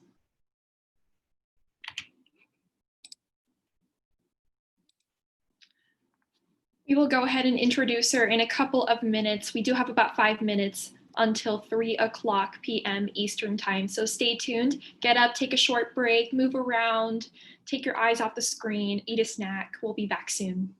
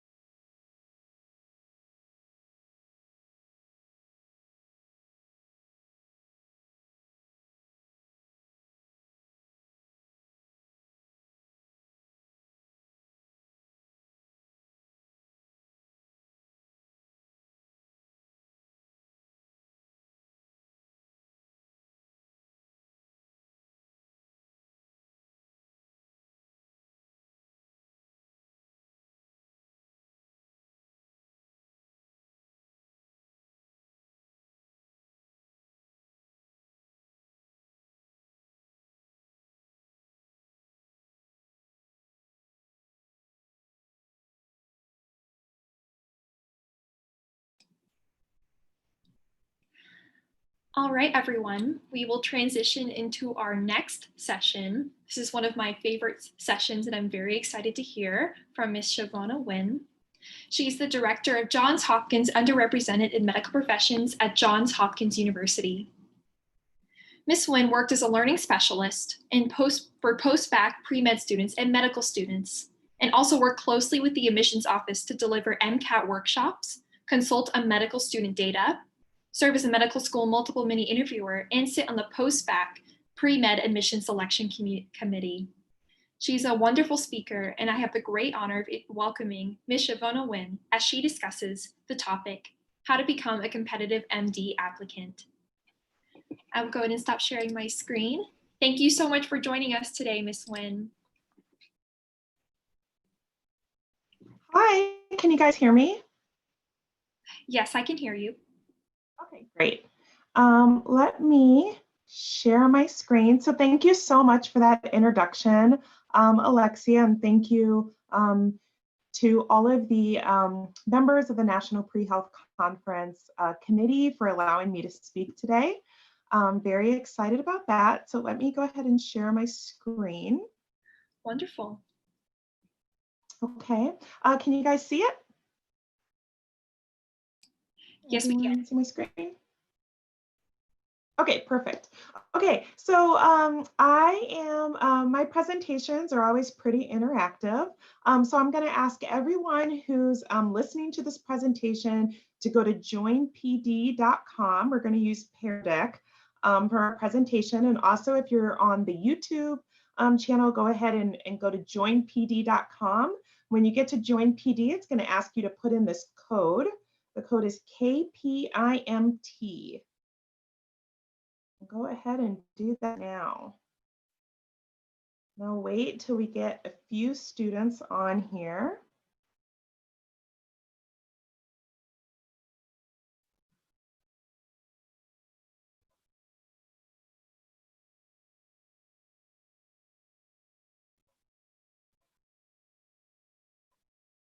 All right, 44. I want a few more students.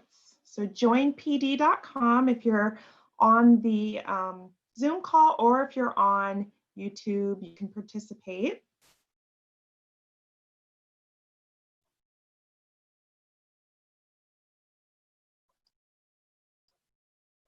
Okay, I will go ahead and get started, but the code is still right up here in the upper right-hand corner. If you're just joining, you can still go to joinpd.com and type in the code. So as Alexia said, I am Shavonia Wynn, and I'm going to talk to you guys today about how to become a competitive MD applicant. I did spend 8 years at the University of Arizona College of Medicine, Phoenix. And like Alexia said, I worked with medical students for 8 years. I also worked pretty close to the admissions office. So when I was thinking about putting my presentation together, and I was like, you know, I don't want to do just the traditional things that you can read about or you can Google about how to become a competitive medical school applicant. I wanted to take it from a lens of some of the hidden curriculum besides inside becoming a competitive medical school applicant, and leave you guys with some things today that you might have not have necessarily thought about when creating your application.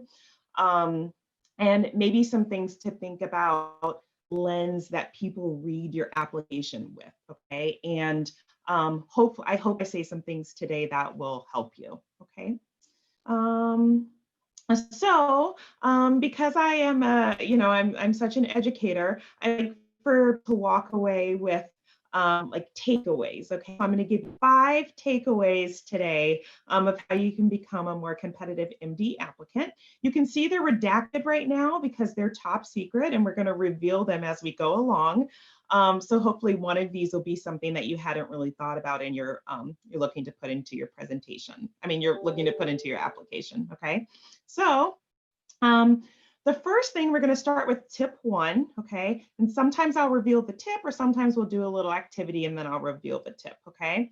So we're going to do a little activity first. The first question it's going to ask you, which characteristic, and it's a multiple choice question, do admissions committees value the most? So do you think they value readiness the most? Do you think they value willingness the most? Or do you think they value ability the most? Okay, so I'm going to wait till we get some of these locked in.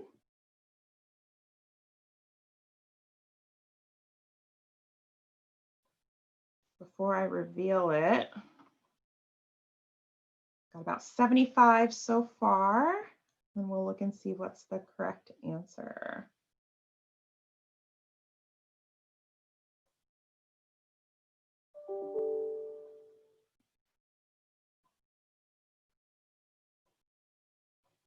All right, let's take a look at the responses. Okay, so about 7 of you said a readiness for medical school. 20 people said a willingness to learn.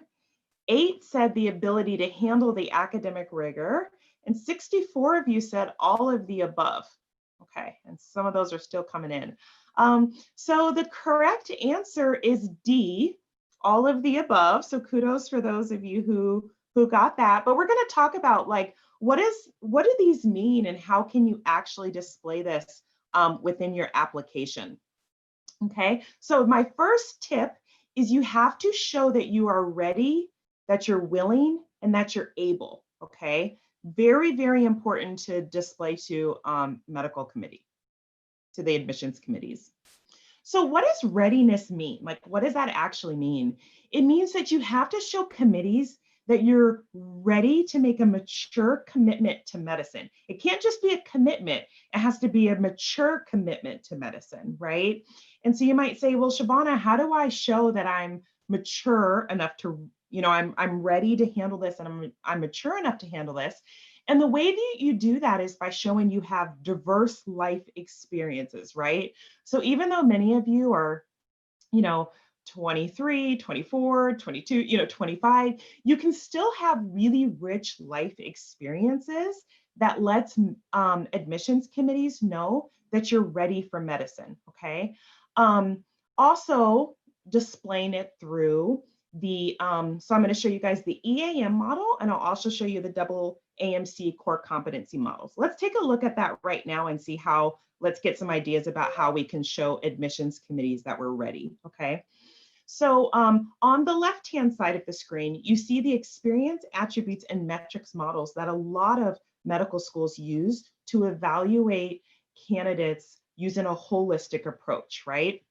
So you see here on the outer circles, we see where we have experiences, right? So what are some of your life experiences? Where have you traveled? What kind of leadership roles? What kind of healthcare experiences?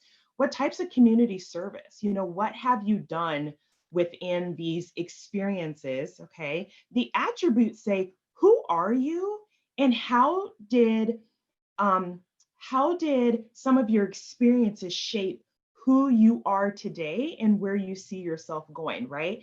And being able to articulate that is how medical admissions committees can see, wow, this person is ready for medicine, right? Also, if you look on the right-hand side, these are the AAMC 15 core competencies. And these core competencies also tell medical schools, wow, this person has really paid attention to what we're looking for. And they displayed maturity in a lot of these areas, right? So they displayed a lot of maturity within their oral communication, within their written communication, with their critical thinking, with their resiliency and adaptability, with their reliability and dependability. So sometimes people might say, well, Shavonna, I don't want to just tell them I'm reliable and dependent. Like, how would I show that? And I'm like, you can show that by a job that you might have held for a long period of time. You know, that shows that you were reliable and dependent to hold down a job, service orientation, different things you do, an ethical responsibility to self and others. Maybe you can talk about a different situation that you ran into where you had to display some of that. Teamwork, cultural competence.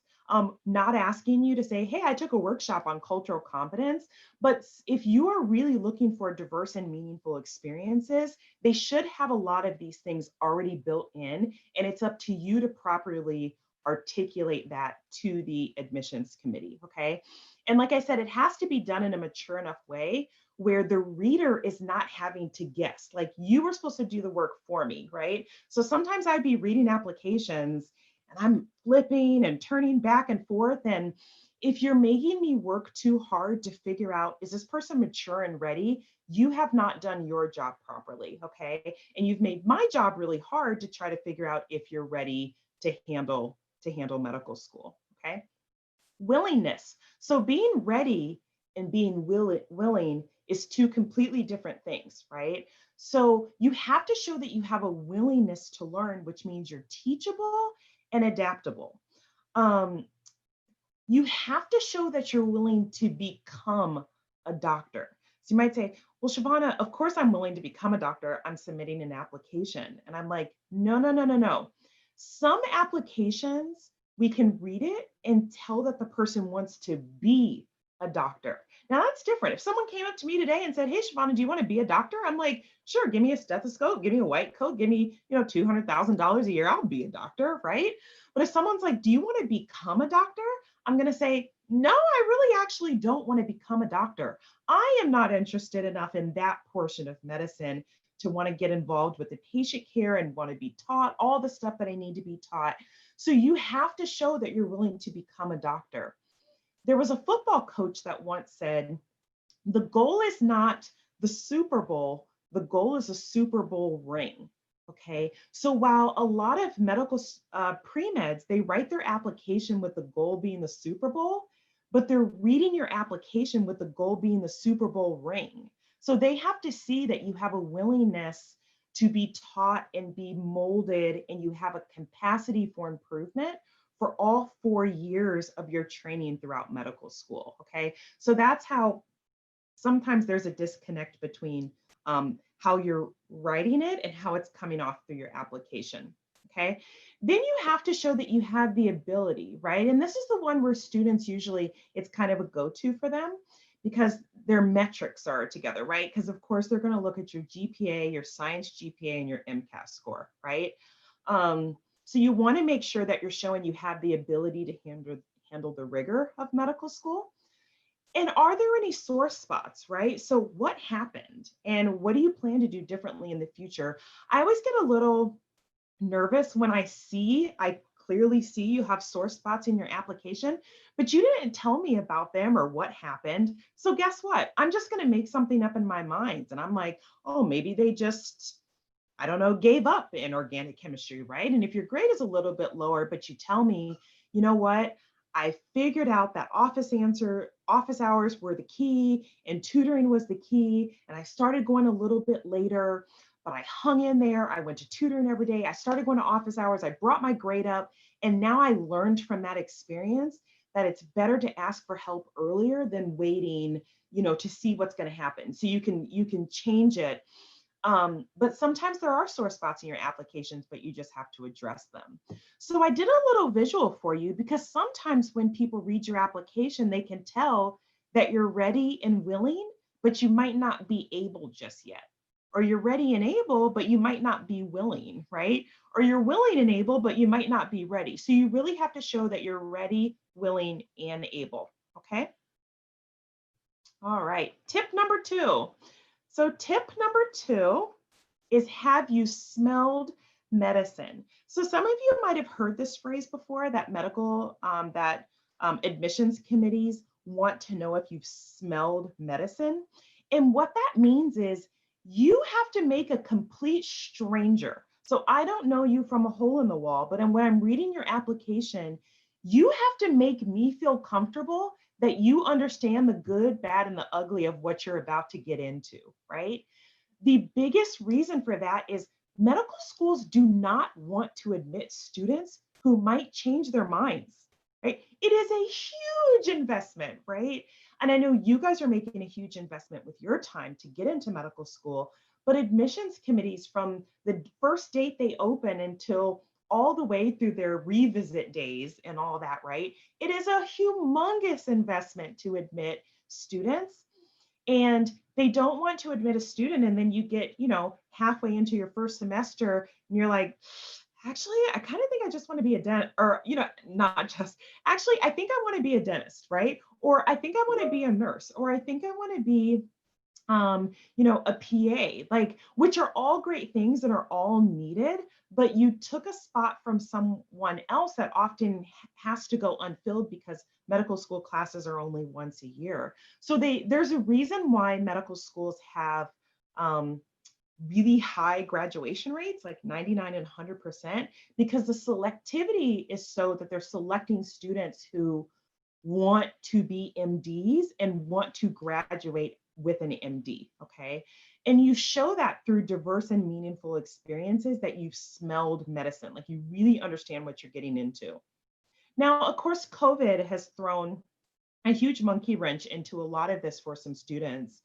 But admissions committees are still going to want to know, what did you do to smell medicine before COVID happened, right? So, and this doesn't apply if you just decided your senior year, hey, I want to pursue medicine.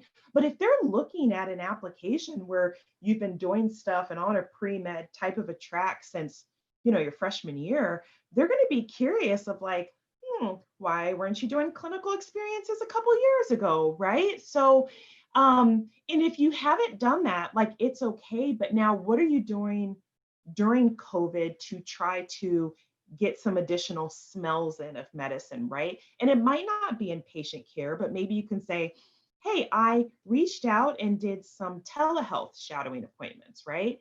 And of course, like, I wasn't in there exactly with the patient and I wasn't, right there in the, in the room, but I did learn some important lessons about telehealth during COVID. And now I see where there's opportunities. I see where some good things came out of it. I see where there's some opportunities for growth. And you can really play up what kind of COVID experiences you had during this time as well, okay? What important lessons did you learn during this time? They're gonna wanna know that too. The other thing I'll say is that, this is an important lesson for high schoolers who are on this call, for freshmen, for sophomores, for juniors who are thinking about taking a gap year. Plan your clinical experiences ahead, right?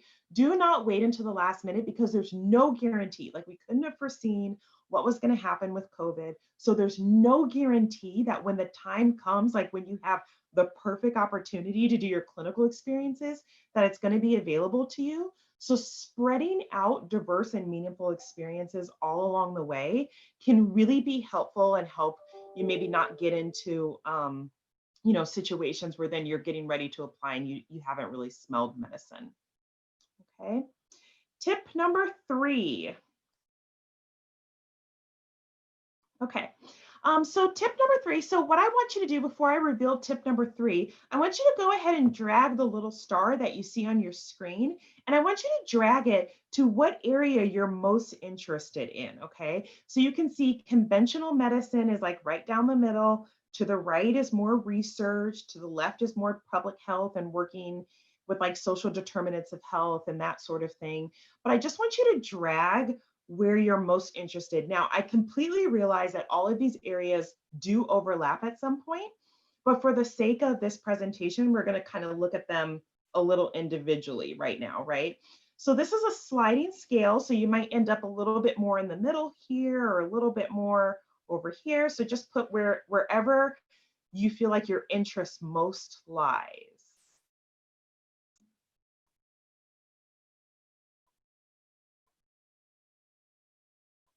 All right, let's see what we got here.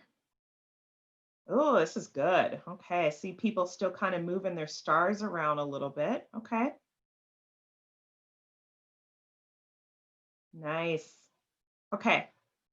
So this is really, really important to think about before you submit your application, to try to think about, for someone who doesn't know me, if they read my application, what are they going to think that I'm interested in actually doing? Okay. I have read students' applications where it didn't mention patient care at all. Nothing. There was nothing about wanting to treat patients, and trying to get students to realize a lot of what you're going to do in conventional medicine or allopathic medicine at the end of the day is treating patients. I think we heard from Dr. Brasser, and it was really interesting what he said about, you know, when you graduate with an MD, PhD, there's certain fields that they want you to kind of go towards. The same thing with, you know, graduating as an MD. Now, you can, of course, once you get your MD, there's a lot of other things you can do. However, when the admissions committee is reading your application, if all you talk about is public health, that's it. All you talk about is public health, the person reading your application might go, you know what? I don't know if we're going to be able to provide a fulfilling experience for this person if that's really all that they want to do, right? Because you could get an MPH and do that now, right? You wouldn't have to necessarily go through, you know, the 7 years of schooling or the 8 years of schooling. Same thing with research. I've read MD applications that were so heavy research, and I'm like, wow, does this person need to get a PhD instead of, you know, being involved in so much patient care? So they are looking for people who are interested at the end of the day with working with patients and treating patients, especially because there's a lot of clinicians who often sit on the admissions committees, and they're going to be like, wow, does this person actually want to work with patients? Okay, so let's look at, so my third tip is you want to make sure your application actually states and it's actually coming across that you're interested, number one, in conventional medicine, and you have a realistic view of conventional medicine as well, okay? So in terms of realistic view, read so many applications when people said, I want to change the world. And I'm like, I don't actually know what that means, okay? There's so many different ways to change the world, and you don't have to be an MD to change the world, right? Or to say, I want to help people. And I'm like, well, anyone can help people, right? That's not something necessarily that you need to go to 7 years of schooling to do. You don't necessarily need to be an MD to do that. And that's very, very broad, right? Or talking about that you want to cure people, right? And especially clinicians, when they read that in your application, or you have this very unrealistic view of conventional medicine, they might be wondering if when you get a bit into school, into your MD schooling, when you get into residency, are you going to be happy and fulfilled with what the job actually is? Okay. So if you want to talk about how you're going to help people, you have to apply meaning to it. Okay. And you want to do that by trying to be specific in some instances, right? And a lot of students will talk about, well, I want to I want to help underserved communities. I want to work with people who don't have access to medicine, but then nothing in their application, I see nothing there that says they've ever worked in an underserved community, they've done anything for underserved communities. So I'm like, well, you're interested in doing something that you don't know anything about, right? And sometimes students will even say it if they have a background, right? Like, I come from an underserved community, I want to work in an underserved community. And I'm like, that's great, but you want to do what? Like, what do you actually want to do to maybe help and improve the situation? And this goes back to, you want to show you're mature enough to actually say, what can I actually do? Because you're only going to be able to do so much, right? And I'm not trying to say this in a negative way. I'm trying to say you don't want the admissions committee to feel like you're going to be disappointed once you get in and start doing this, right? So apply meaning, but also if you're going to talk about it, you need to be about it, right? Because if not, it comes across as you're making it trying to sound good, but it might not be things that you've actually been involved in, right? Again, if your application just talks about research, and I'm not talking about MD, PhD applications, I'm strictly talking about MD applications, same thing. It's like, oh, do you actually want to like be around sick people? Same thing with public health, or public policy and things like that are all great. But at the end of the day, are you truly interested in being bedside? Okay, so another thing to just think about and consider. Tip number 4. All right, so tip number 4 is iRobot, okay? So many of you have probably seen this movie, iRobot, but let's talk about what this means, okay? Medical schools do not want to admit robots, okay? They do not want to admit people who they think are just going to study all the time, okay? Why is that? Number one, when they are doing a holistic review of your application, they have to be able to see that you are a well-rounded, mature person that has had multiple life experiences that cross multiple different areas, right? Medical schools are investing in you. You know how you are going to be investing in this career path because you're going to be making a lot of sacrifices. You're going to be making personal sacrifices, family sacrifices, like you're going to be giving up a lot to then gain a lot and give back to the community. That's how medical schools view this as well. If we select you for our medical school, we're investing in you. We're saying that you're innovative, you're creative, you're energetic, you're unique, you're friendly, you're compassionate. We want to admit students who will leave the community, right? So when I say community, wherever you go to medical school, a lot of times there will be in an area where they serve the community, right? So they want to admit students who will leave the community and the school, so and the medical school, in a better condition than how you found it. And I want you to really think about that for a second, right? So this doesn't have to be, oh, well, I won, a $3 million grant for my school. I'm not talking about that. I'm talking about they want to admit the student who maybe,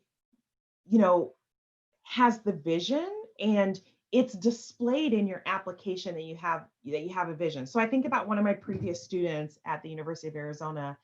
And one of the things that, made us want to invest in her was she said, hey, I was shadowing a doctor and I noticed that a lot of people bring their children in. It was a community clinic. A lot of people bring their children in and then their children are bored sitting in the waiting room. So I got people together at my undergrad institution. We did a book drive and then we put the books in the waiting room so that the children have books to read while their parents are being seen by the physician, right? So this is a person that I'm reading their application. I'm like, wow, this person would potentially leave our school and leave the medical community where we're at in a better condition than how they found it, right? So they like leadership, they like innovation, they like people who look for solutions for things. And it doesn't have to be, like I said, over the top, but it's things that you cared enough and you took enough initiative, right, to do that.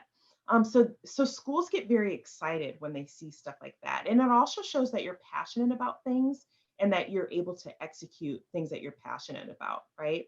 So mentioning, of course, when you're volunteering and your community participation, I put a little asterisk because your volunteering and community participation has to be genuine.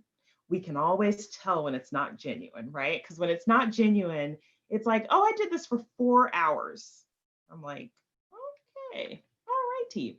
And if that's the only thing that you had, that you were trying to show that you had community and community service and volunteerism, that does not show me that you were taking leadership and initiative, for those things to be able to leave your community possibly in a better condition than how you found it. Showing your hobbies and passions are great. And of course, exercise and health related activities are always great because medical schools want to admit well people, okay? They want to admit people who they know when the going gets tough, that you're going to have a healthy outlet in medical school, and you have healthy outlets before you come, and those healthy outlets will be continued on into medical school, okay? So I want to know from you guys, what are some of those enjoyable activities that you plan to list on your application outside of medicine? This can be community service things you've done where you were really passionate about it and you enjoyed it, hobbies or your individual interests. Just go ahead and write your response using Pear Deck, and we'll scroll through and see what are some of, who do we have in here and what are some of those enjoyable experiences that will make admissions committees excited about who they're getting ready to admit, right? You might say, oh, I'm really interested in doing yoga. And they're like, man, this person might come here and start a community yoga program, right? So let's take a look at some of these in a second.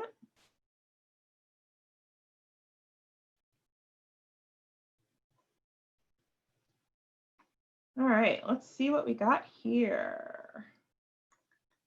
Hiking, reading, cooking, jump roping. That's awesome. You don't really see a lot of people jump roping. That's really cool. Great exercise. Animal shelter volunteer. That's great. Awesome. Shows a lot of compassion. Community service, working at a sexual assault center and health center on your campus. Music is also really popular. Running. Making YouTube videos. I love it. Especially, there's a lot of students that will make YouTube videos to help other people. Great. Dance choreography. Running right after taking a stressful test. Excellent. That will definitely come in handy when you get into medical school. Catechism teaching. Crisis text line. Beach volleyball club. I love it. Taking initiative. Great job. Volunteering at Give Kids the World. Nice. Feed my starving children. Drawing and painting. Indian classical dance. Singing, playing the flute. Painting and running. Local hospital. Ooh, someone's here from Arizona. Hey. I love it. Mentoring students. Yep. And this is important. Anytime you can tie in cultural competency to some of the things you've done, or remember we talked about those AAMC core competencies, a lot of this stuff that you've written here will capture that, right? We talk about overseas community service, that's teamwork, right? I love it. Medical vlogs, long distance running, baking and donating goods to homeless shelters, writing fictional stories, learning languages, tennis. I love it. A lot of musicians. A lot of baking in here. Educating those that have diseases that need to eat certain foods. Awesome. Guiding low-income students through the college application process. Love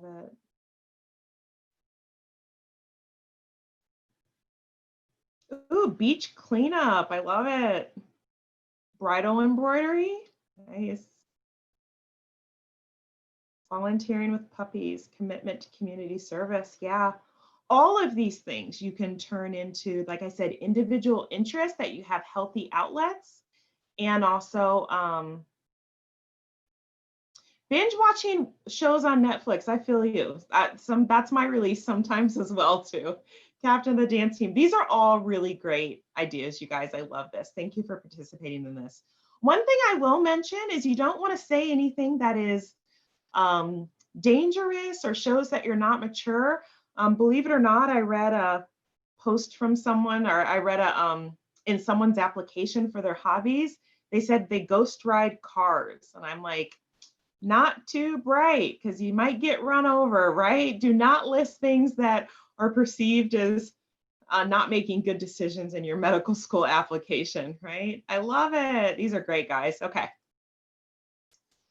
All great things to be thinking about. Now, if you're, let's say you're high school or freshman, sophomore, you're like, I really don't know what I'm interested in. That's part of being worldly and having diverse, meaningful experiences. You need to start just reaching out and trying different things and seeing what it is that you like. And that will really help you to try to develop some of that by the time you get ready to apply. Great. All right, our last tip before I move on to Q&A. Okay, so here's our last poll question. What group is the most influential during the medical school admissions process? What group do you think? So I listed a bunch of groups there.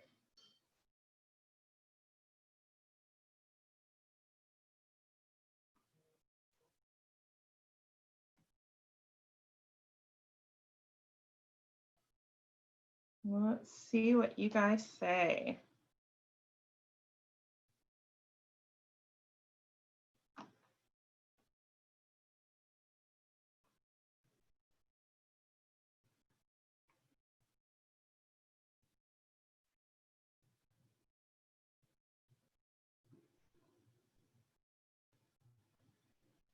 All right, let's take a look at these. All right. All right, so no one said the Dean of Admissions. 20 people said the admissions committee. 3 people said current medical students. No one said student alumni.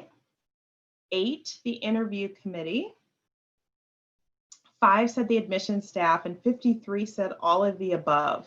Okay, so if you picked G, you are correct, all of the above. So I want to talk about this a little bit too, because I think sometimes students don't realize how the admissions process works. Like we hear a lot about like the admissions committee, and it's kind of a catch-all word. And it's like, a lot of times you would never even know who's on the admissions committee unless someone says, hey, I'm on the admissions committee for such and such school. Even if you know one person, a lot of times the admissions committees are so complex with how they work. Not one person is making decisions for things, right? So let's talk about this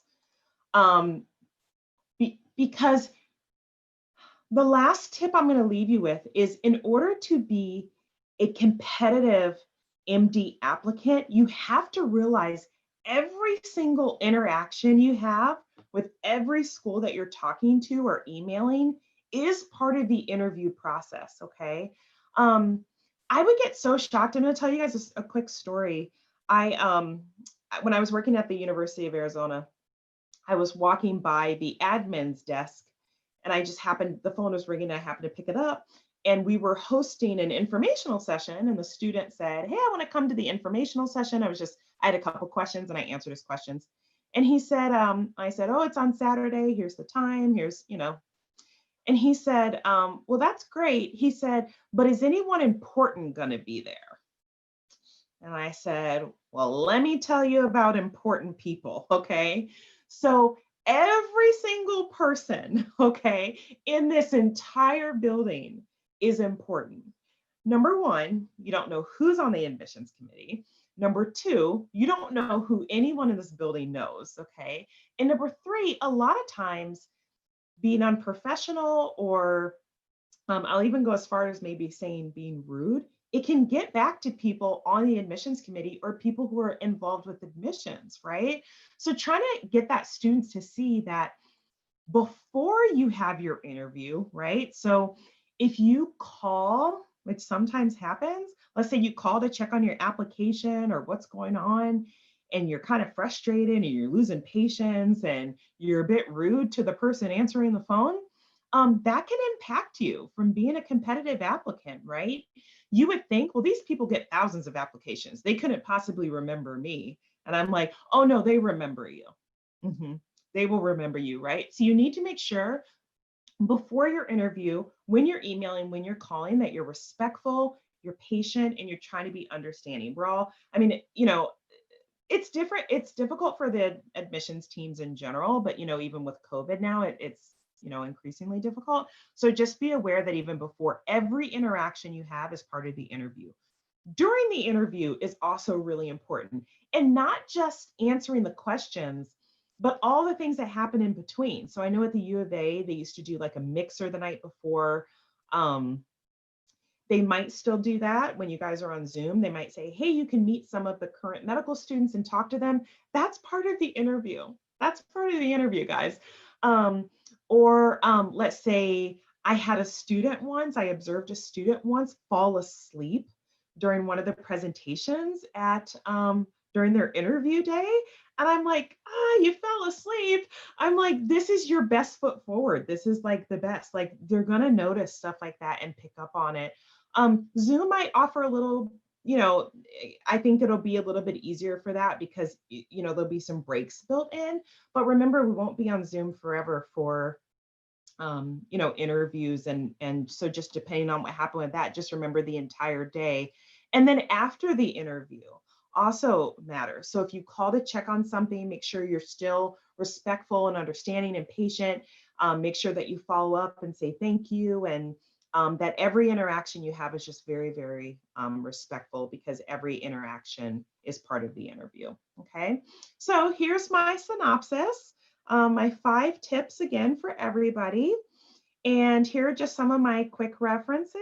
And then I we'll take any questions that you guys have. Thank you so much for allowing me to speak, and I hope I said some things that were helpful on your journey to become a competitive MD applicant. Thank you so much, Ms. Wynn, for this amazing presentation. I know for me personally, I learned a lot in your presentation, wrote down so many notes, my entire page is covered, and I will take this advice well into my application and medical career. So thank you. Good, thanks. We have several questions from the audience, and I will go ahead and get started with the first one. Where can we find telehealth shadowing opportunities? I know you mentioned that, like what ways can we get involved with that? Yeah, absolutely. So I think the best way right now, it's kind of similar to what you would have done to find shadowing opportunities. So reach out to family physicians, or just even asking around at different physicians' offices. I know a lot of people share opportunities on social media, talking to your pre-health advisor or going to your health advisor's office, because a lot of times they're gathering all of that information and making it available to students. I think there's going to be a lot more telehealth. I think there's a lot more opportunities to observe telehealth appointments. I just spoke to a doctor today that was like, yeah, we'll let anyone observe a telehealth appointment as long as it's okay with, with the person. So I think you have to just cast a wide net for it. And remember, telehealth is really cool because you don't have to necessarily be in the same state. You're not location bound, right? So even if some of the physicians in your area aren't doing it, I don't know, maybe call physicians in a neighboring state, or, you can really get creative. So with that, so yeah, I would just Google social media, talking to different doctors. Absolutely. Next question. Can you provide examples of willingness and readiness in an application? Yeah, absolutely. So willingness, yeah, let me talk about willingness first, right? So willingness to learn, and I'll tell you guys, I have been in the admissions committees with other MDs, and they read an application and they're like, I don't think we have anything to teach this person. This person seems to think they know more than me about being a doctor, right? You can't have an air of arrogance to your application, right? You have to say, hey, I had this really cool experience and this is what I learned, but I know there's so much more to this and so much more I'm going to learn in medical school, right? You want to have a thirst for knowledge and say, talk about how hungry you are for different experiences. You can also show willingness for the why medicine portion, or why this school, or why medicine, right? Why this school, you can take a look and say, wow, I saw your school has, this really great service and community program. I cannot wait to work within that program. It's a passion of mine, and I can't wait to really learn what are some of the things, and I'll use Baltimore for an example, but what are some of the areas where I can make an impact in the Baltimore community, and I can't wait to get in and just learn and soak up, everything I can about that. So that's one way you can show willingness. You have to make sure that there's still things that you can still be taught, right? So to read an application where it says, well, as a doctor, it's like, well, you're not a doctor yet, and you really don't know about that, right? So you have to be careful about that. And then they wanted to know about readiness. Yeah, readiness is part of the maturity, right? So you really have to show that you have experienced had enough experiences in life where where sometimes I'll read someone's application and I'm like, I think they would do this for free. I think if money was not involved in being a doctor and the title was not there, I still think this person would want to do this. That's how ready they are to do this, So you have to make sure that it comes across to a complete stranger like that. Absolutely. Wonderful. Our next question is from the chat. What are some ways that you have seen applicants spend their gap years? Any that stood out to you? Yeah, absolutely. So I think the best gap years are spent filling holes in your application, right? So let's say you're missing out on like clinical experiences You don't want to say, well, I spent all my time tutoring high school students, right? That was great for like community work, but what did it do to actually fill your gap, right? The way to know if you have gaps though is to be self-aware, right? And sometimes that's hard because we think we've done sometimes a really good job in areas, and sometimes it stings a little bit when people are like, oh, that's not very good. So you have to, number one, say, what are my gaps? That's what I need to do, right? It might be a little bit easier if I talk about ways that you shouldn't spend your gap year, right? So if you know you have an MCAT gap, okay, doing a whole bunch more clinical work and community service work and piling it on while you're trying to retake the MCAT is a horrible way to spend your gap year. If you have to work, that's one thing, but then saying, okay, well, I'm going to spend, another 3 hours a day working, shadowing a doctor, you're not offsetting the gap in your, what could be in your application. So to have a really meaningful gap year, you want to look over your application and say, where are the gaps? And sometimes those gaps might be, I didn't get enough time to like really write a great personal statement. I didn't get enough time to spend on my secondaries. I was swamped. So that's what you really want to spend your time doing. And then don't pile a whole bunch of stuff on top of it. Because you really want to show I was committed to filling this gap. I filled it, and I'm so glad I did. And here's what I learned from it. Wonderful. So really pare it down. Do not pile a whole bunch of stuff on where you're like traveling to Africa and you're retaking the MCAT and you're working to pay your bills and you're shadowing a doctor. It's just a bad idea. You're going to end up doing a half job at all of them. Definitely. That helps a lot. I'm interested in the gap here, so I've definitely received advice with. Absolutely. All right, next question. What's a common piece of advice given to pre-med students applying to med school that you think is inaccurate? Oh, that's a good one. I read a lot of inaccuracies. You know what I think the biggest one is though? First, well, kind of two, letting everyone read your personal statement. I think by the time it gets done, it really gets watered down a lot and your own voice gets really lost in it. Sometimes the best thing is to have a few strangers read it. Like it's great if your friends read it, but they know you. So it's hard to see sometimes the flaws in when we have close relationships with people, right? And I'm just saying flaws because a lot of times that's what people want to know. But you need to have a couple strangers read it to go, just like I said, when I was like, is this person even interested in patient care? Like it doesn't even say that, right? And have questions that you ask them of like, hey, does it seem like I'm interested in patient care? Like, do these things come across? So that's a good thing I would do. The other thing is spending too much time trying to figure out what admissions committees want to hear or cliche things. They've seen it all. They're not interested. And honestly, it comes across as like so disingenuous and we can kind of see right through it. Be yourself. Be yourself. Like it's always gonna work out better in the end. And then just some of the standard myths. I think Dr. Parker talked about one, that you have to be a science major.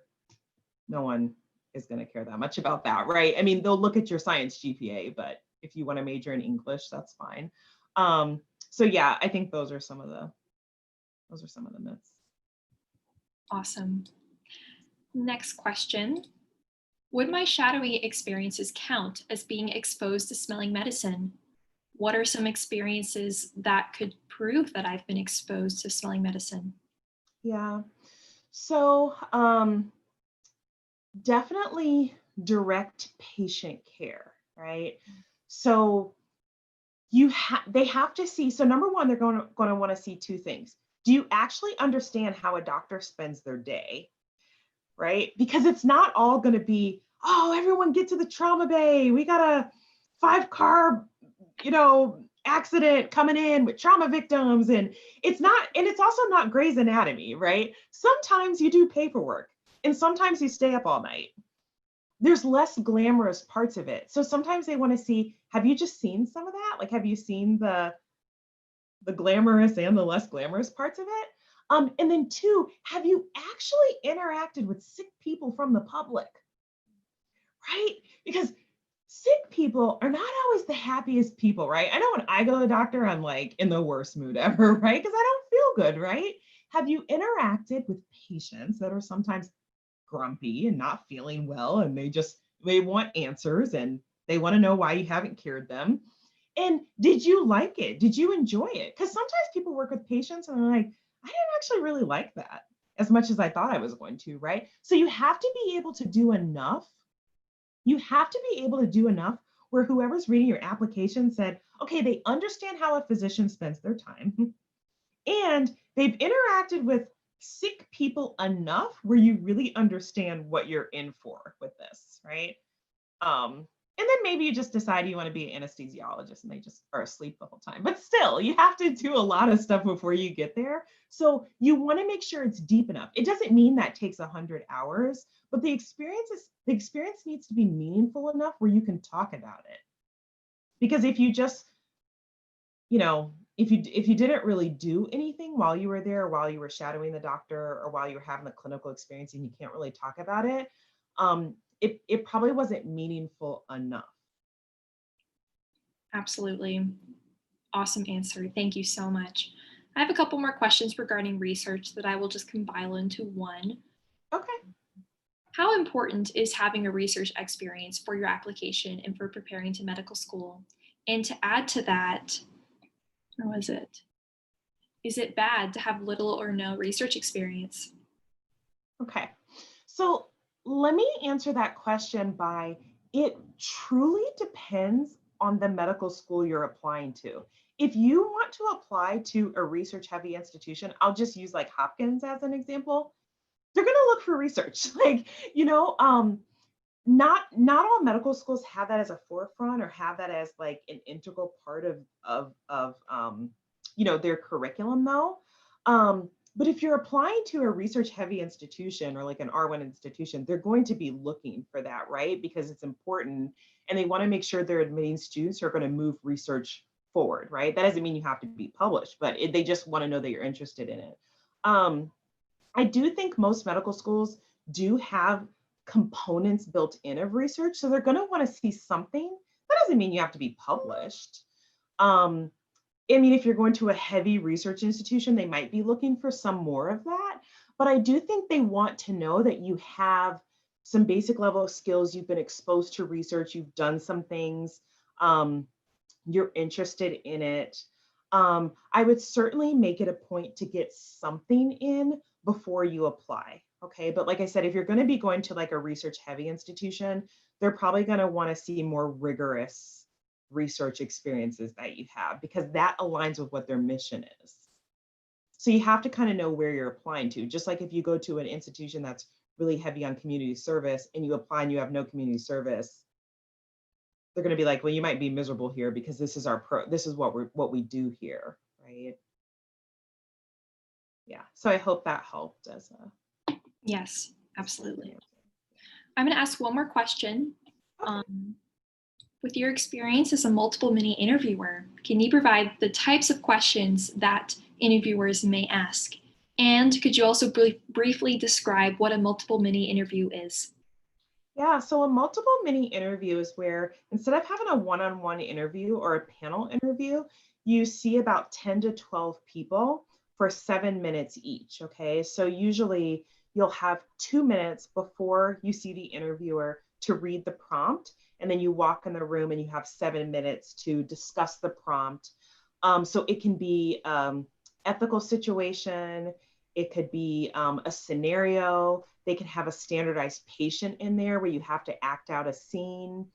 It can be like, it can just be something where they want you to talk about themselves.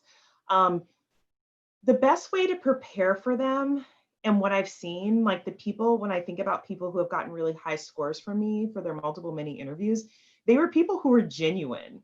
I could totally tell they weren't telling me what I wanted to hear, right? Because they shared some things that they were like, well, you normally wouldn't share this as an interview, but this is me. This is me. This is what I've learned from it. And this is how I'm planning to grow, right? So you always want to make sure that you leave room, opportunity, and capacity for growth. Remember, that was the willingness that I talked about. So you want to be yourself, you want to be comfortable.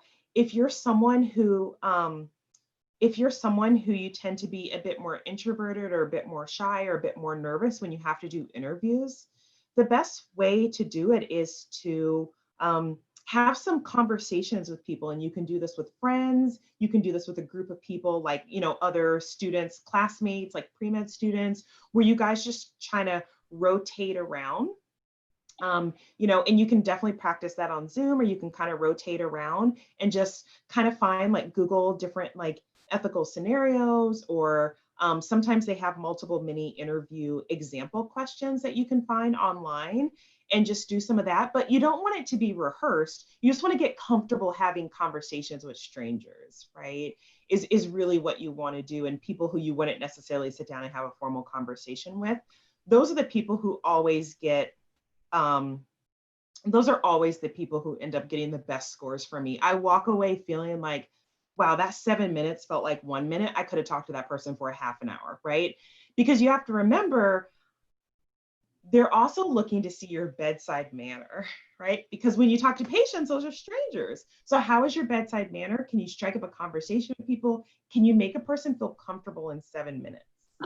Because that's what you have to do as a doctor, right? You only spend, I know my doctor only spent about 9-10 minutes with me, right? But they make me feel super comfortable in that 9-10 minutes. And that's what they want to see if you have that ability to do. So a lot of what they're judging is like, bedside manner and your mannerisms and the soft skills. Absolutely. That was a wonderful question or answer. Thank you. Great job.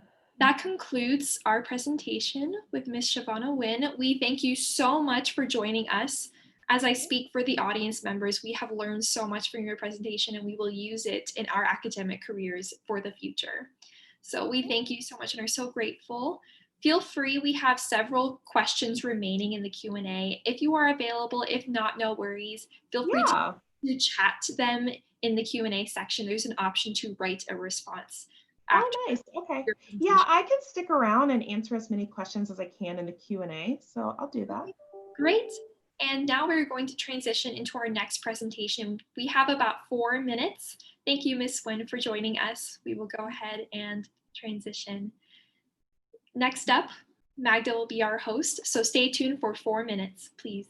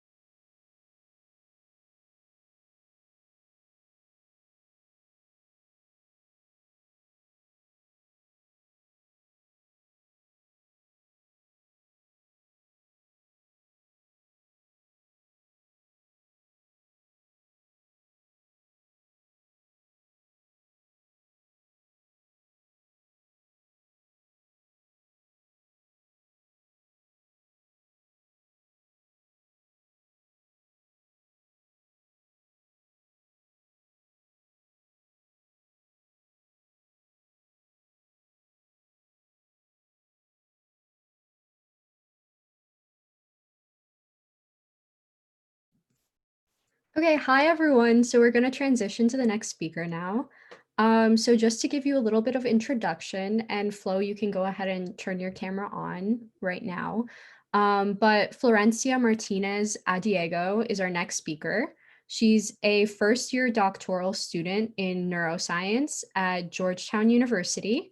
She also graduated from Georgetown with a bachelor's in May of 2020, where she majored in neurobiology and mathematics and minored in physics. And we're really looking forward to your presentation, Flo. So if you want to just turn on your camera and start screen sharing, you can go ahead and do that.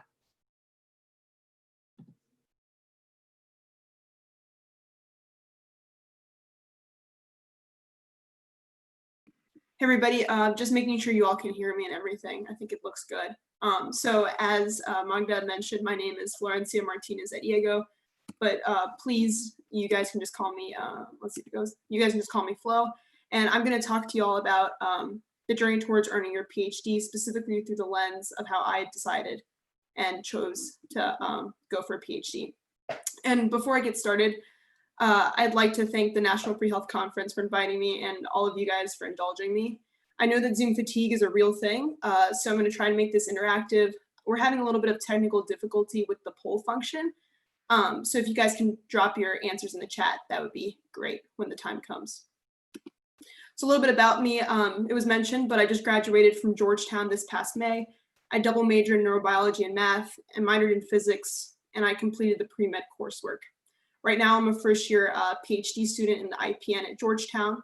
And I do want to add that because I'm a first year, I can't speak much on what the actual PhD looks like, but I am hoping to share how I made the decision to pursue the PhD. And fun facts, because those are always great icebreakers. Sorry, something just came up on my screen. So a fun fact, and yeah, a fun fact, because those are always great icebreakers, is that I have a pet gecko named Geico. And now for the poll question, I guess. How many of you guys are thinking about doing a PhD? Yes, so we managed to get the poll function to work. So you guys can go ahead and just vote by clicking.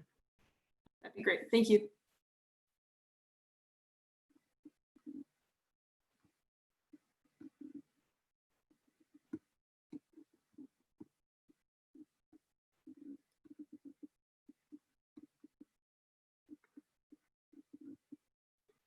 Great.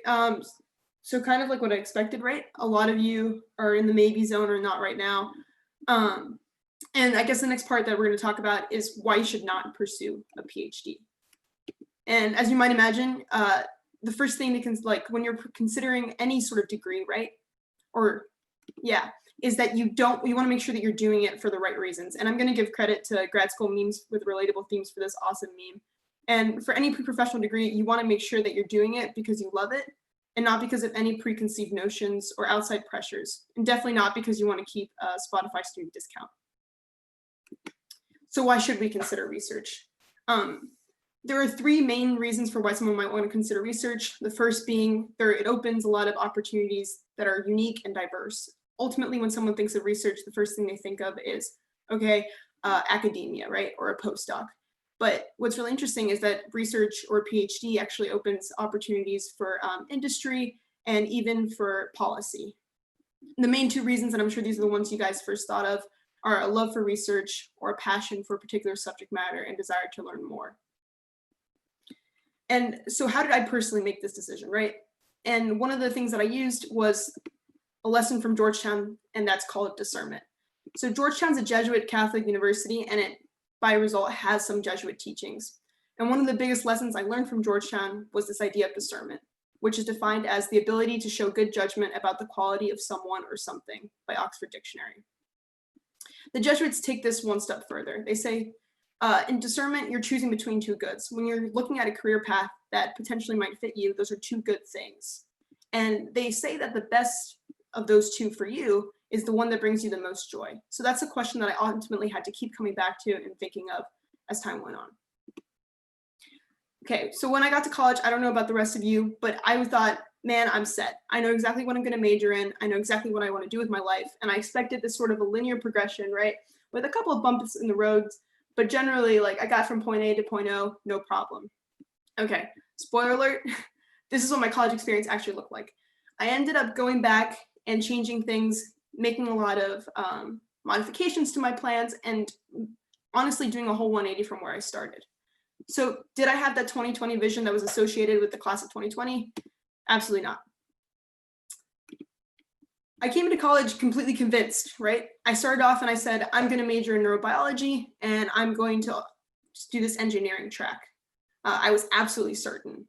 And Georgetown doesn't offer engineering, but they do offer a dual degree program with Columbia that allows you to complete a bachelor's at Georgetown, in my case, neurobiology, and then another one at Columbia, engineering, in 5 years. I was also so positive, so sure that I wanted to go to medical school, and we all know how that turned out. So my freshman year, on a whim, I was super lucky and I was given a research job at Georgetown Medical Center the summer before freshman year. I had absolutely no experience at all, and I accepted the job just for the experience. And I wouldn't be where I am today if it weren't for the principal investigator who took me on then. I think it was around my first week in the lab when I met a Georgetown PhD student at the time, and he invited me to go to his cognitive neuroimaging journal club. And to be totally honest, I had no idea what a journal club was, and I still showed up on Thursday during lunch, and these students were presenting these papers that they had gone through, and they were talking about the rationale behind the papers. And I was sitting there in the corner, and I was trying to write everything down that they were saying on the paper in the margins, and I was super nervous that they were going to call on me and ask me to contribute something. I had no clue what was going on, but I did learn a lot about how scientific experiments were conducted, and I gained an appreciation for the methodology present in science papers. So here's the second poll. I'm wondering how many of you guys have worked in a research lab? If we could launch that, that'd be cool. If not, if you can just throw it up in the chat.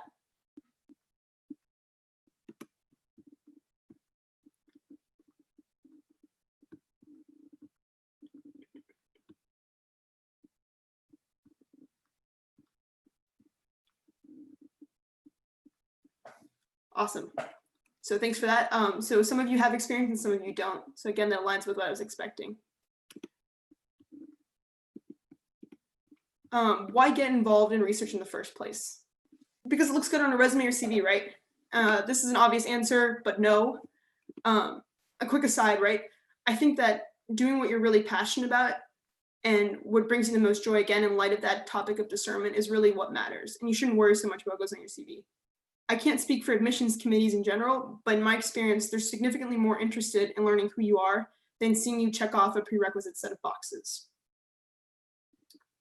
So why actually get involved in research? A really good first reason is that you get to see more in-depth applications of some concepts you're learning in the classroom. During high school, maybe even college, did you guys ever have those moments where you're you're learning about a particular topic and you're just wondering, when am I ever going to use this? Like maybe in math class, that was 100% me.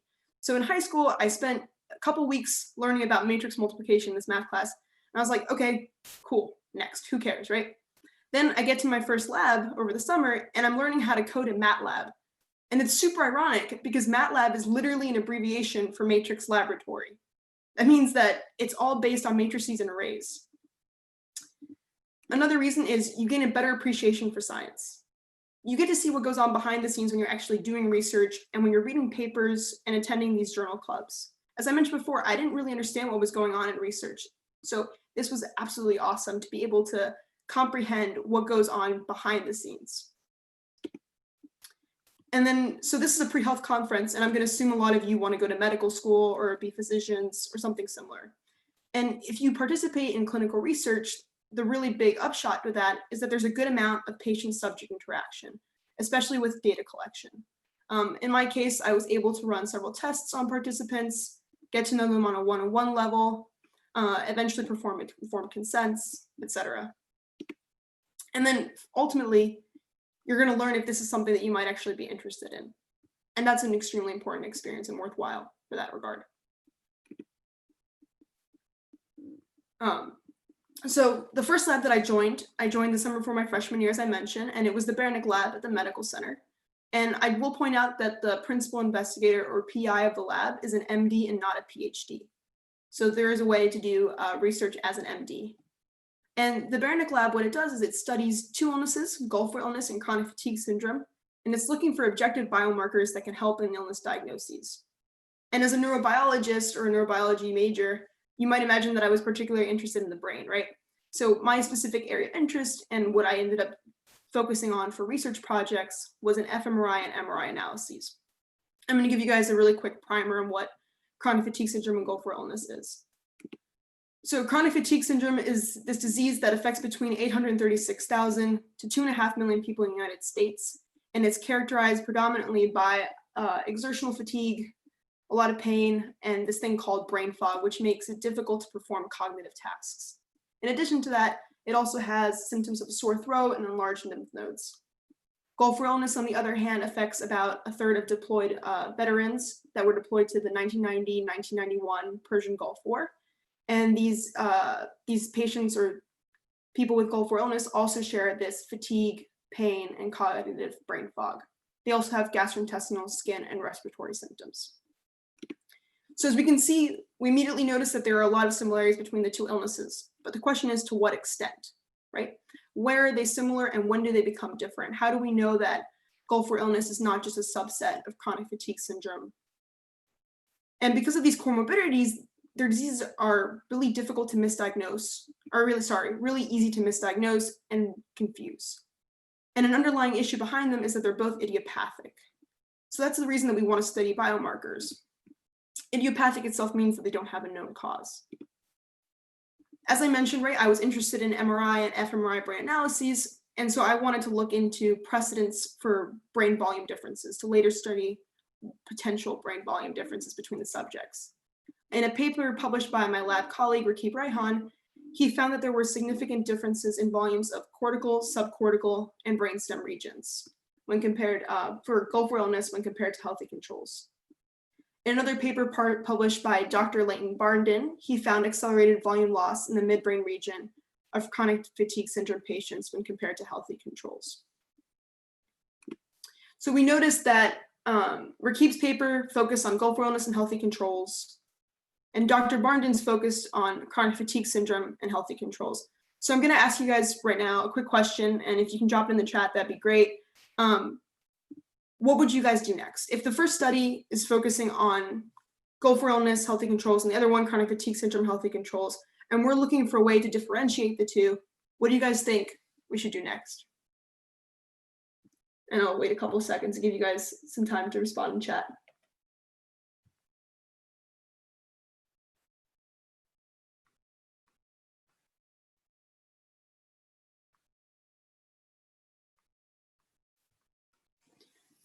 As you guys might think, right, and this is kind of a natural progression, we would expect that the next study will look either between chronic fatigue syndrome and Gulf War illness, or perhaps chronic fatigue syndrome and Gulf War illness against controls.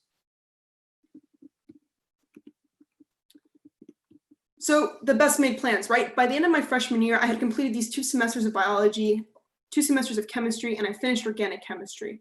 And I discovered really quickly that chemistry was just not my strong suit. But that's okay. I really loved math, much more than I thought I would. And I took my first computer science class, which was always fun. But I found myself starting to drift away from the idea of completing an engineering degree in undergrad. I knew that I could probably apply for a master's in engineering if I completed the necessary preliminary coursework. On top of that, I was already really enjoying my research. So I had to reconsider my medical school plans and think, is that really for me? Discernment. So this led me to add a double major and begin considering an MD PhD program, which I'll talk about a little bit further. I entered my sophomore year already with a very different plan from of my freshman year. So an MD PhD, and my experience in the Beranek lab showed me that I really enjoyed clinical research, and I still wanted to be able to see patients. So my friend and lab colleague, Rakib Raihan, who I mentioned earlier with that paper, he's a current MD PhD student, and he was talking to me about his experience. It seemed to me that an MD PhD was kind of the best of both worlds, right? Because an MD PhD would train physician scientists, and it would give me a better understanding of human processes and then allow for more robust applications into translational research.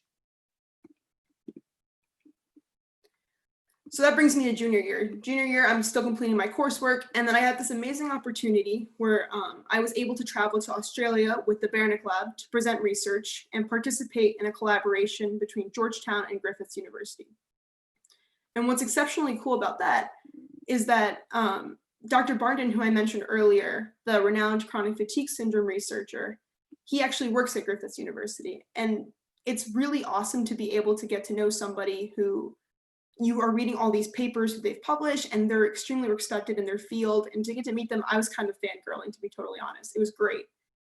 And my culmination of work in the Bahena Lab is an in-progress first author paper on MRI structural differences.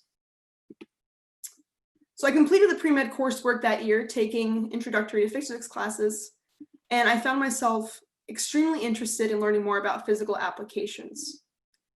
Ever since I was young, this might be crazy, but I always wanted to learn more about quantum physics. So I took quantum as an elective my senior fall, which is pretty nuts. I ended up loving that class so much that I added a physics minor on a whim my last semester of college. More importantly, and this also ties into discernment, I had to start to be really honest with myself about where I wanted my future plans to go and where I wanted to and what I wanted to do post-college. So the summer between my junior and senior years, I ended up switching labs to the Max Lab at Georgetown. And the Max Lab is also known as the Computational Cognitive Neuroscience Lab. And its main goal is to understand the mechanisms that modulate different aspects of behavior and create sort of computational models that will model this, for lack of a better word. A project that I'm working on right now is in conjunction with the Lawrence Livermore National Laboratory, and we're trying to figure out how the brain learns tasks. One really good thing about switching research labs is that it allowed me to experience two different styles of mentorship, which is extremely important now that I'm going into my PhD program and that I've started. And later on, I'll have to choose a thesis lab. So understanding what kind of mentorship works for me or doesn't work for me was a really good thing. Additionally, it helped me refine my coding skills, and I've gotten much, much better at using MATLAB. So I had to be, again, really frank with myself. What I loved doing most was being in the lab. I spent all my summers in the lab, oftentimes working breaks like Thanksgiving, spring break, and even winter break. And I loved it. And this isn't to say that in a few years, my thought process won't change and I won't consider pursuing medical school again. But where it stands right now, I feel very drawn to research. And this is a choice that I made at the beginning of my senior year after talking to many of my advisors. So senior year, I met with professors and mentors to talk about prospective graduate options. I ended up deciding to apply to several PhD programs in neuroscience, and I also applied to some master's programs in biomedical engineering with the ultimate goal of later being able to pursue a PhD in neuroscience. I also noticed that one of my weaknesses as a scientist was that I wasn't as strong in data analytics, and that's extremely important for a PhD, as you might imagine, right? So I signed up to take these courses, specifically applied statistics and intro to data science, which both use R coding language. And I learned a lot from them. And then finally, I also took this class called mathematical biology, which kind of parallels the work that the Riesenhuber or Max Lab tries to do in terms of modeling things computationally. In math bio, what we did was we took like a human function like heart beating, and we would try to use MATLAB to model that. And I guess even more importantly is I kept doing research. So freshman year, right, I was super convinced. I came in, I said neurobiology, engineering, pre-med coursework, and I'm going to medical school. I know it. Except by senior year, right, I had already made this complete switch. And by the time I've graduated, I graduated with a double major in neurobiology and math and physics. I'm sorry, math and neuro. And then I minored in physics, and I did the pre-med coursework. And you might wonder if I think it was advantageous to do this pre-med coursework, even though I ended up not using it as of now. And I think absolutely, because it gave me a better background and a better idea of different processes and ways to attack the same problem that I would later use for a PhD program. So now I'm going to talk a little bit about the graduate school application process, specifically through these following steps of the GRE, deciding where to apply, asking for letters of recommendation, personal statement, and interviews. In terms of the GRE, It's a standardized test. It's kind of like the SAT. It's all on the computer. A little bit frustrating and it takes a long time. And some programs don't even require it anymore. So that's very program dependent. And next up is deciding where to apply. So when I was applying to grad school, I kind of treated it the same way I treated the college application process. And I made a list of criteria I wanted my future program to fulfill. Like I knew right off the bat, I really wanted to stay on the East Coast, and that narrowed down a bunch of schools. I also had a general idea of what I wanted to do my thesis in. So I made sure that the programs that I was applying to had a lab that was doing research similar to that. That way I would get good training. And then finally, and I really recommend this next part, is I created an Excel spreadsheet, and this Excel spreadsheet for me was super helpful because I was able to track different due dates, essay prompts, supplemental essays, letters of recommendation, etc., just to make sure that I was on top of everything that I was doing. Okay, the personal statement. I included this little cycle of a personal statement just to highlight a couple of things. The writing of the personal statement for me was really hard, and I put it off a lot. I procrastinated because it was so difficult for me to start writing. I really recommend you starting to at least outline what you're going to talk about as soon as you have the prompts, because you're going to have to undergo multiple revisions.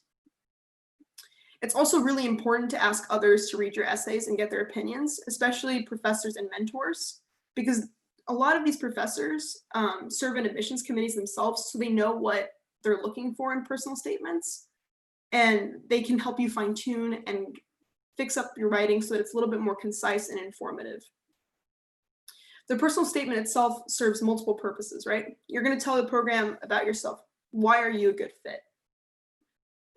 It's a good opportunity to talk about things that you have done that are unique to you, like your coursework is unique to you. Not everybody takes the same electives, right? And how does that coursework better prepare you for this kind of program that you're trying to get into? It's also an opportunity to highlight different aspects of your CV.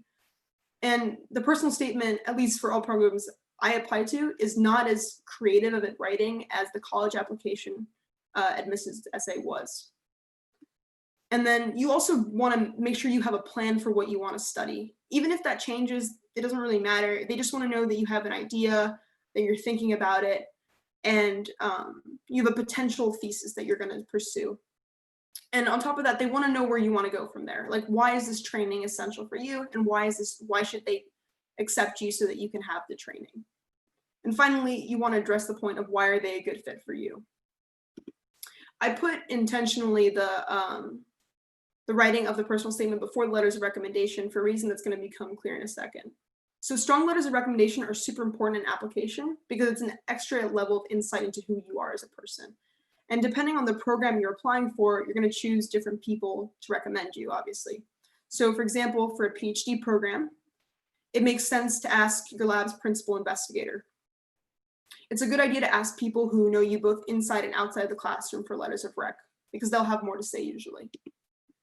You want to make sure that you ask your recommenders a few months in advance if they can ask you a strong recommendation. And I bolded and underlined strong because this was a piece of advice that was given to me and I thought it was really helpful. If when you ask someone in person for a strong rec, or if you email them and they're kind of iffy about it, that's not the right person to be asking. You want the best opportunity and the best chance of getting into the program of your choice. So you want to make sure that this person can write you the best recommendation possible. In addition, you want to send them all relevant information. So that's the drafted personal statement.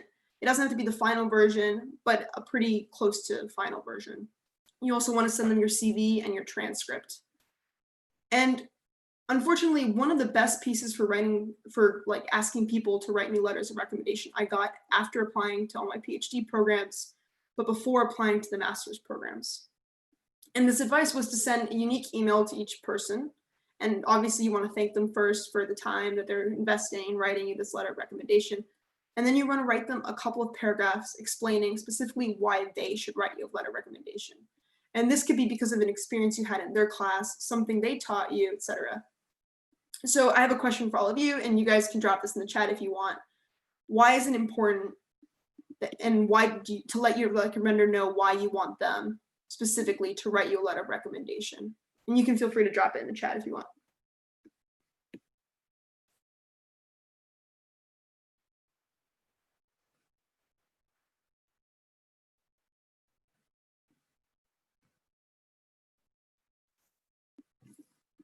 So a main reason why this is super important is because you want to kind of prompt them. You don't want every single person who's writing you a recommendation to say the same things over and over and over again. You want them to be able to draw on different aspects of your strengths as a student and as a researcher or what have you. So allowing them to know that and giving them that kind of primer is really helpful.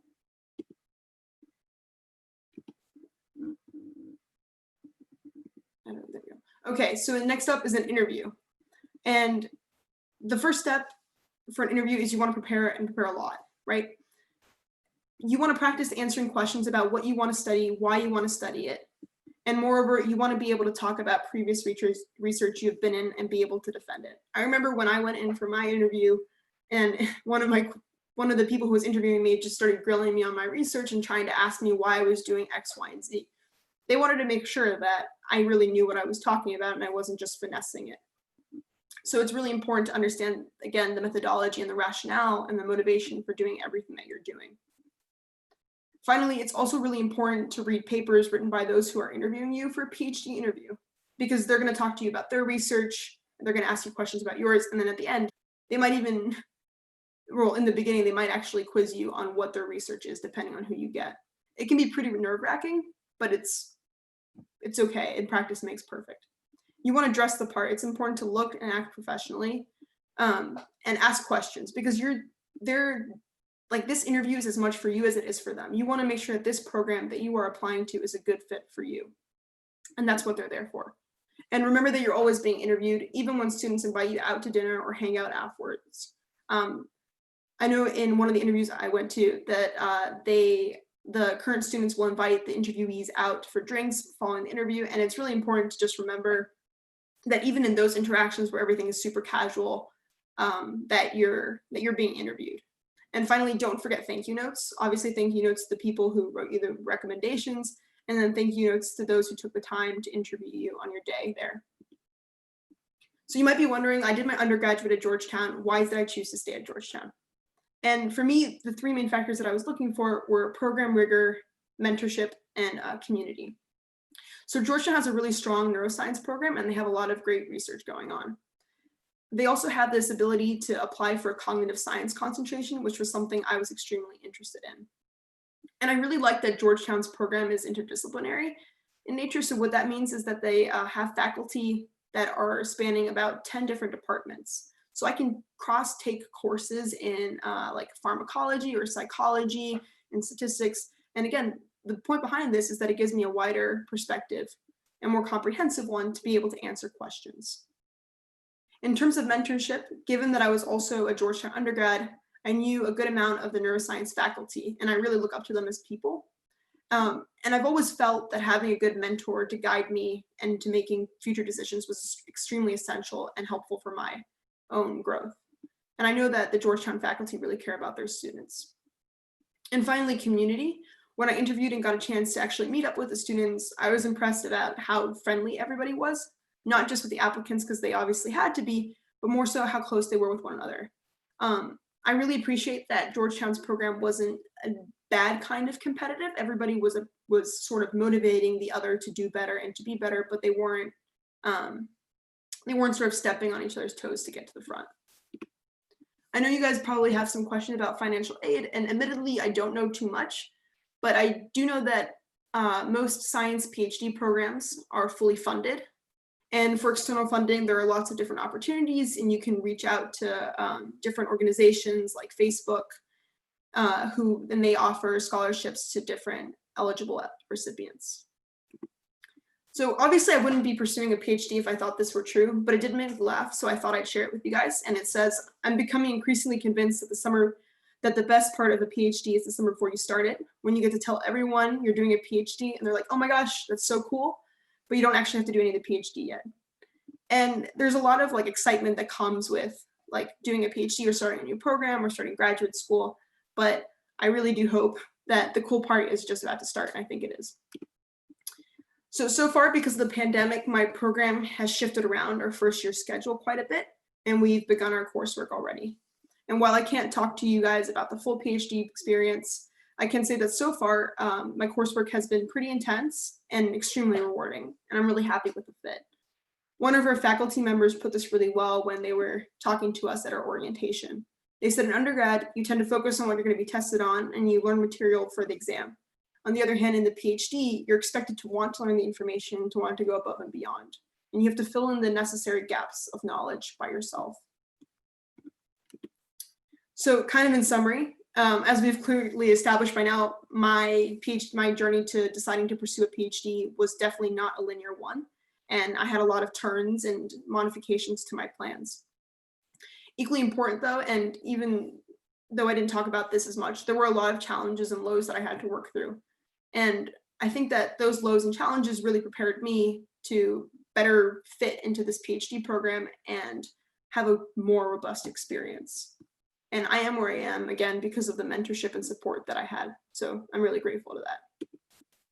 And finally, this slide is just here as a PSA to say that imposter syndrome does indeed exist and that you guys are capable of so much, and please keep pushing forward.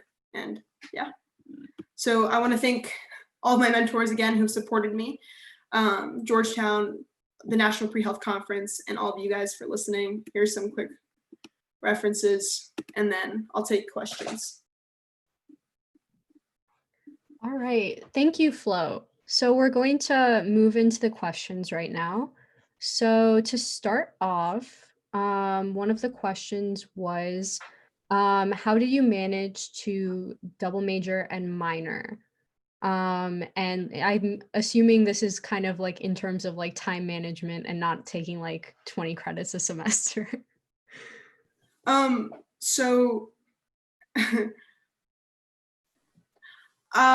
I did overload a lot. So I did take a lot of credits every semester, but I guess another part of it was because I had originally thought that I was going to do the 3-2 engineering program, I structured my schedule differently so that I was compressing my neurobiology degree into less years than it does normally take. And because of that organization, by the time I got to my senior year, I really only had to finish my math degree and then the physics minor. I had already finished the by junior year, my neurobiology degree. So kind of just to walk us through, I know a lot of people might be a little confused on maybe like how someone goes from like bachelor's to PhD. So could you talk a little bit about why you kind of went straight through almost? Yeah, most people actually take a couple of years, gap years between undergrad and between the PhD, and that's actually what a lot of programs look for because of the ability to do more research and do research full time. I guess my reasoning behind it was I was kind of pretty certain by that point that I really did want to pursue a PhD, so I thought I'll give it a shot. And luckily for me, it worked out. So yeah, like I thought if I already know what I'm going to do and I'm pretty confident in it, I could always take a year off. But in that year off, if I had decided to take a year off, I would have tried to pursue a master's and then do a thesis in something that would have helped me computationally to like build a better background on that to make me a more competitive applicant for the next round. Okay, perfect. So the next question is a little bit about standardized testing. So you talked a little bit about that. So someone put, I heard that the MCAT can replace the GRE for applying to PhD programs. Is that true? And then someone also asked in the same kind of topic, they asked, have you seen a lot of PhD programs transition away from requiring the GRE? So in terms of the first one, I'm not really sure. None of the programs that well, first of all, I never took the MCAT, so I wasn't really paying attention to that when I was applying. I don't think any of the programs that I looked at necessarily took either or, but I think that there are some that do. I think it's program by program though, so you'd have to double check that. And then, sorry, could you repeat the second part? Yeah, no problem. So the second one was kind of asking if there are some schools that maybe don't require the GRE for like maybe like a linkage sort of program or something like that. I don't know if those exist. Yeah, so actually a bunch of schools are starting to turn away from the GRE and less schools are requiring it as time goes on. I think only 2 of the schools I applied to really required it for the PhD, more so the master's. I'm not really sure why that is. But I know that I was talking to one of my mentors at one point, and they mentioned that part of the reason is that like there have been longitudinal studies that have shown that your GRE score is not a good reflection on how you're going to perform in grad school. So they don't really see the need to ask for you to pay for a like expensive test and figure that out. But there are also people who would argue, on the other hand, that it's like one extra data point, so why not? So it depends on the program, and it's really up to them.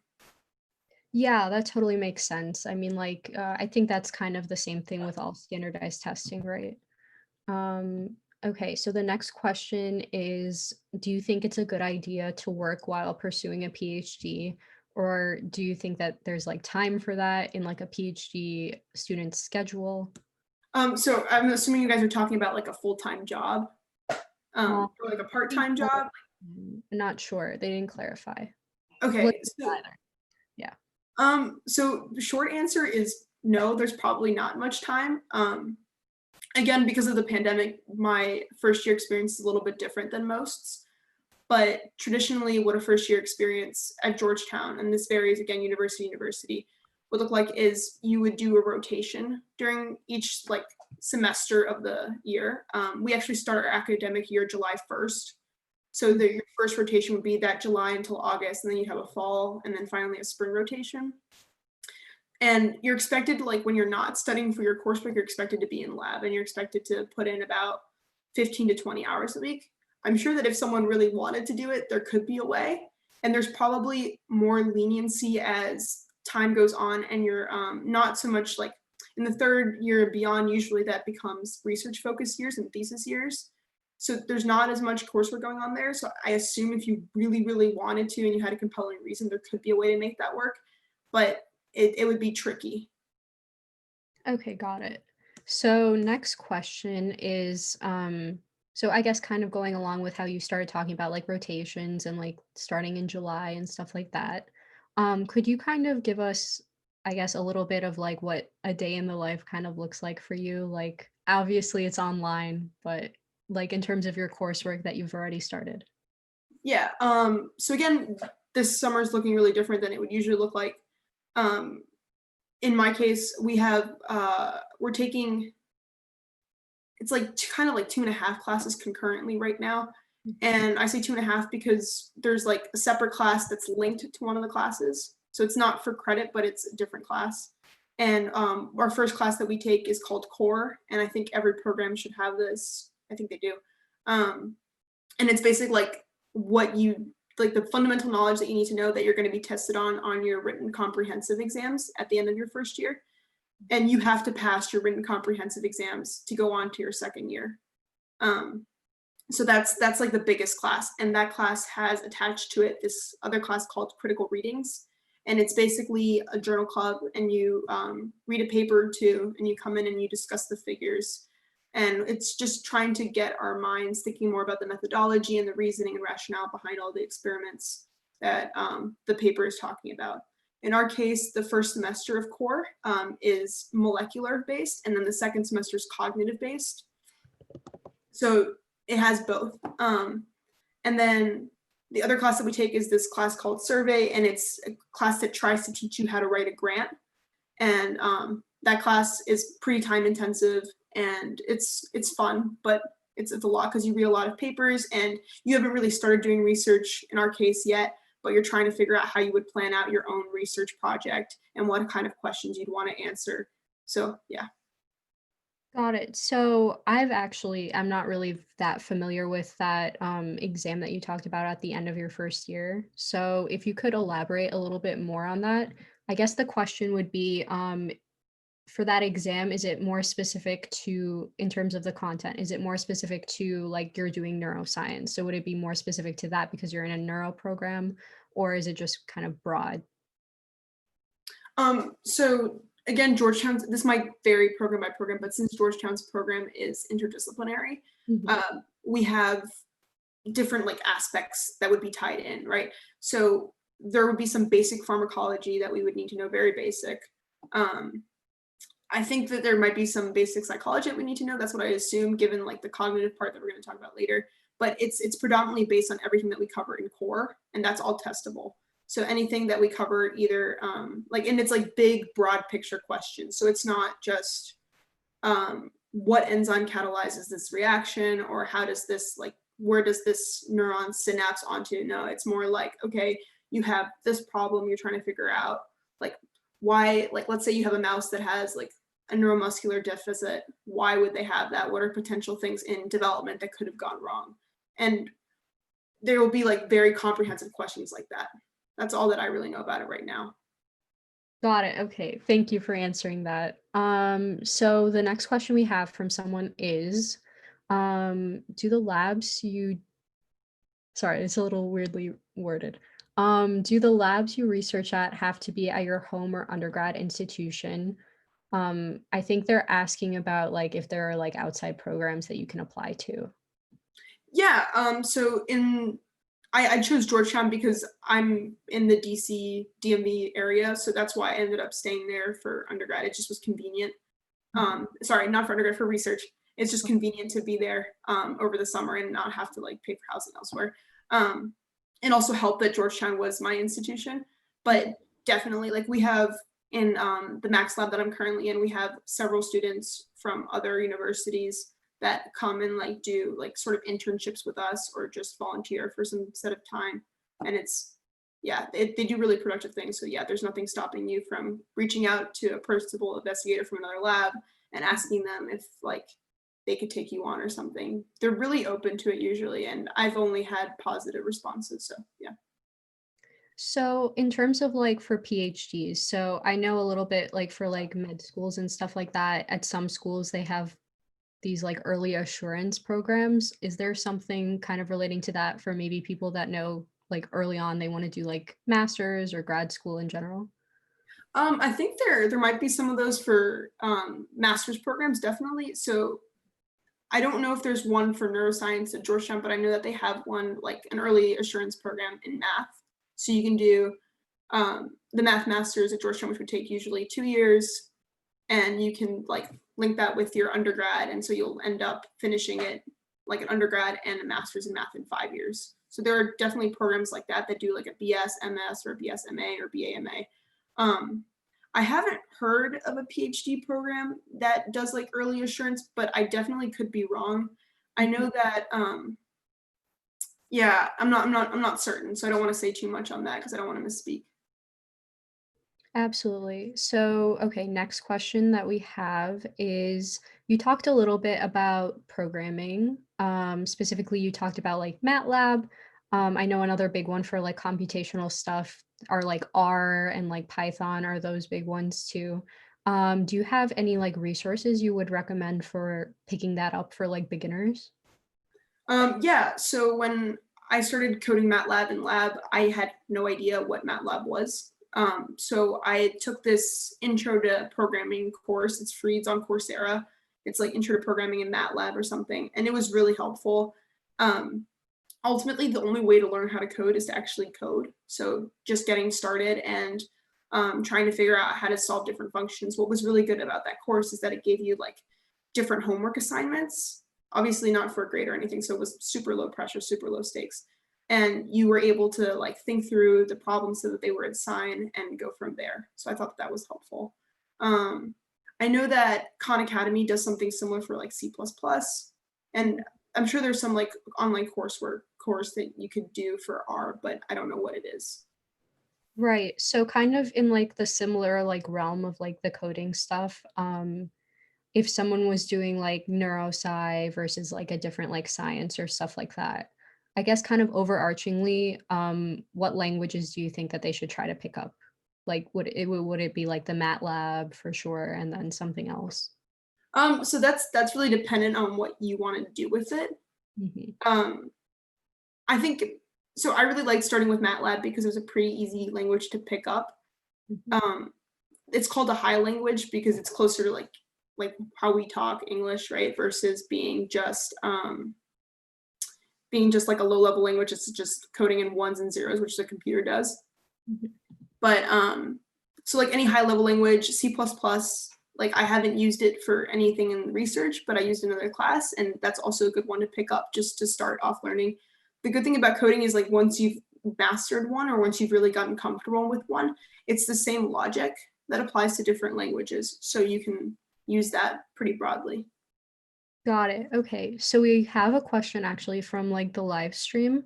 So someone asked about what's the difference, in your opinion, between applying to a PhD program versus applying to a professional sort of master's program?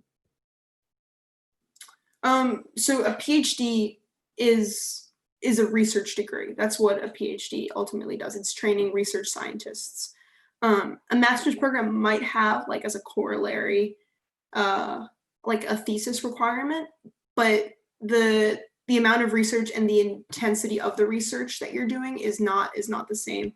I think that the general idea, like when you go and you defend your dissertation, at the end of your program, is that you're the expert in this field and that you know everything there is to know about like that one thing. Like it could be a very narrow topic, obviously, probably, but you're the person that knows the most about it, and that's what it is. Gotcha. Okay. So the next question is, so you already talked about your path and how it's, not completely linear. So someone was asking about what advice you would have for someone if they're not sure about pursuing a PhD and they're just kind of looking at a bunch of options. So first thing I'd say is get involved in research.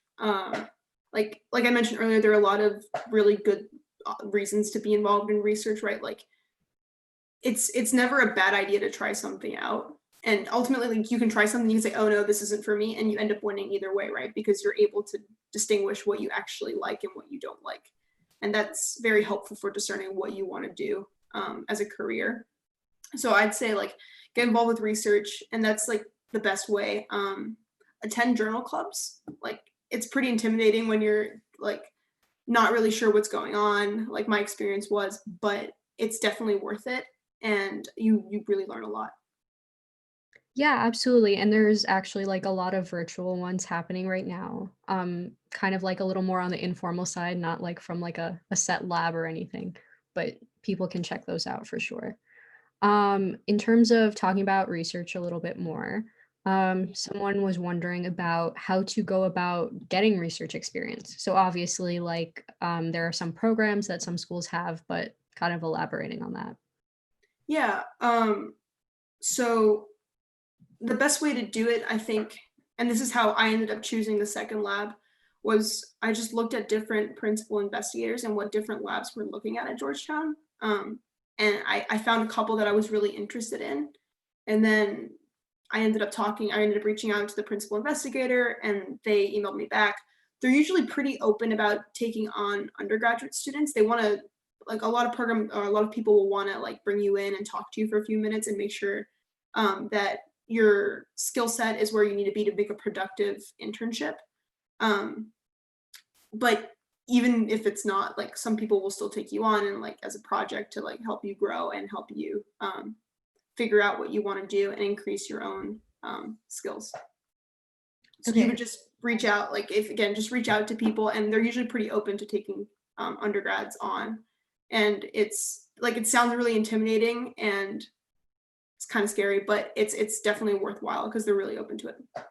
Okay, and then in terms of when someone is presumably maybe after a couple of years, especially for like some certain disciplines of scientific work, after a couple of years, they're thinking about publishing. Did you publish in undergrad? And if so, do you have any recommendations for how to go about that? Yeah, I was really fortunate to publish in undergrad. I have published a couple of middle author papers, and now I'm working on a first author paper. And I mean, you kind of just do what your lab has you doing, sort of. So it's like you do the research and you. Oopsie. You're so good, don't worry. There you go. You're back. I'm sorry. So you kind of, yeah, it's like you do a lot of research and you do a lot of analysis and you have all the methodology done.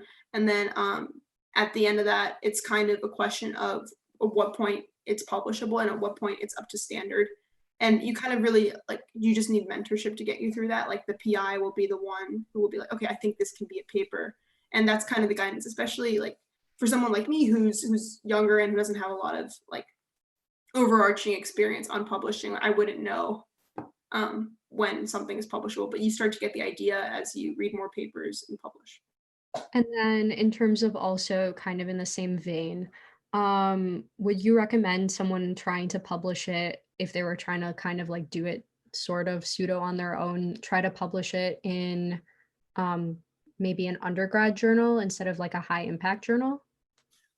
So yeah, that could be interesting. I've never looked into it, so I really wouldn't know much about undergrad journals, but I think that it's a little bit easier. Also, one of the limitations to publishing in higher impact journals is you have to pay to publish, I think. Like you have to pay for each submission that you make. Or maybe it's not all of them, but a bunch of them. So yeah. Right. And it's also, you know, like that like lengthy process like you were talking about and stuff too. Okay, so I think we'll do maybe one more like overarching question, and then we will be transitioning over.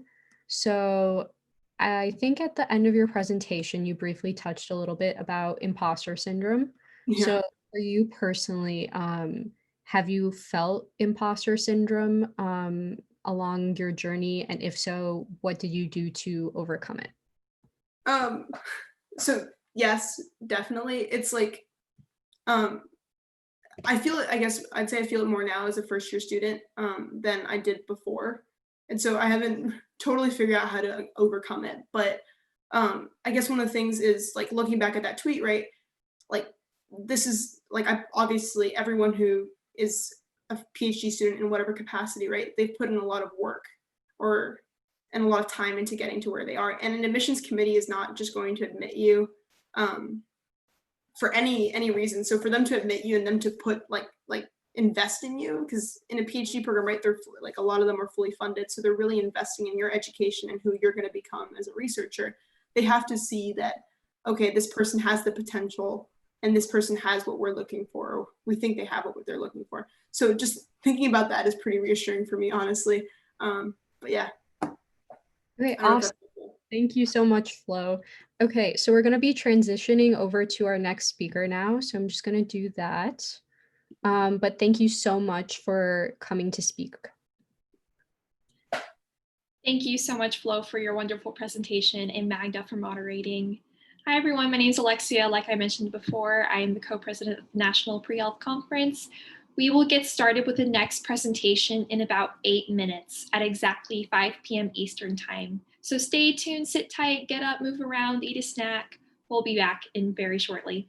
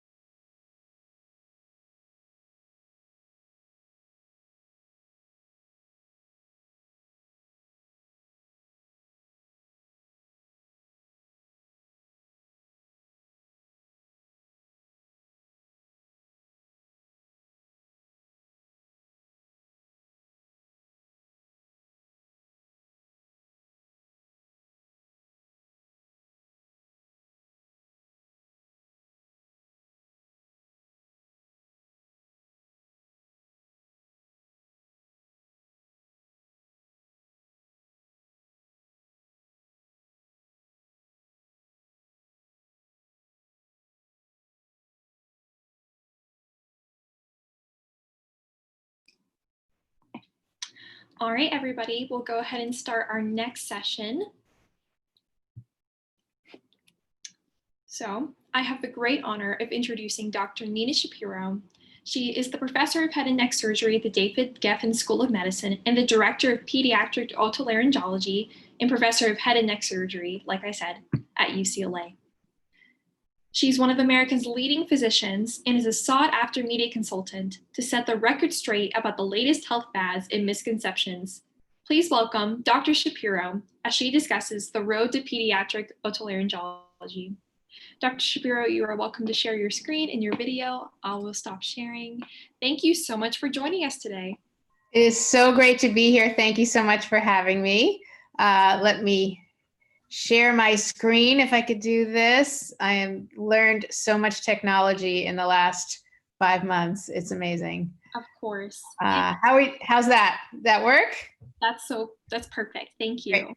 All right. Well, thanks again for having me. This is a great conference. And today I'm going to be talking about the road to pediatric otolaryngology, which definitely does not need to be a straight path, as you shall see.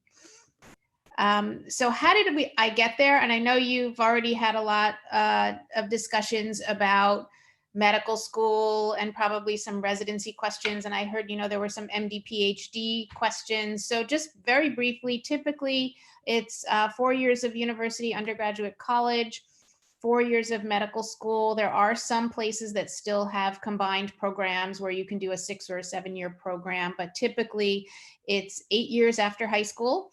And then the residency programs are traditionally 1 to 2 years of general surgery, which is, as it would sound, just really doing all types of surgery for 1 or 2 years.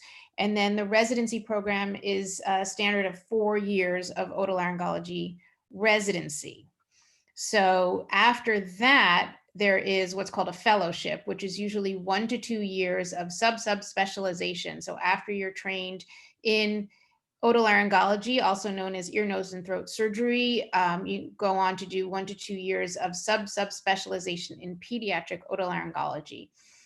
Then you take a breath and then you're done. And then you get to start your life. So really life begins after training. I always tell people that, don't choose a specialty by the training, to choose a specialty by what goes on after you train. So why would someone want to do what I do, or even what ear, nose, and throat surgeons do? So to do what I do, you have to like or love being in the operating room. So if you don't, it's probably not the field for you.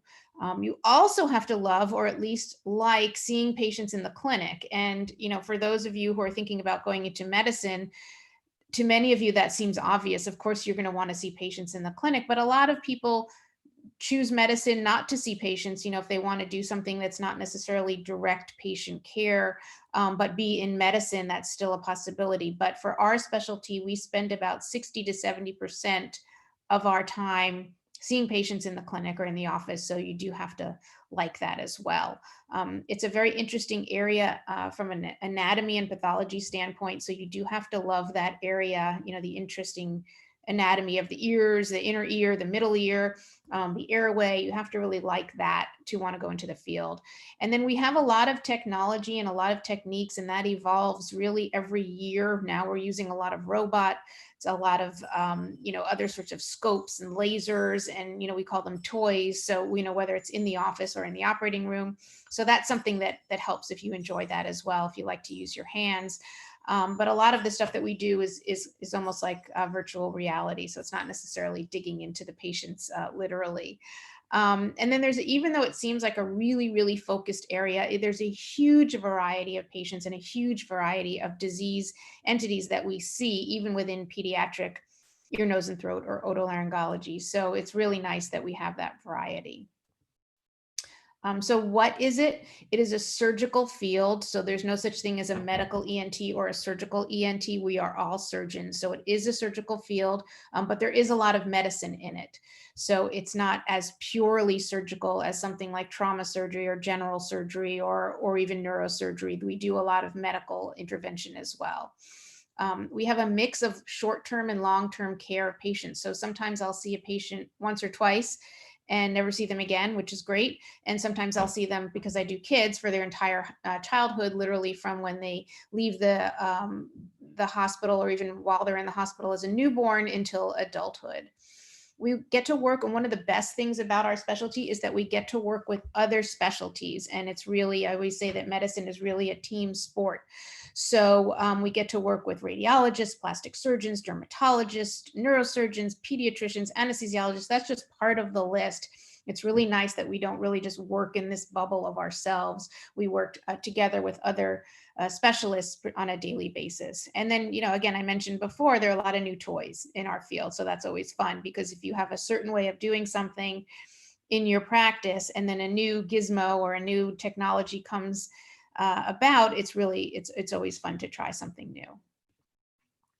So I'm going to talk a little bit about women in medicine, because I think this is really important, to remember, because it really hasn't been that long. So the first woman physician in this country was in 1849, and that was, there were really just a handful at that time.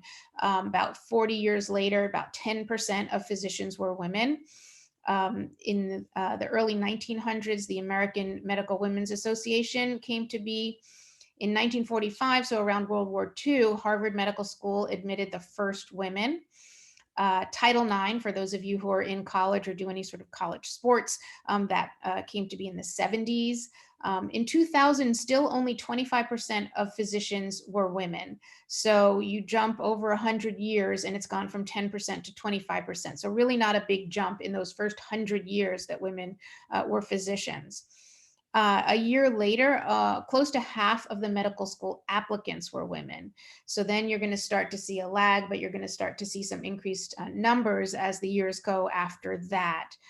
This hashtag, I look like a surgeon, came about in 2017, sort of along with the Me Too movement, just to demonstrate that there's no certain look that a surgeon should have, whether it's by gender or anything else. So that's became popular just a few years ago. And now, just a few years after that, about half of the surgery residents, and by that we mean all surgical fields, are female. So in another 5 to 10 years, we'll start to see the other numbers as far as people who have been out in practice increase as well. So what about women in surgery? About half of medical school graduates, and in some places it's actually more than half of medical school graduates are female. And about 15 to 20% of surgical training programs were women before just a few years ago. And by, sort of translating that down the line, about 20 to 30% of surgical faculty, so, medical school faculty, whether it's professors or clinicians, are women. So that number is continuing to increase every year, but obviously it's very slow. So with all of those numbers, are we happy? Is this really what we wanted to do as women? So what is the career satisfaction? And some of these pieces of information I'm giving you were from several years ago, studies done about 5 or 10 years ago, or even a little bit longer. Why do women choose surgery? It's a hands-on specialty, so you do need to like to work with your hands to be a surgeon, or I highly recommend it. It's challenging, so people want to take on the challenge. And something about being a surgeon is the notion of immediate results. I want, this is broken, I want to fix it. So there's that satisfaction that we get from fixing something with immediate results as opposed to longer term results from some of the other specialties. So why don't women choose to be surgeons, or really why doesn't anyone choose to be a surgeon? There's the notion of the residency lifestyle. So you hear that idea that residents work too hard, they don't have enough free time, they don't sleep enough. That has changed substantially over the last 5 or 10 years. There are laws now that residents can only work a maximum number of hours per week. They can only work a maximum number of hours in a given 24-hour period. They have to have breaks, and this is by law. So this has improved residency lifestyle across all specialties dramatically. Practice lifestyle, that's another story. There are no laws as far as saying how much or how little we have to work. So nobody will tell a doctor out in practice that they need some rest, unfortunately. That has to be self-regulated. But there's a concern that a surgical lifestyle is hard. And then another thing, and I really, really discourage anybody from considering this as a factor, is length of training. because the training is something that you will do, whether it's 2 years, well, really nothing is 2 years, but 3 years at the very minimum to 7 or 8 years higher up in the more complex specialties. That should not be a reason not to choose a field, because you have your whole life ahead of you, and you don't want to cut the training by a year or two just to get through and then not be happy with your decision. So what are some of the negative impacts? Most of this is nothing new. Sex discrimination from male attendings and residents. Obviously there has been much improvement there, but it still exists. Residency life, it's hard to be a resident. It doesn't matter what you do as far as your specialty. It is hard to be a resident. It's a lot of fun. It's very satisfying. You make some of the best friends you'll ever make. But it's a hard few years. Again, that's across all specialties. You're not going to be a doctor to become a resident. That's something that everyone gets through in order to do what they love to do. There is some perception of a surgical personality.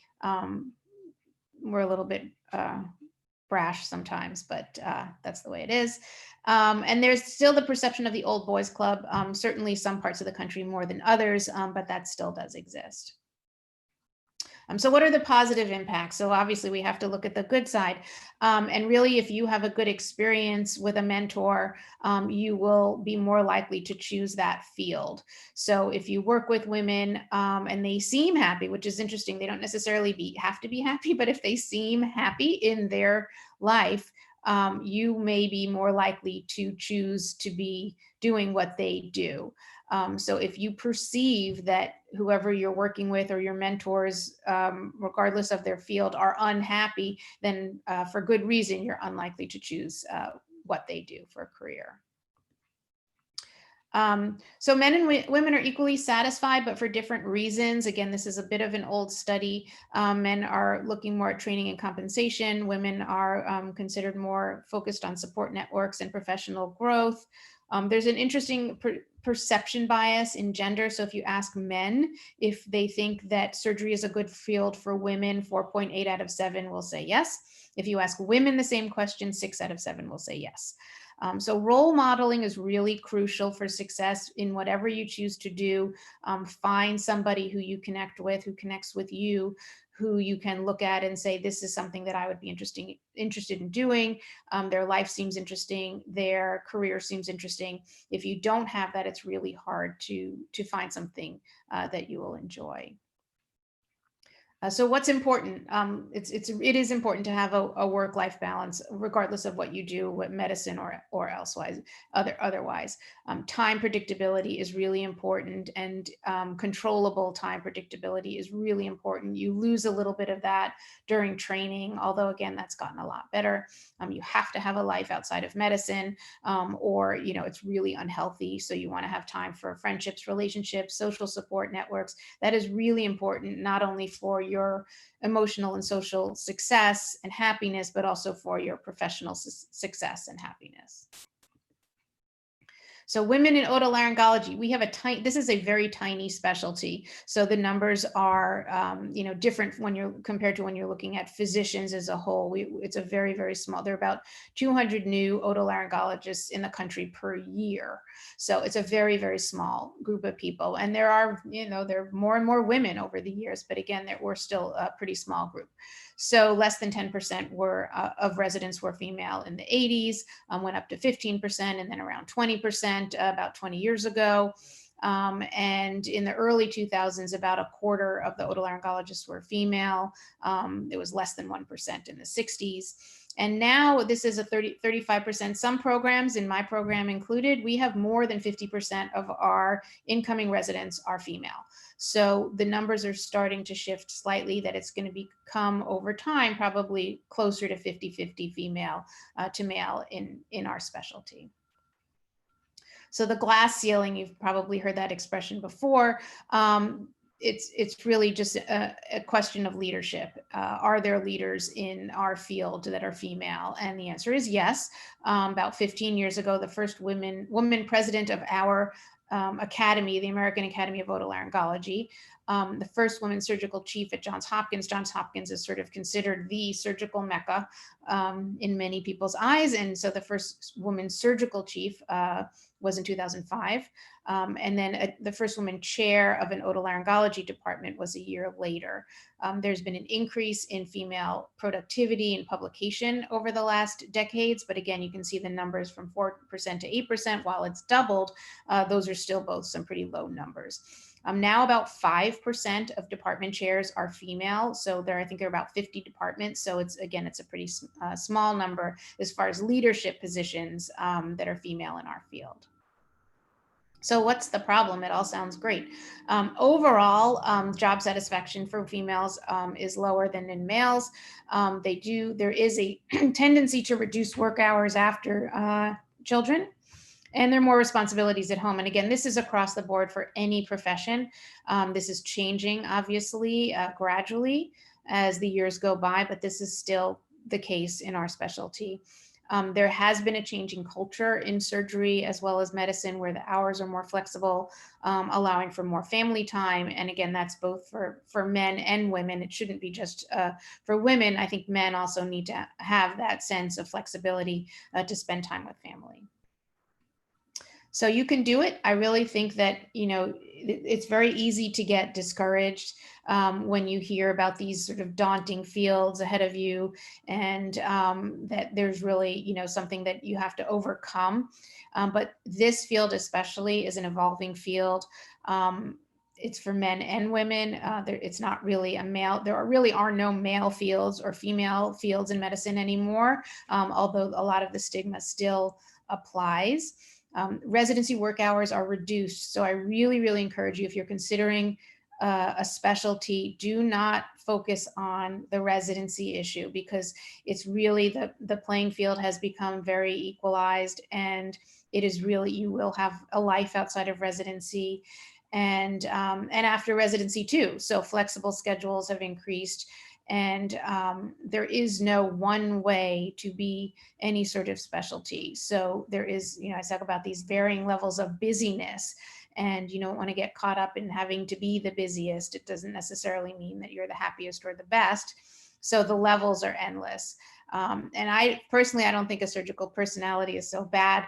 We tend to be very sort of goal-oriented and, fix the problem oriented. And, we do have to act quickly, certainly when there's an emergency. But I think it actually makes for some interesting personalities.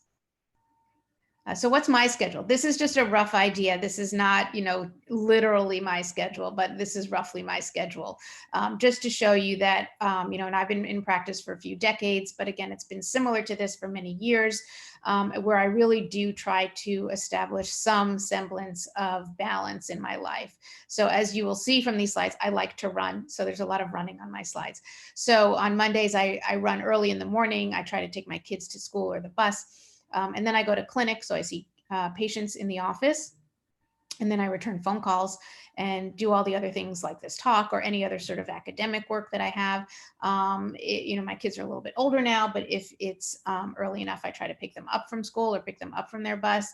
And then it's just like everyone else in the world. There's dinner, homework, and everything else that goes along with life. I do take call for emergencies a few days a week. So there's always that chance that I can get called back into the hospital. And again, that's just a few days a week. Tuesdays, I go into the operating room at UCLA. So that's an early morning. I leave the house at about 6:20, 6:30. I am not a morning person. So I obviously wasn't thinking straight when I signed up for surgery, but it is something you get used to. And again, it is what it is. I could sleep late, but I get up early a couple days a week. I operate in the hospital, and then the home routine again, and then I take call. And so that just means that you get called in for emergencies depending on the level of where you are. If you're a resident, you may already be in the hospital. But if you are an attending and sort of you have residents who call you, and then you see whether or not you need to come in on an emergency basis. Wednesdays, very similar to Mondays. I do some academic work. I try to block off a little bit of time during the week to not have clinic and not have surgery. So that's a time to do paperwork, catch up on any academic work, go to the dentist, anything that I need to do with life. And then I see patients in the afternoon. Thursdays, I operate again in the surgery center. So I do outpatient surgeries, which means healthy kids who need, say, their tonsils out or their adenoids out or ear tubes. Same thing, I get up early in the morning. I do outpatient surgeries and then I come home. Fridays, similar to my clinic days, I see patients, I go to my kids' schools if I can. There's always some paperwork in really, again, in any profession that you have. So I try to do that during the sort of downtime in clinic, if there is such a thing, and then home routine. So what about the weekends? Well, it depends. That's, I like to have that time for family and any other sort of projects I'm working on, but family really does come first. But occasionally I'm on call and occasionally there are emergencies. And so, that's again, with any field that you will be doing. So, if I am on call, obviously I'm not going to be leaving town.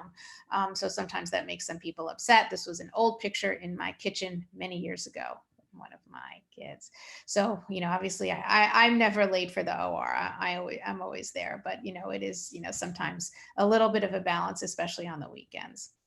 So I do try to do some fun stuff with my family. Again, this is an old picture.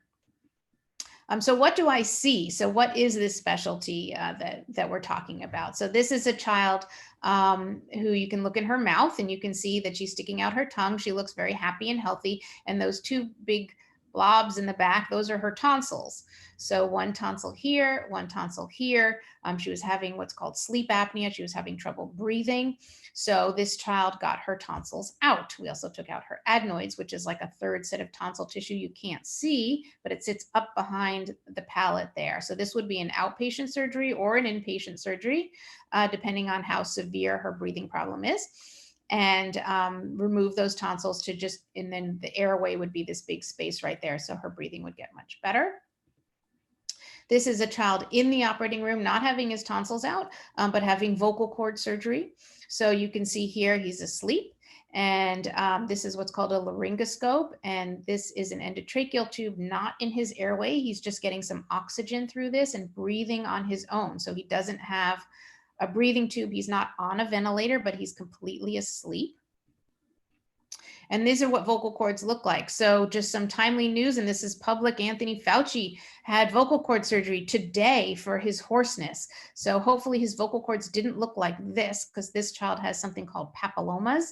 These little, these are literally warts of the vocal cords caused by HPV. So hopefully for this generation receiving the HPV vaccine, their kids will not get HPV, because this is acquired from the amniotic fluid. So it's from the mother.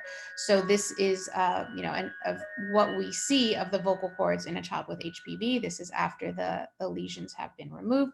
And this is his trachea or his windpipe, which looks completely normal. This is cartilage here, and then soft tissue in the back. And this wall connects to the esophagus. This is another thing that we see. This was an emergency. This child couldn't breathe, a tiny baby. And you can see, instead of seeing vocal cords, you see this blocked area here. This was a big cyst that grew very quickly.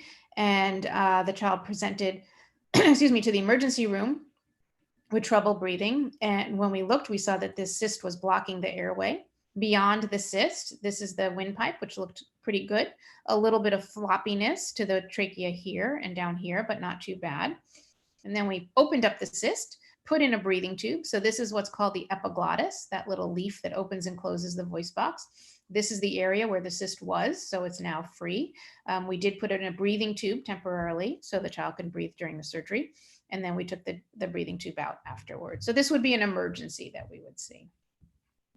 Another emergency, this is a child who had some breathing problems and a cough. And every time she coughed out this big mass here, and then she would breathe in and it was on a little flap, this little attachment there. And she would breathe in and it would go down into her airway. She would cough and it would pop up. So she had this, what's called a granuloma, wasn't a cancer, just a big mass around her vocal cords. These are her vocal cords, which look perfect. But then we removed this mass and her cough went away. So how do you decide when you're thinking about all these different fields? There is something about a surgical personality. Again, we do, like to take care of emergencies. We do see some airway emergencies and, bleeding emergencies and other sorts of emergencies. It's not that common in our field, but we do see them occasionally. There is something to be said about a surgical culture. It is not male or female. It is just the way it is. Again, we tend to act quickly. We do have to have a little bit of impulse reaction when something is an emergency. We don't use, oftentimes we don't have the luxury to think about things when there is an emergency situation. And again, I've mentioned this, but I'll mention it again. Look at your attendings. When you're in medical school and you're thinking about specialties, the residents will be the ones you spend the most time with. They're closest to your age. They'll probably be just a few years older than you and having just finished medical school, but you are not choosing your specialty to become a resident. You're choosing to become a physician and attending after residency. So really see how your attendings are. Are they happy? Are they sad? Do they seem to enjoy what they do? Are they miserable? Are they interested? Are they helpful? So really look at that. And so look ahead. And every year does get better. Internship is a tough year, but again, even that has gotten easier and much more sort of civilized over the last few years. And you can make it work. There is no right situation or best situation. There's no best time or worst time to do this. And things have gotten so much more flexible over the last few years that you really can make it work. The possibilities are endless. You can do clinical work where all you do is see patients and operate, and you don't do any research, and you don't do any administrative work, and you don't do any teaching, but you just love seeing patients and love operating, and that's great. You can do fully research work where you never see a patient and all you do is research and you love that, and that's great. You can do a mix of both, and there's no exact percent. You can do 80%, 20%, 90%, 10%. Nobody is deciding this except for you. And the other thing to remember is that whatever you decide can change. So if you go into a specialty and love clinical work and then realize you don't love clinical work, then you change. It really has to be all about what's going to make you happy and fulfilled and satisfied and do good work. Or if there's something else. So again, things have expanded even more. You may be interested in administration, healthcare administration. That's a huge sort of area within all medical specialties. It's not necessarily one type of physician that chooses to go into administration. You may be interested in business endeavors. A lot of medical schools, or at least a few medical schools, have now MD, MBA programs. So if medical business is of interest to you, that's also something to pursue. And plenty of people go back to get their MBA after medical school while they're already in practice. So again, there's not just one straight line that you have to follow. Public health is really, really important. And a lot of people are combining that with their work. Global health. So traveling, if you are interested in helping people across the world and using your expertise all over the world, that's also a great option. Media and social media used to just be, that's just for those few people that are, doctors on television. Now, obviously, it's really open to everybody. And I've, dipped my toe into that a little bit, as well as writing over the past several years, because I feel like that's another way to lend your voice to the world and, share your opinions or your interests, or even something that's a little bit of a side interest. So there are a lot of physicians who do a lot of media and social media and writing, and it's really become its own world that's really just continuing to grow. So with that, I did write a book a year or two ago called Hype, and this is not a book about ear, nose, and throat surgery. It's not really a specific book. It's really a general health book that, just over the years, hearing about patients' concerns, hearing about so much bad information that's received, because there really is no peer review on the internet, as you all know. So I wrote this book a year or two ago, just based on my interest in writing and speaking and, sharing information. So it just shows that your career can go in directions that you wouldn't necessarily even expect. It's the last thing I thought I would ever do when I went into this field. So this is some of my staff that I still work with at UCLA, and everybody's very happy. This is in the operating room, and in the recovery room, and a lot of these folks are still with me at UCLA, and we still have a great time. So yeah, you can do it. It's there is, the possibilities are endless. I really want people to feel open to anything. Don't ever think that you can't do something if it's something that you really want to do. And I am happy to take any questions. Thank you so much, Dr. Shapiro, for your presentation. It was amazing. I learned so much. Thanks. I'm specifically interested in pursuing surgery, but I haven't really dipped my toes into it yet. So your presentation really gave me an insight into what a week is like for a surgery in your specialty. So thank you so much for that. Sure. If it's okay with you, could you stop sharing your screen? Sure, thank you. Yes. All right, the audience should be able to see both of them now. All right, so we'll get started with some Q&A questions. Our first question is, how did you find out you wanted to be an ENT, specifically a pediatric ENT? What was your residency like? That's a great question. So, while I was in medical school, I thought about a few different specialties. Actually, I really loved, and I still do love, ophthalmology. So that was something that I was really strongly considering. And then I spent some time in working with ophthalmologists and spent some time working with otolaryngologists. Full disclosure, my older brother is an otolaryngologist, so he was a resident while I was in medical school. So I had some sense of what he was going through. And then I also just spent time with the two different specialties, and I really connected with otolaryngology, mainly because, again, the attendings seemed to be having a really good time, and they had been out 20, 30, 35 years, and they were still loving what they do. So that really was very encouraging to me. I really enjoyed being in the operating room with them and spending time with them and seeing the problems that they were treating, and how satisfying the surgery was and how fun the surgery was. So I chose that. I did not think I was going into pediatric otolaryngology when I started my residency. So my residency was in Boston at Mass Eye Infirmary, where we rotate through not just the infirmary, but through many of the hospitals in Boston. And early on in my residency, we did a pediatric ENT rotation. And really, probably by the second or third week, I said, this is it. This is what I want to do for my life. And then I had 4.5 more years of not doing pediatric ENT before fellowship, but that's part of the training. And really, so it was really just based on experience. Again, I didn't go into otolaryngology thinking I was going to do pediatrics by any stretch, but it was a good choice. Yeah, that is a wonderful response. I have a follow-up question to that. Was there any spark or one significant moment that made you realize that, yes, this is what I want to do with my life?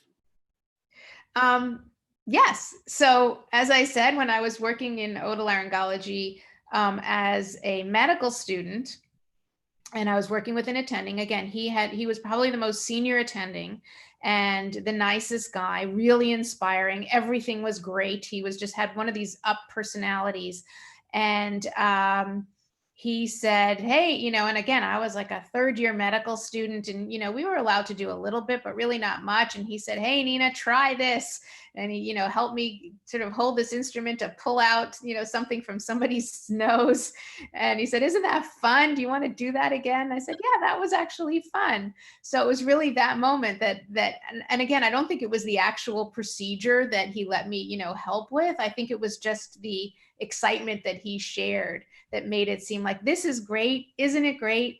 And I love it, and you're going to love it too. So it was really just, the inspiration, I think, that was like that aha moment. And, I think for pediatric ENT, it was just spending time with kids and spending time with their families and seeing their problems, and also seeing what, we do these tiny, tiny surgeries in children, and they can be life-changing. Something called ear tubes, where you put this tiny little ear tube in a child. It takes about 90 seconds to do the procedure, but it changes their life in a matter of a minute or two. And, to see that was really, really amazing. Absolutely. Thank you so much. Sure. Our next question is, how do you balance your very busy schedule as a surgeon with your family obligation and your times with your family?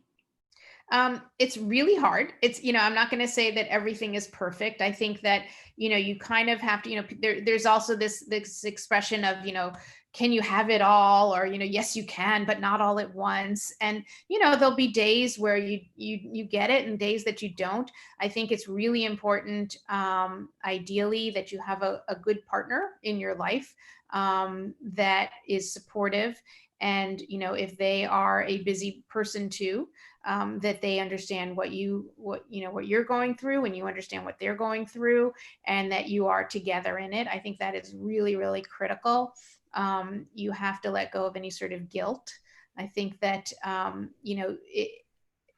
notion of having it all, I think that, if you want to be the busiest surgeon in the hospital, you're also not going to be, the parent who's on every sort of board of their kid's school and being at every event. There is give and take, and you just have to find, what works for you. So again, there, once you get out of sort of that school mode of, you're told where to go, you're told when your classes are, you're told when your assignments are due, when it's your decision, then there again, there's no right or wrong. You have to just make it work for yourself. And if something's not working, then you have the control to change it. So if you feel like you're overwhelmed at work and you're not spending time with your family, you have to let some of the work go. And you can. Thank you. Thank you so much. Next question. What would you say the ratio is for outpatient surgery, inpatient surgery, and in the doctor's office practice of medicine that you do at your job? So for me, it's about 50-50 inpatient surgery and outpatient surgery. So I do inpatient surgeries once a week and outpatient surgeries once a week. The difference is the inpatient surgeries tend to be much longer and more complicated and on sicker children. So if I do, let's say, 3 inpatient surgeries on my inpatient surgery day, I may do 10 outpatient surgeries on my outpatient surgery day because they're much quicker. But as far as the time goes, it's about half and half. That said, if you have a sick inpatient, it will take up a lot of your time and energy because it's a sick child as opposed to a healthy child having an elective procedure. So it's about 50-50 time-wise. And then 3 days a week, I see patients. And that's each day that I see patients, it's a mix. Some patients are healthy, some patients are sick. So it's really just, I see all of the patients that have any issues, on those same days. I don't have like a sick patient day and a healthy patient day. It's all kind of mixed in. Absolutely. Thank you. Sure. Next question. What are the main differences between pediatric otolaryngology and typical adult otolaryngology? Right. So if you ask any pediatrician, they will tell you children are not just small adults. So a lot of the stuff is similar, but there are very specific issues that we see in pediatrics, primarily because we take care of a lot of airway issues. And so babies who are born with scar tissue in their windpipe or breathing issues for other reasons, so what we call congenital problems. So issues that they are born with. So, the surgeries are very, very tiny. And, the patients are very, very tiny. Our instruments are tinier. And they see different problems. We don't see a lot of cancer in children. There are some head and neck cancers, but cancer of the head and neck is much more common in adults. Young adults now, unfortunately, but much more common in adults as opposed to kids. Sinus problems are a little more common in adults than kids. So we see a lot of the congenital stuff. So we see hearing loss, newborn hearing loss, cysts, so lumps and bumps that babies are born with, problems with their nasal passages. So a lot of things that we see are things that kids are born with. So we see a lot of kids in the NICU or the neonatal intensive care unit, as opposed to the adults, where they see cancer patients, patients with sinus problems, long-term hearing problems, things like that. Thank you. Follow up to that question. Do you see a lot of children with those masses, lumps, and cysts in their vocal cords and in their trachea? And is that a common thing among children? Okay, so no. So I do, because I work in a, I work in a referral center. So we, it's a different type of patient population. I'm not out in the community. We're working in a place where people, get flown in to UCLA because they have complex problems. So, for instance, those pictures I showed with the warts on the vocal cords, there are about 2,000 new cases per year in this country. So, we're all thinking about numbers of COVID these days. So 2,000, we have 2,000 new cases of COVID per day in Los Angeles County. So 2,000 new cases per year in this country is a relative, it's considered a rare disease. The issues with the breathing and the babies, we see primarily in premature babies. So babies who are extremely premature, meaning born at 28 weeks or 30 weeks or 26 weeks gestation. So really, really, really tiny babies who are ventilators. So, it's critically ill children.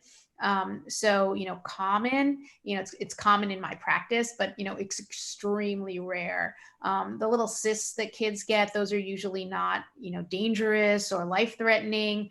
We see them occasionally, a couple of weeks maybe, but it's not something that we see, an all day filled with babies with, lumps and bumps like that.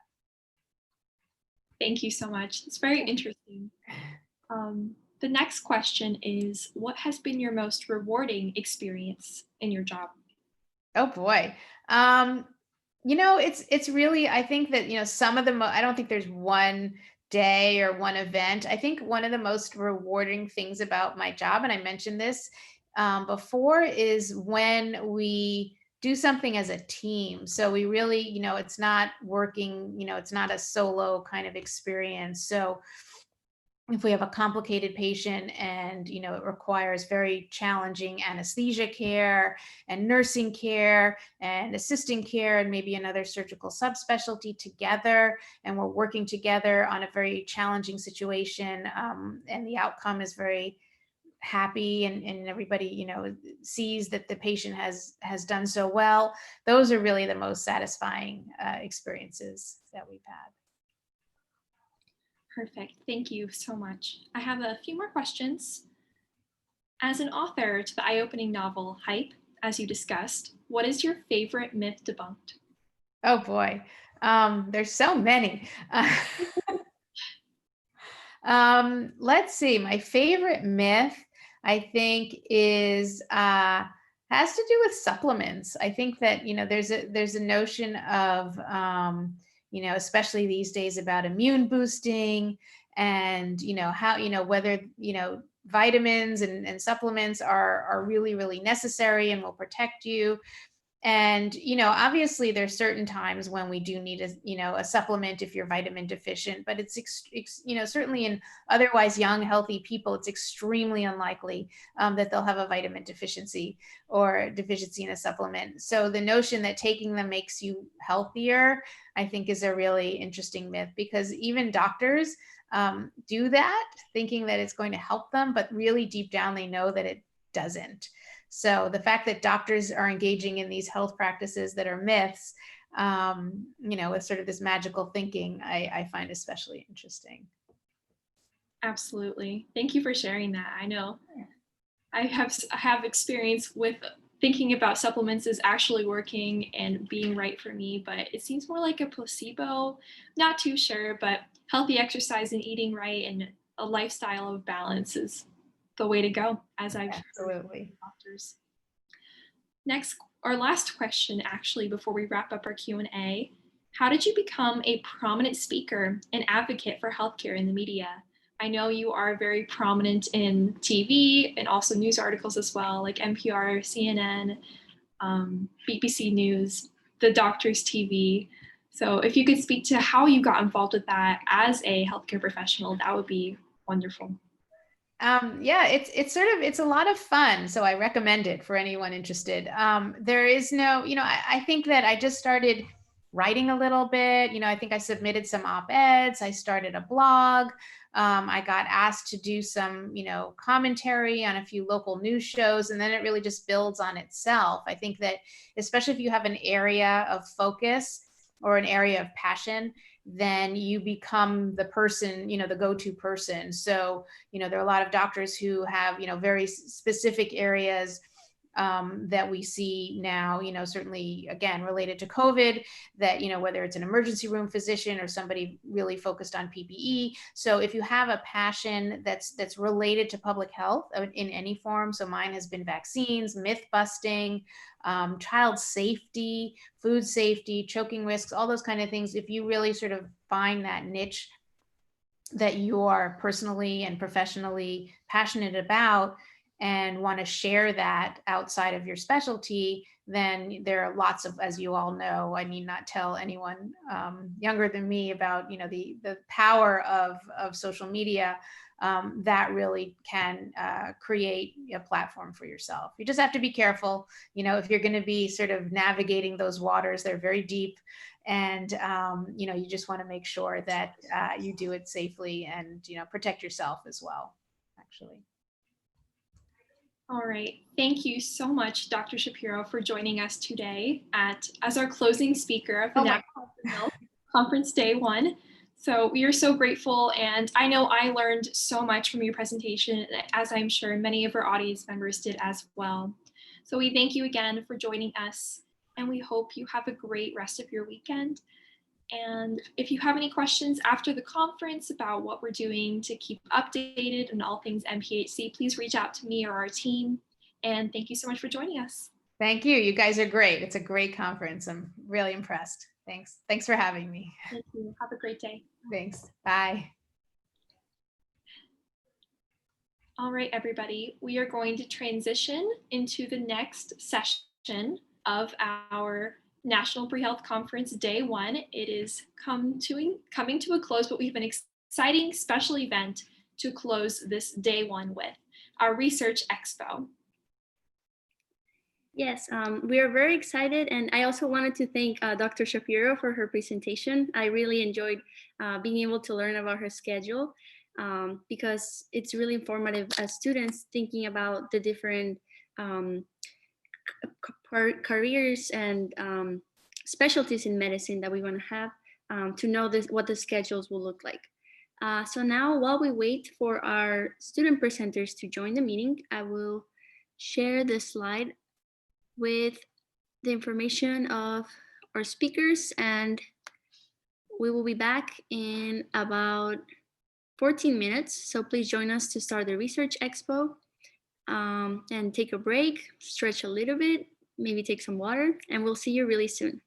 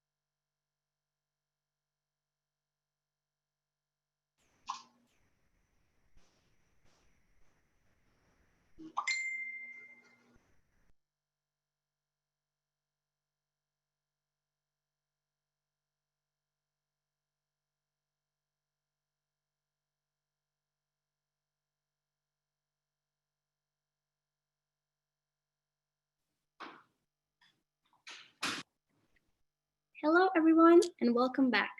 As I mentioned before, my name is Alejandra Bahena, and I am the president and founder of the conference. I'm very excited about our next event because today we already listened the great stories from our speakers and their presentations, and now it's time for our students to share their passions and the work that they've been doing in the past months. I also want to remind everyone that in addition to doing this research exposition through the conference, we also have a page on our website where we are going to display all the presentations that you will see here today and also tomorrow, and some presentations from students who weren't selected to present but are still going to be displayed there. And the general format of the research exposition today is going to be very simple. My co-president and I will give a short introduction to each of the presenters, and they will give a 5 to 7 minute presentation on their research projects. And while they're presenting, feel free to ask questions on the Q&A. And after their presentation, they will answer that on the chat if they have time to do so. So now my co-president will explain our certificates of achievement and some awards that we're planning to give to outstanding presentations. Thank you, Alejandra. And thank you for joining us today at our Research Expo of Day 1. Thank you to all our presenters and attendees who will be enjoying all of these remarkable research projects that these students have completed during this time of uncertainty. We would like to extend a big you guys are amazing for being able to do these research projects during this time and put in this effort and amount of work and be successful in your academic careers. Like Alejandra said, I will explain the certificates of achievement. We have 4 awards that we will be awarding at the end of day 3 during our closing statement after Dr. Iris Gibbs from Stanford University gives her closing speech. These 4 awards are pretty exciting. Our first one is the Best Innovative Project. Our team will review each presenter's project and presentation and see how innovative they really are.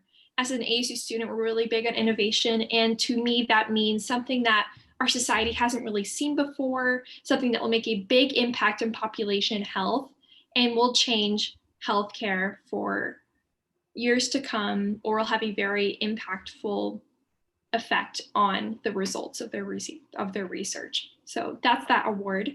Then we have Best Presentation. How fluent they gave the presentation will be awarded to this one as well. How understandable it was to the general population. We don't want just each presentation to be catered to one specific scientific community. We want everybody of any background to be able to understand that. So we'll be looking for that in all of these presentations today. And lastly, where you guys get to play into is the audience's favorite. There are 2 awards for this one. The first one is, they're actually the same, sorry. They're both audience's favorite. We will have a poll at the end of the Research Expo with a list of names and schools of all the presenters that presented today, and you will get to vote who your favorite presentation was. Now, without further ado, let's go ahead and start with our first presentation with Aska Asim from New Jersey City University. Please just share your screen and your audio and take it away. All right, thank you very much. Hi, everyone. My name is Aska. I am a New Jersey resident, and I just graduated from New Jersey City University. Today, my presentation is on computational investigation of curcumin in Genshaft, different organic solvents, and its role in Alzheimer's disease using quantum mechanics. So I know the title sounds very complex, but this project is a little different from the other chemistry labs where people get to work. So it happens is, what happens is people do chemistry in their labs, people make solutions, they have other things to do, but this is different because I get to do computational calculations, which means I get to run calculations on the software. The software I used for it was Gaussian 09, and the compound I chose was curcumin. I'm sorry.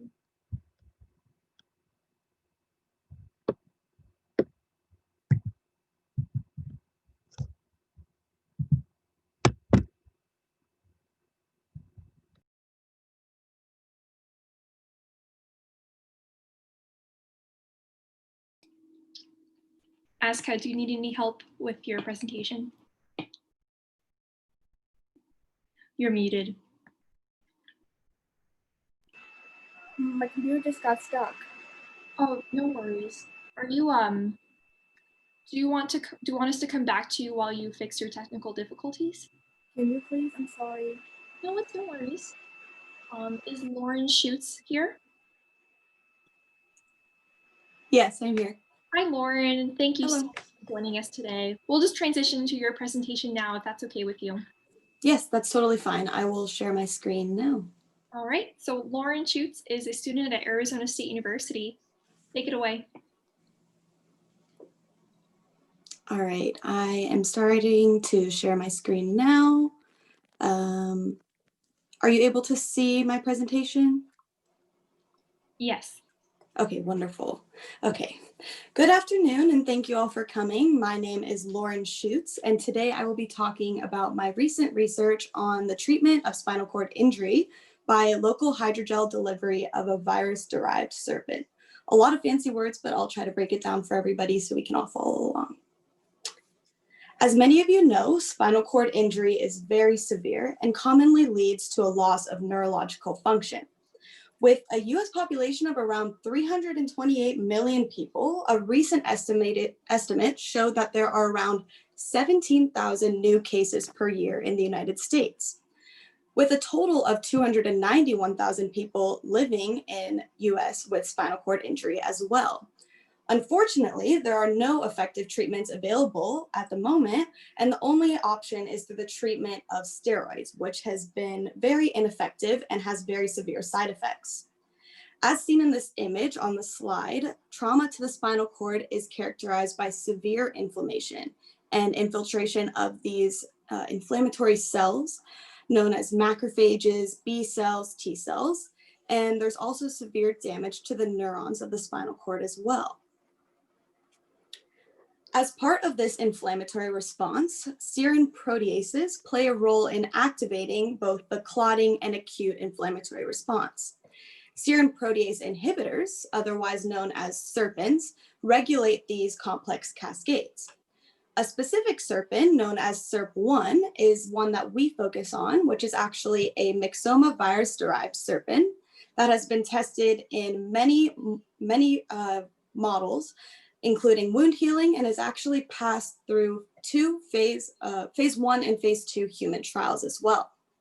We recently reported that SERP1 reduces inflammation and improves recovery after a balloon crush spinal cord injury. However, the problem with this test was that it's through subdural infusion, which in a clinical setting is not optimal because this would mean that the wound has to remain open, which is very prone to infection. So what we wanted to know is, could SERP1 be used to be delivered with a biomaterial instead for spinal cord injury? In order to do this, we developed a chitosan collagen hydrogel. Chitosan essentially is a polysaccharide sugar as seen in figure A, and it's actually derived from the exoskeleton-like material that comes from shrimp. This chitosan, in combination with collagen, which is very structurally stable, creates this very high surface area protein that can be seen, sorry, not a protein, just a high surface area molecule that creates this gel-like liquid, which can be seen in figure B.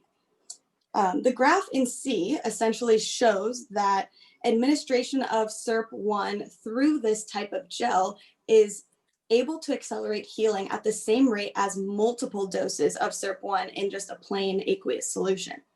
So knowing this, we decided to investigate whether SERP1 delivered by this type of hydrogel could be therapeutically effective in a forceps crush induced model, which can be seen on the right for how we delivered this injury.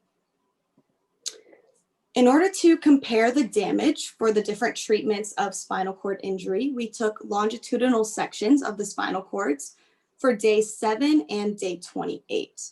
By performing an IHC stain, which is a specific staining procedure for neurofilament, we can see in figure B basically how extensive the damage was to the spinal cord.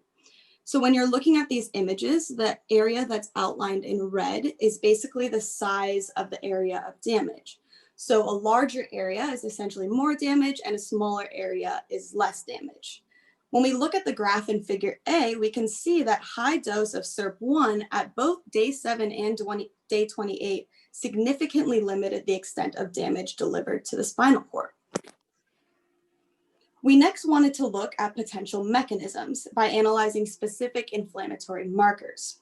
Caspase 3, which can be seen in figure C in the first column, is an indicator for programmed cell death.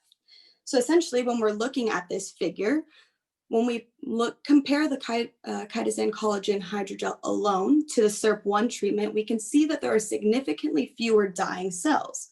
This can also be seen in the graph in figure A. CD3 is a marker for inflammatory T cells. So a similar thing was shown here, even though there was no significant difference at day 7, which can be seen in figure B. By day 28, there was a significantly reduced amount of CD3 positive inflammatory cells. Finally, we wanted to look into astrogliosis. Astrogliosis is another common characteristic of spinal cord injury that was originally thought to be very detrimental to the spinal cord. However, an alternative protective role of this process has been identified as almost compartmentalizing the damage and preventing it from diffusing throughout the spinal cord. So in this case, looking at these images, a larger number of positive cells would indicate greater protection. So when we look at the figures on the left side for both A and B, we can see that in figure A, for cells that are close to the injury, proximal to the injury, there was a great increase in the number of protective cells at day 7 for the SERP1 treatment that ended up leveling off around day 28. In figure B, we can see that the number of protective cells far away from the injury, distal to the injury, was around the same for both day 7 and day 28. After seeing this, we decided to compare a lot of the spinal cords with the different treatments, and I actually devised a scoring method to kind of assess how well these astrocytes, the cells that are involved in this process, are able to compartmentalize the injury. So we can see in figure C on the left that spinal cords that were treated with SERP1 had a significantly earlier astrogliosis develop, because by day 7, there is a lot more of this protective cells. So based on all of this information, we were able to conclude that SERP1 hydrogel treatment led to a reduction of spinal cord damage, a reduction of cell death and T cell invasion, and earlier astrogliosis and crush-induced spinal cord injury. I would like to thank everybody that's involved in my lab at ASU, the Alexandra Lucas Lab. We've put a lot of work into this project and are looking forward to continue our research. Thank you. All right. Thank you so much, Lauren, for your presentation. And we really appreciate that you made it accessible to everyone. I was able to understand everything you said. All right, so our next presenter is Midi Mehta from the University of Central Florida. Hi there. Thank you so much. Let me just share my screen and I'll get started.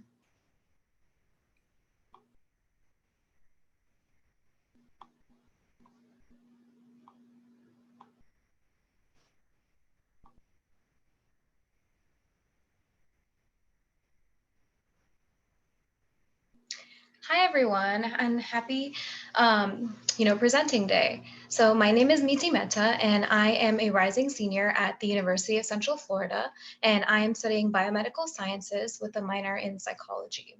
So my research is a neuroscience project on the tissue-specific regulation of PNMT by intron retention during neural development. So I was studying the enzyme PNMT after I realized that early exposure to stress can have a significant impact on the development of your brain and on the development of your spinal cord. So even during embryonic stages of life, if you experience any sort of trauma or stress, those effects can have permanent changes, or they can create permanent changes in your brain and spinal cord, and that can affect the functioning of your nervous system. And upon realizing that, I became really interested in learning more about the mechanisms at play here in the process of how stress can create such a significant impact. And so one of the main enzymes involved in this process is the PNMT enzyme. So PNMT stands for phenylethylamine and methyltransferase. And basically, this enzyme is a key player in the stress response because it converts the norepinephrine into epinephrine in our body. And epinephrine is more commonly known as adrenaline. So during the stress response, the PNMT enzyme has a significant role by creating that epinephrine. And when the PNMT enzyme is created during protein synthesis, the gene is spliced to create an mRNA message that includes all of the spliced exons, while the introns of this gene are spliced out. So the more commonly found spliced version of the PNMT mRNA has the 3 exons spliced together. However, I actually discovered that there is an alternatively spliced version of this PNMT enzyme, or of this PNMT mRNA, which includes a second intron that was alternatively spliced within that message. Now, the reason that this is so interesting is because it's very different from the traditional spliced version of this gene. And the fact that intron number 2 is retained means that the message itself has been altered, which can have significant implications in the creation of the enzyme itself, or the protein. So my study was trying to identify where exactly this alternatively spliced version of the PNMT enzyme is found, and if it is found in certain areas of the brain that might have impacts on the effect of stress, what exactly that enzyme is doing there and how it may be regulated. So I chose to study the brainstem, the cerebellum, and the cerebral cortex, and I used RNA purification and reverse transcription methods to kind of figure out what was going on here and whether or not this alternatively spliced version was actually expressed in these regions. So based on this graph right here, I was able to find that during embryonic stages of life, there is relatively low levels of expression of this alternatively spliced version of the gene, whereas during postnatal periods of life, this expression starts to increase slowly and fairly similarly across all of these different regions. And then 30 days after the mice in the study were born, we see that there are spikes in the expression of this alternatively spliced PNMT enzyme, particularly in the brainstem and the cerebellum. However, what's interesting to note is that in the cerebral cortex, there is a significant down expression in the PNMT expression levels, and that happens 30 days after the mice are born as well. So based on those findings, I was able to conclude that there has to be a tissue-specific regulation pattern because of the different levels of expression within different areas of the brain. So for instance, the fact that the brainstem and the cerebellum have a consistently increasing level of expression, whereas the cerebral cortex seems to have an increased level of expression followed by a downshift in that expression pattern. And so there has to be some sort of mechanism at play here that is regulating the PNMT levels in these different regions of the brain. And it has some sort of a mechanism to where each tissue has a different way to regulate it.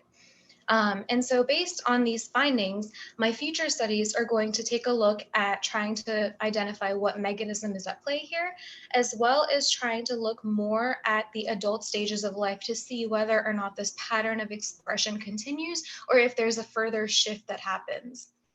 Right now, I've only looked at embryonic and postnatal stages, but I would like to look at adult as well as older stages of mice. You know, they can live all the way up to 2 to 3 years. So I would definitely like to look to that age as well. And so the key findings from my study were just the fact that I was able to discover novel evidence of the fact that this alternatively spliced message of PNMT is found not only in the brainstem, but also in the cerebellum and the cerebral cortex, as well as the fact that there is some sort of regulatory mechanism at play here, which has a tissue-specific mechanism. So I would like to thank everyone in my lab for helping me with this study, as well as Dr. Stephen Ebert, who's my PI and who's helped me a lot with this study as well. And thank you all so much for hearing my presentation. Thank you so much, Miti. That was a wonderful presentation and it was very, very insightful. Thank you so much for sharing. Thank you. As a reminder to our attendees, if you have any questions, just insert them in the Q&A chat and feature, and all of our presenters will answer them, type them in, the answers on their own time. So feel free to ask those questions. Up next, we have, 1 minute. Up next, we have Sujay Ratna from Rutgers University. Thank you so much for joining us today, Sujay. Feel free to share your screen and take it away. Thank you. Let's share.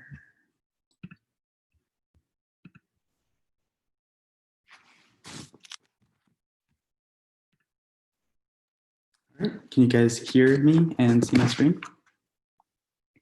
Yes, we can. All right, perfect. So my name is Sujay Ratna, and my project was the high-resolution profiling of EGFR mutations in glioblastoma patients using an ultra-sensitive digital PCR approach. So let's break that down. Glioblastoma multiforme, or GBM, is the most aggressive brain cancer in adults. It makes up 52% of primary adult brain tumors, and the average survival time for GBM diagnosis is 14.6 months, even with the current therapies. We need a more rapid diagnosis of GBM to initialize new treatments for patients. So in 57% of these gliomas, the EGFR gene is amplified. EGFR stands for epidermal growth factor receptor. And this is a receptor tyrosine kinase, which means it phosphorylates things in pathways. So normally it regulates cell growth and differentiation, but there are mutations to EGFR which lead to oncogenic pathways downstream. Mutant EGFR is constitutively active, which means always expressed, and leads to uncontrolled cell growth and phosphorylation, and this is characteristic of cancer. So when designing clinical trials for EGFR, mutations may give valuable insight into targeted therapies. Our lab has established a very sensitive and novel digital polymerase chain reaction assay that detects EGFR V3 in patient tumors within 24 hours of resection surgery. So alternative profiling methods can take 2 to 4 weeks. So what we do is we get a sample from a neurosurgeon into our lab, and we are able to extract RNA from that. And then using reverse transcriptase, we convert that mRNA into cDNA and purify them with a magnetic bead procedure. And this cDNA is our input into our digital PCR. So if you've heard of PCR, it's very similar, but digital PCR allows for more sensitivity and quantitative data. So the cDNA samples are loaded into a chip that contains approximately 20,000 wells. This means that there are 20,000 individualized reactions of digital PCR that occur separately. And this helps us identify rare mutations from background DNA. Each one of these wells has either 0 cDNAs or 1 cDNA. A positive reaction is one in which mutant cDNA is detected in a well after dPCR amplification. So the first mutation I'm looking at is EGFR V3, or variant 3. This is the unique fusion of exons 1 and 8, which means we lose 267 amino acids from exons 2 through 7. This deletion occurs in the extracellular membrane, so this is outside of the cell, and this occurs in 30% of EGFR mutations, and it leads to worse tumors. So my lab saw the unique sequence that was created by the fusions of exons 1 and 8 in EGFR V3. And as you can see, we developed a probe that was complementary to the sequence that was formed. On the 5' end, I've denoted the F, which stands for FAM, or the fluorescent reporter. So when this probe is intact, then the quencher on the 3' end will stop the fluorescence from occurring. However, during the denaturation step of PCR, the polymerase will extend the forward primer and the reverse primer, and due to its exonuclease activity, the polymerase will cut up the probe, separating the FIM reporter and the quencher, and this leads to fluorescence.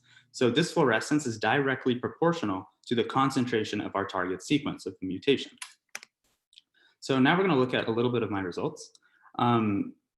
Before you try anything, you should always have controls. And in this case, I ran my control, this assay, on water. And as expected, we do not want to see any amplification of our V3 of EGFR. And here you can see a bunch of little dots. Each one of these dots represents one of the 20,000 wells. So although it may not look like it, there are 20,000 different data points on this scatter plot, and the majority of them are non-amplified, which is expected. And I just wanted to show you a patient data. So patient 38 over here was very similar to water in that there was no V3 amplification. And this is a patient who had a brain tumor, but did not have the EGFR V3 mutation. However, compare this to patient 37 over here, and you can see there's a big blue cloud, which signifies the EGFR V3 amplification due to the dPCR assay. So we didn't want to limit to just one mutation. We wanted to look at all the various mutations that happen with EGFR in these GBM patients. So we went next to R108K, which just means that an amino acid called arginine was replaced with a lysine. And this occurred at position 108. So that's why we call this R108K. And here you see a very similar plot, but now you see a big green cloud. And that is representing the R108K mutation that we're looking for with RNase P. And RNase P is something we use in some of our experiments as an internal control. Since there's 20,000 different mini experiments basically happening at once, we want to control for any variation. So I'm going to show you on the next slide how we use the RNase P to give a calculation. So this was patient 30 on top, and patient 14, just a different patient.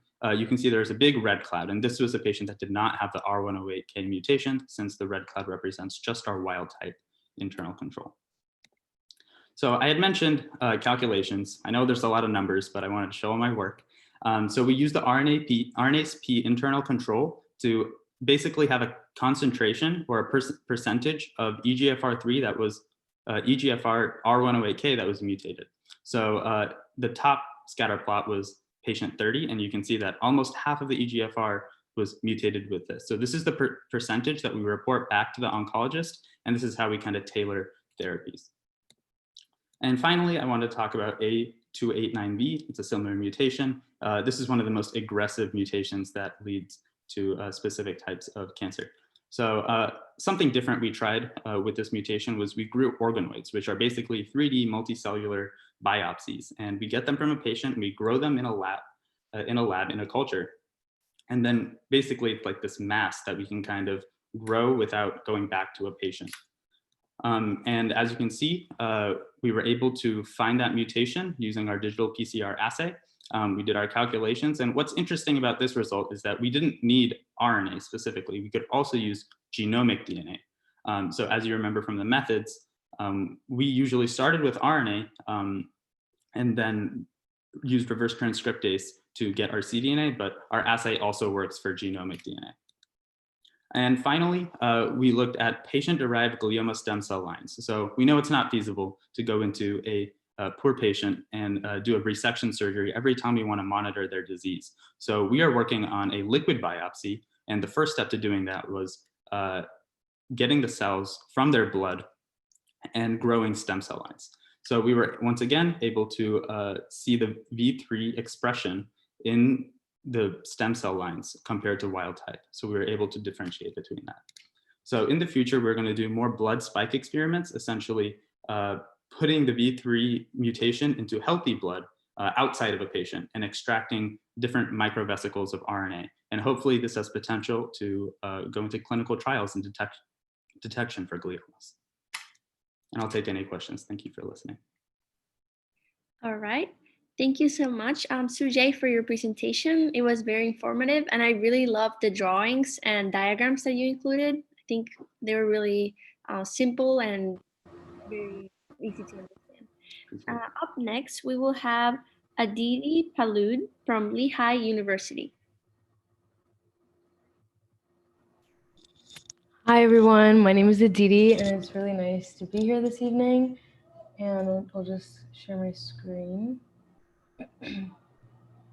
Okay, so can everyone see my screen? Yes, we can see it. Okay, great. Okay, so my project is about inserting mesenchymal stem cells to hydrogel scaffolds using thiol-ene chemistry for tissue engineering applications. So I became interested in the topic of tissue engineering after learning about hydrogels in school. So essentially, a hydrogel is a network of cross-linked polymers predominantly made of water. They can be used as carriers for the delivery of bioactive molecules or drug delivery or even wound healing by serving as three-dimensional structures that act as a support for cell formation. An example of hydrogels that we see in daily life, or some people, is with contact lenses. They are made out of hydrogels and they're very thin and conform to the surface of the eye. So in this project, I introduced mesenchymal stem cells into hydrogels of varying stiffnesses. So these stiffnesses represent different body tissues, such as the brain or the fat. And the purpose was to determine which environment or which tissue is best to sustain these particular cells. So as you can see in the background information, I'll try to zoom in here. There's definition for human mesenchymal stem cells and for all of the different parts of the hydrogel. So these are all the solutions that were mixed in to the solution. So there's the hydrogels were created using a 4-armed polyethylene glycol, which was functionalized with norbornene and cross-linked with an MMP degradable sequence. This has a thiol group. So the chemistry of this reaction is called thiol-ene because of this. So under the presence of a photoinitiator such as LAP and ultraviolet light, and once the mesenchymal stem cells are added, the solution is placed underneath the light and converted into a hydrogel. So once the hydrogel was created, this is the sort of setup. So this is the gel in the middle, and these little cross sections show the cross linkers. And this is a rheometer. So the rheometer was used to see the stiffness of the gel by seeing how they respond to force. By changing the ratio of thiol to ene, as the chemistry is called, the stiffness of the hydrogel is changed. So in this project, the hypothesis was that a softer gel would allow for the highest number of living cells and the lowest number of dead cells. Motility and division are essential for cells to survive in hydrogels, and a softer gel with fewer crosslinkers promotes cell movement. So the ratios of thiol to ene were 65, 75, 85, and 100%. So the prediction was that 65% hydrogels would yield the most living cells because it has less of this MMP sequence and therefore a less connected cross-linked network. So once the hydrogel, so this is more of the science that goes behind it. So this is the MMP degradable sequence that I keep mentioning, and this is what it looks like. And then this is the UV light, and this is basically serves as the catalyst for creating the hydrogel.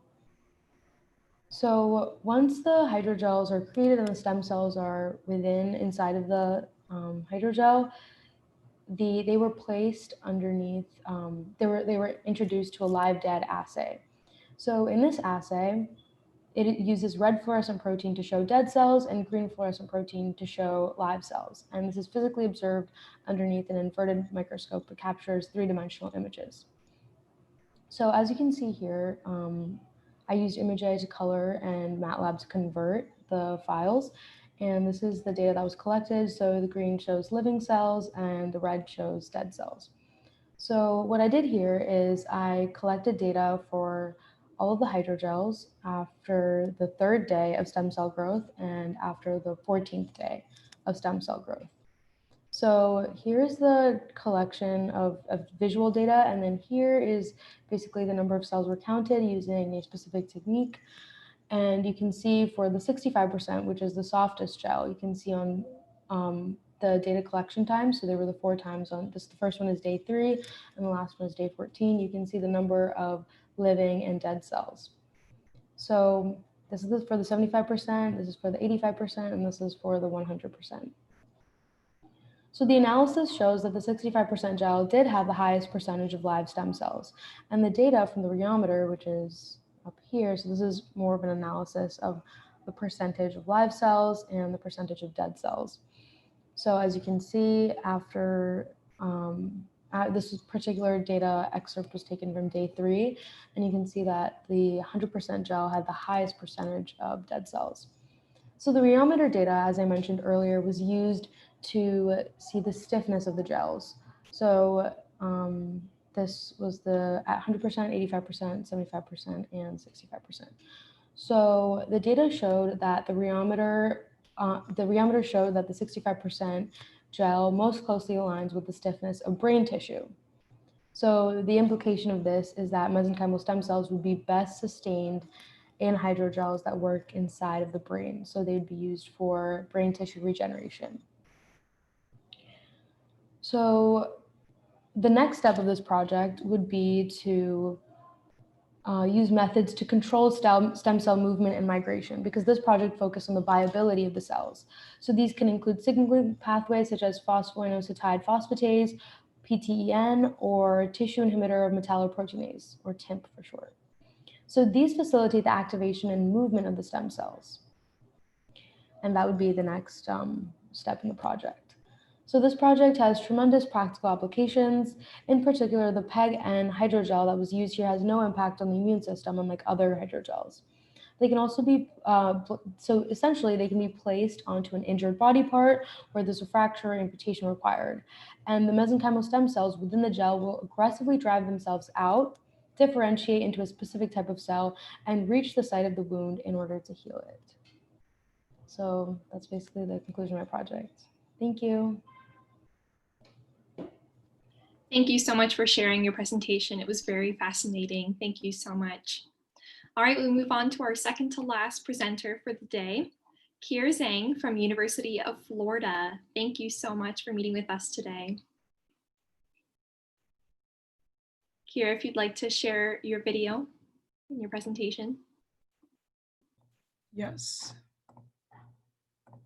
Hello, take it away.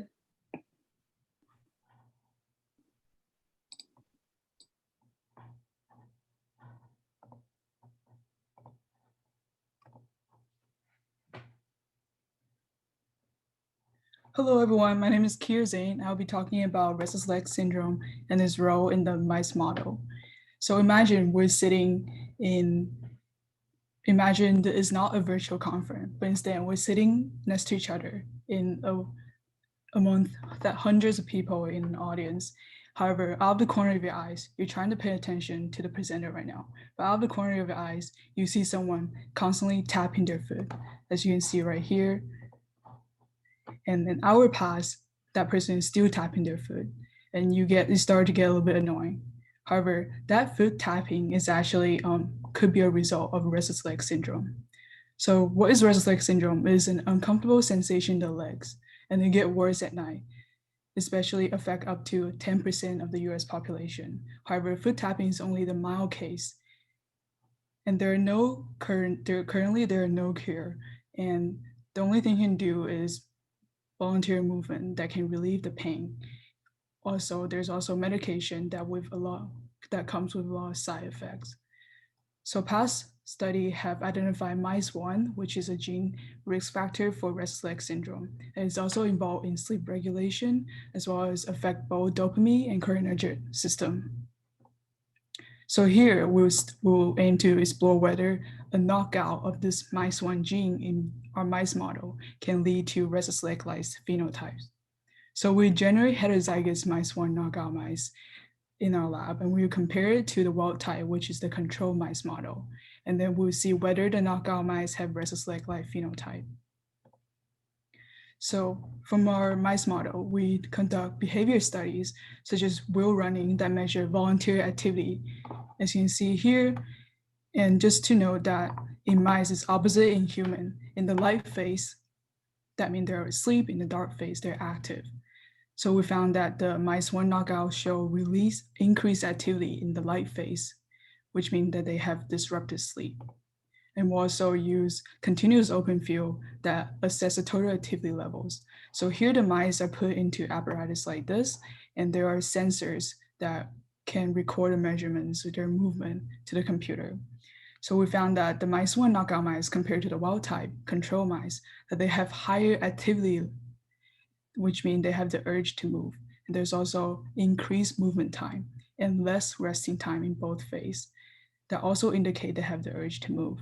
And there's also light phase specific increase of awakening probability, such as disrupt sleep and the urge to move during sleep, which is all these results show that our mice model have restless-like phenotype, motor restlessness, similar to the human patient. So next, I want to introduce you guys to neurophysiology. So this might be a lot complicated, but all I need you to know is the two system and a brief overview of it. So dopamine system, which we'll be focusing on, and also cholinergic system are all interact in the median spiny neuron that are located in the striatum here.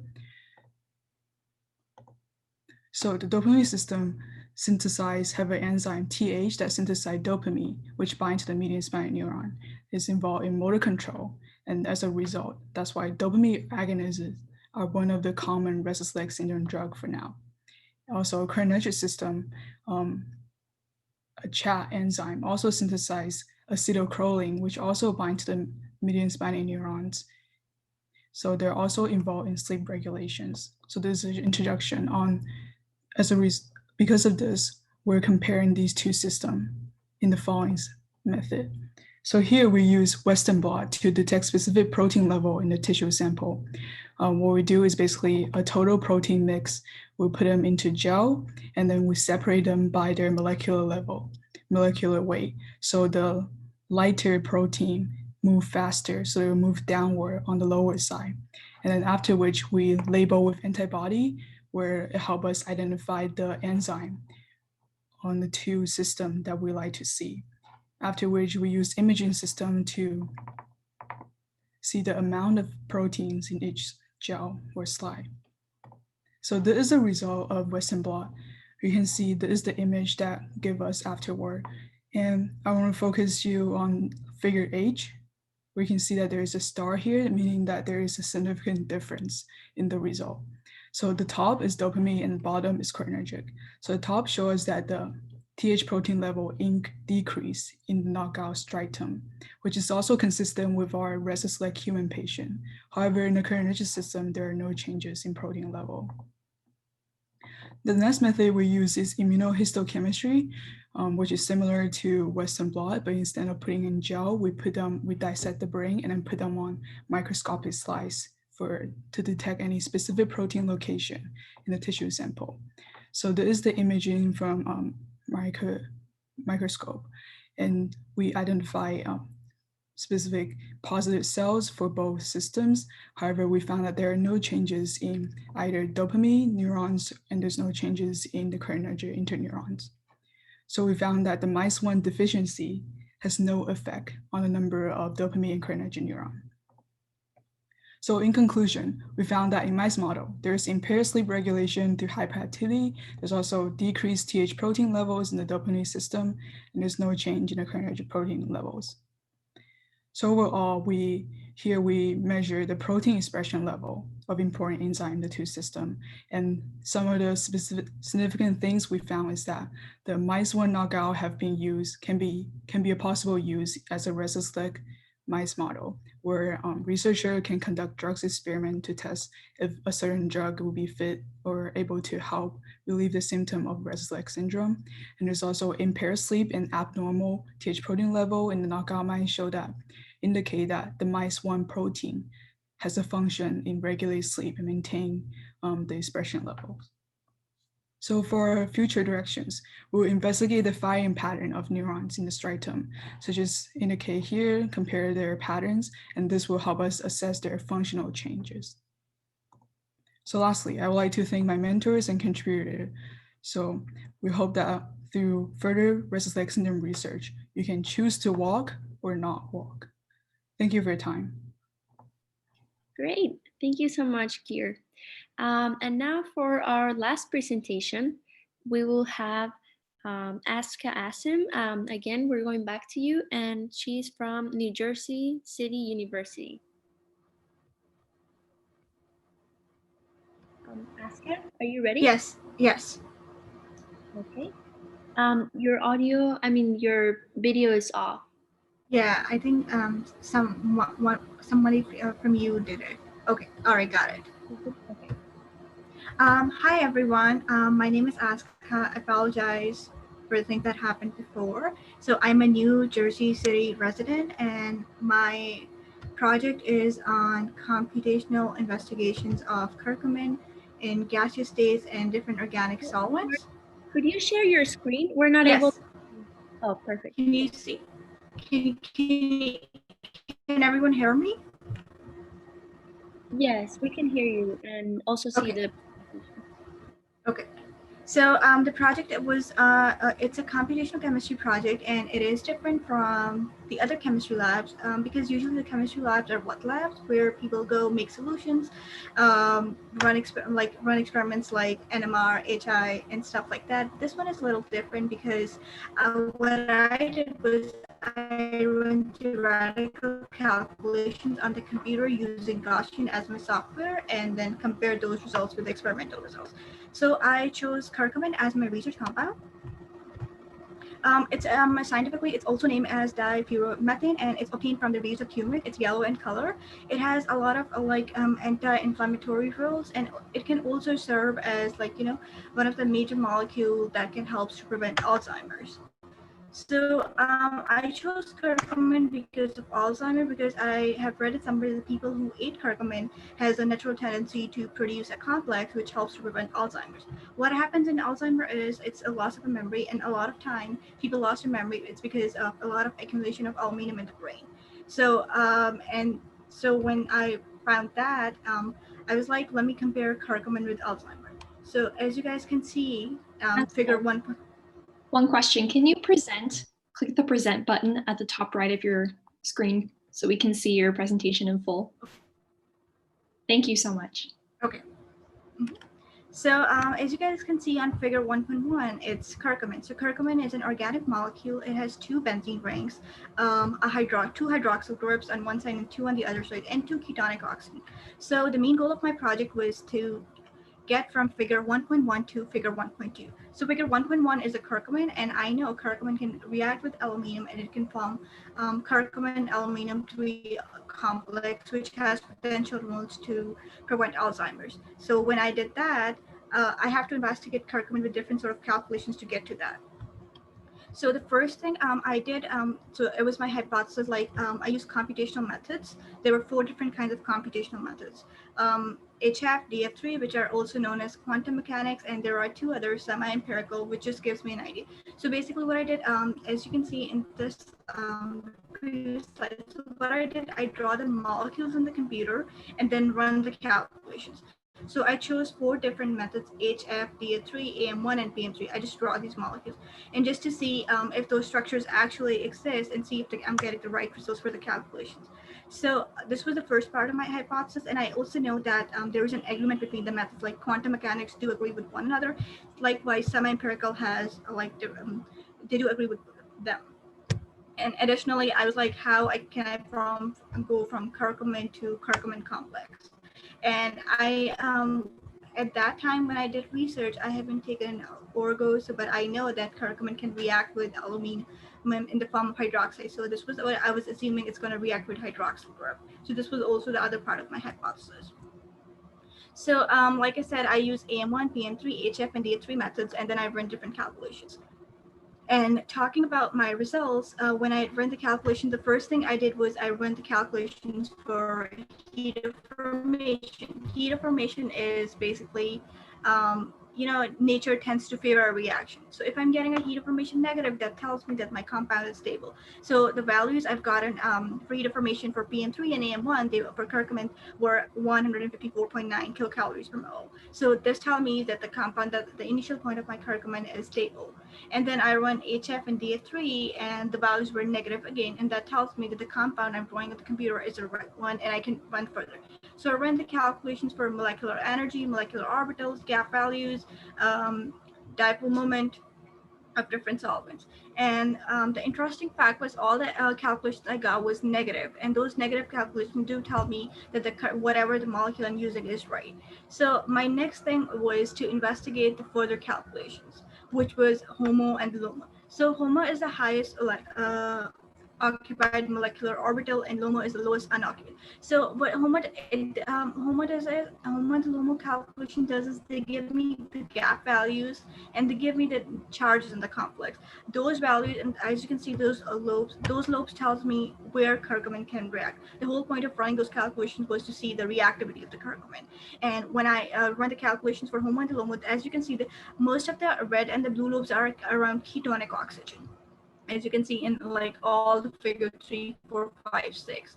And the same thing I found for the LUMO, most of them were reacting towards the oxygen. So that does like give me an idea that the curcumin is going to form a complex, but it's going to form around ketonic oxygen. It's not going to react with hydroxyl groups. So then I tested the further calculations, and I looked at the orbital lobes, and the orbital lobes, all the values were negative, and the values were in agreement with AM1 and PM3 and HF and DF3.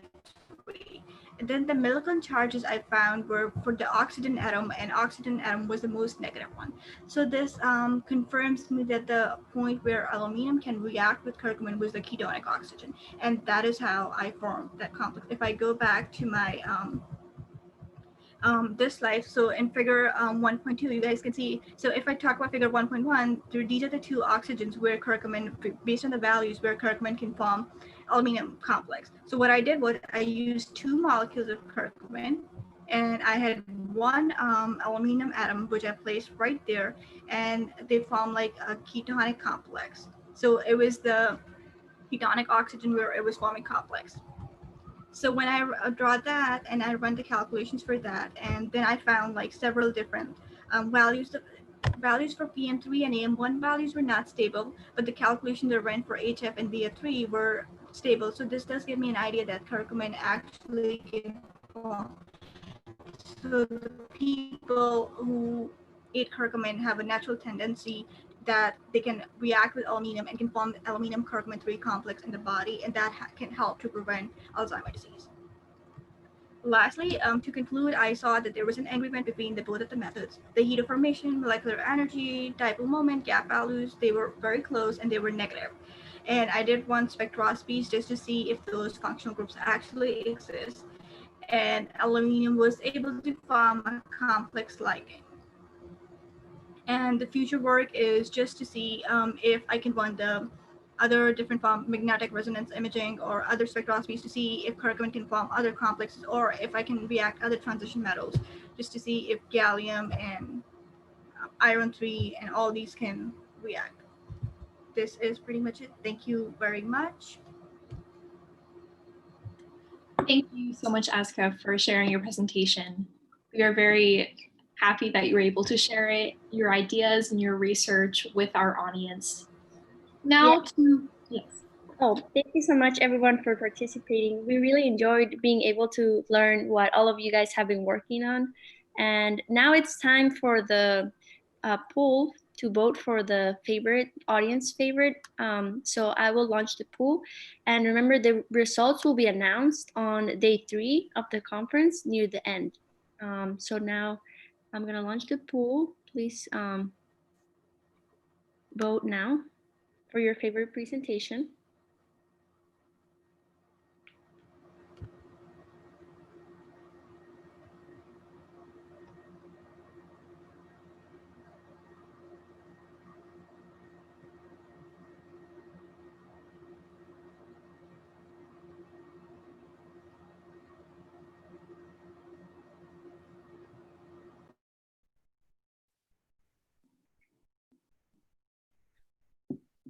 Right, I think 50% of people have both so far, so I'll give you guys a few more seconds.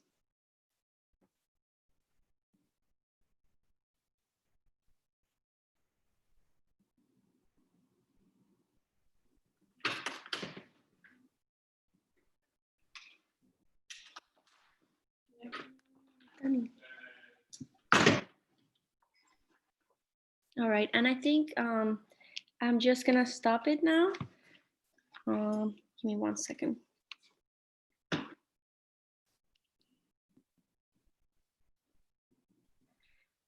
And yeah, that was it for now. This concludes our research exposition. Now we would like to thank you again for your participation, especially for the students who were here all day, all these hours with us. And my co-president and I would like to share some slides about social media.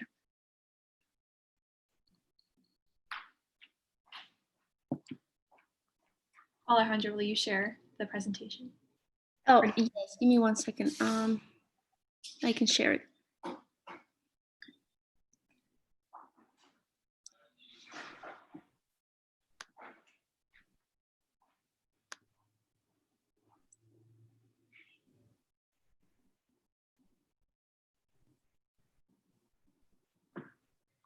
So as I mentioned at the beginning of the conference today, we are pretty active on social media. So feel free to subscribe to all of our accounts, including Instagram, Twitter, Facebook, and LinkedIn, and also our Facebook, our YouTube account. And I want to remind all of you guys about the social media contest. So this contest could allow one of you to win a $50 Amazon gift card.